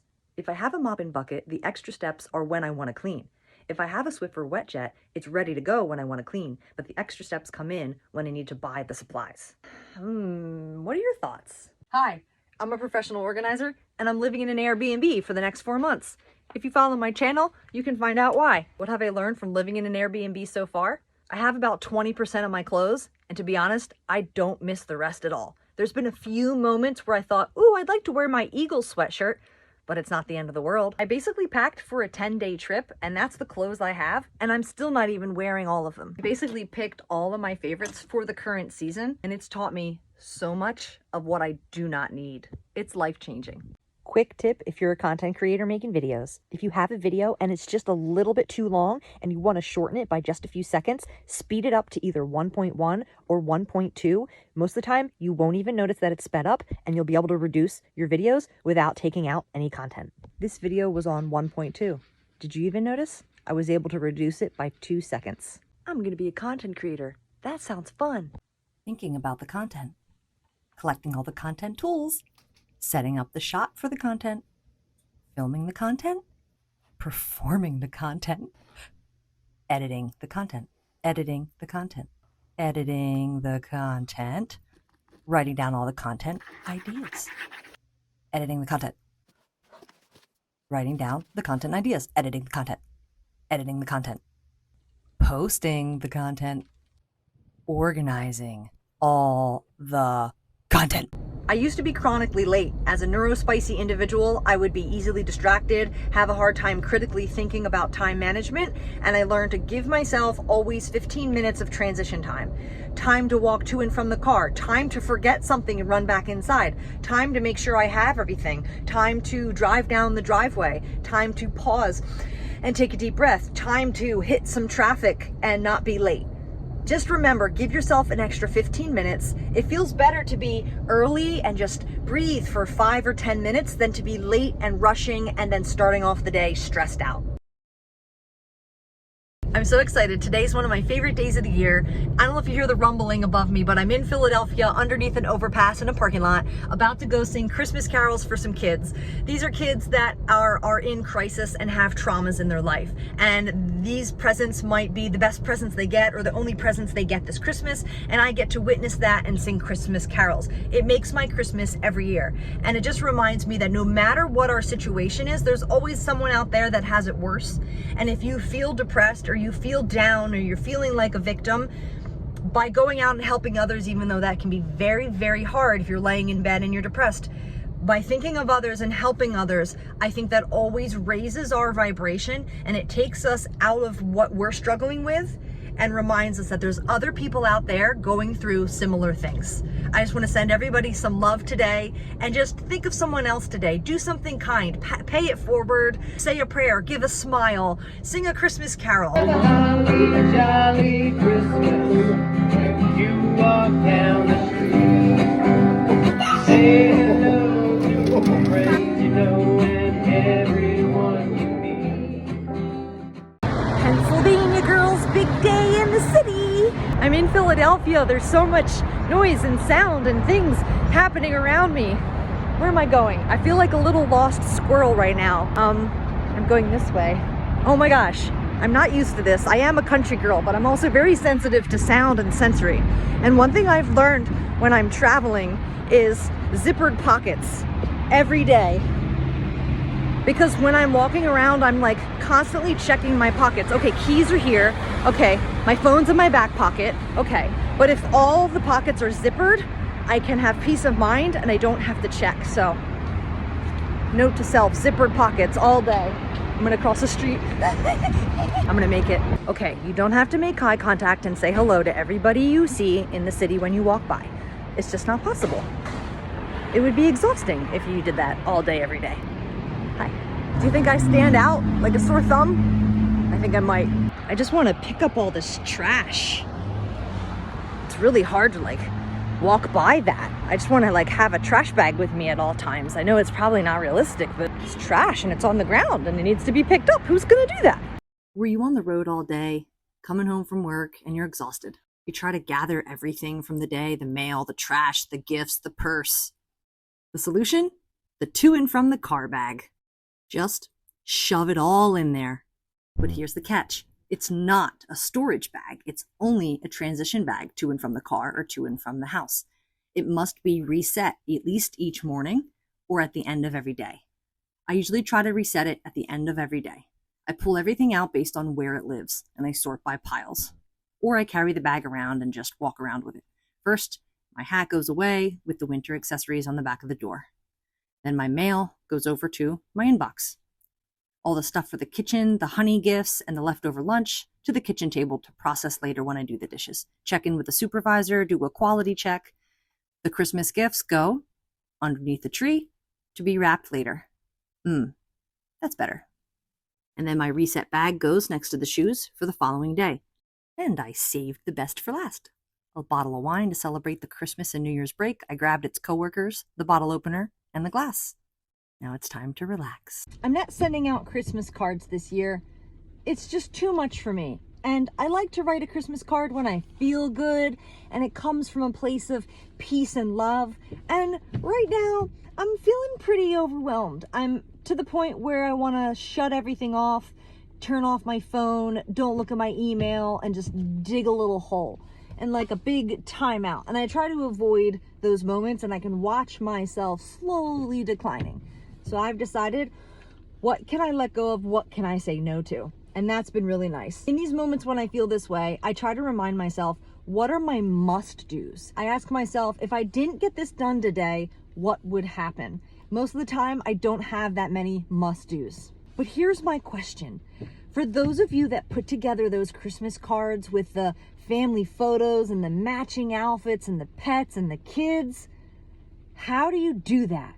I think about all the steps it takes just to get out a Christmas card, let alone plan to take photos for the Christmas cards. Props. What's your secret? What are your tips? Guess what? I moved! Hi, I'm a professional organizer. Come organize my basement with me. Oh, never mind. And I'm moving. It's unexpected, it's sudden, it's moving day. Woo, that was 4 hours of loading on to the new home to unload. Morning and welcome to That 70s Kitchen. We've definitely leveled up. This is a solid house and it's gonna cause a lot less stress.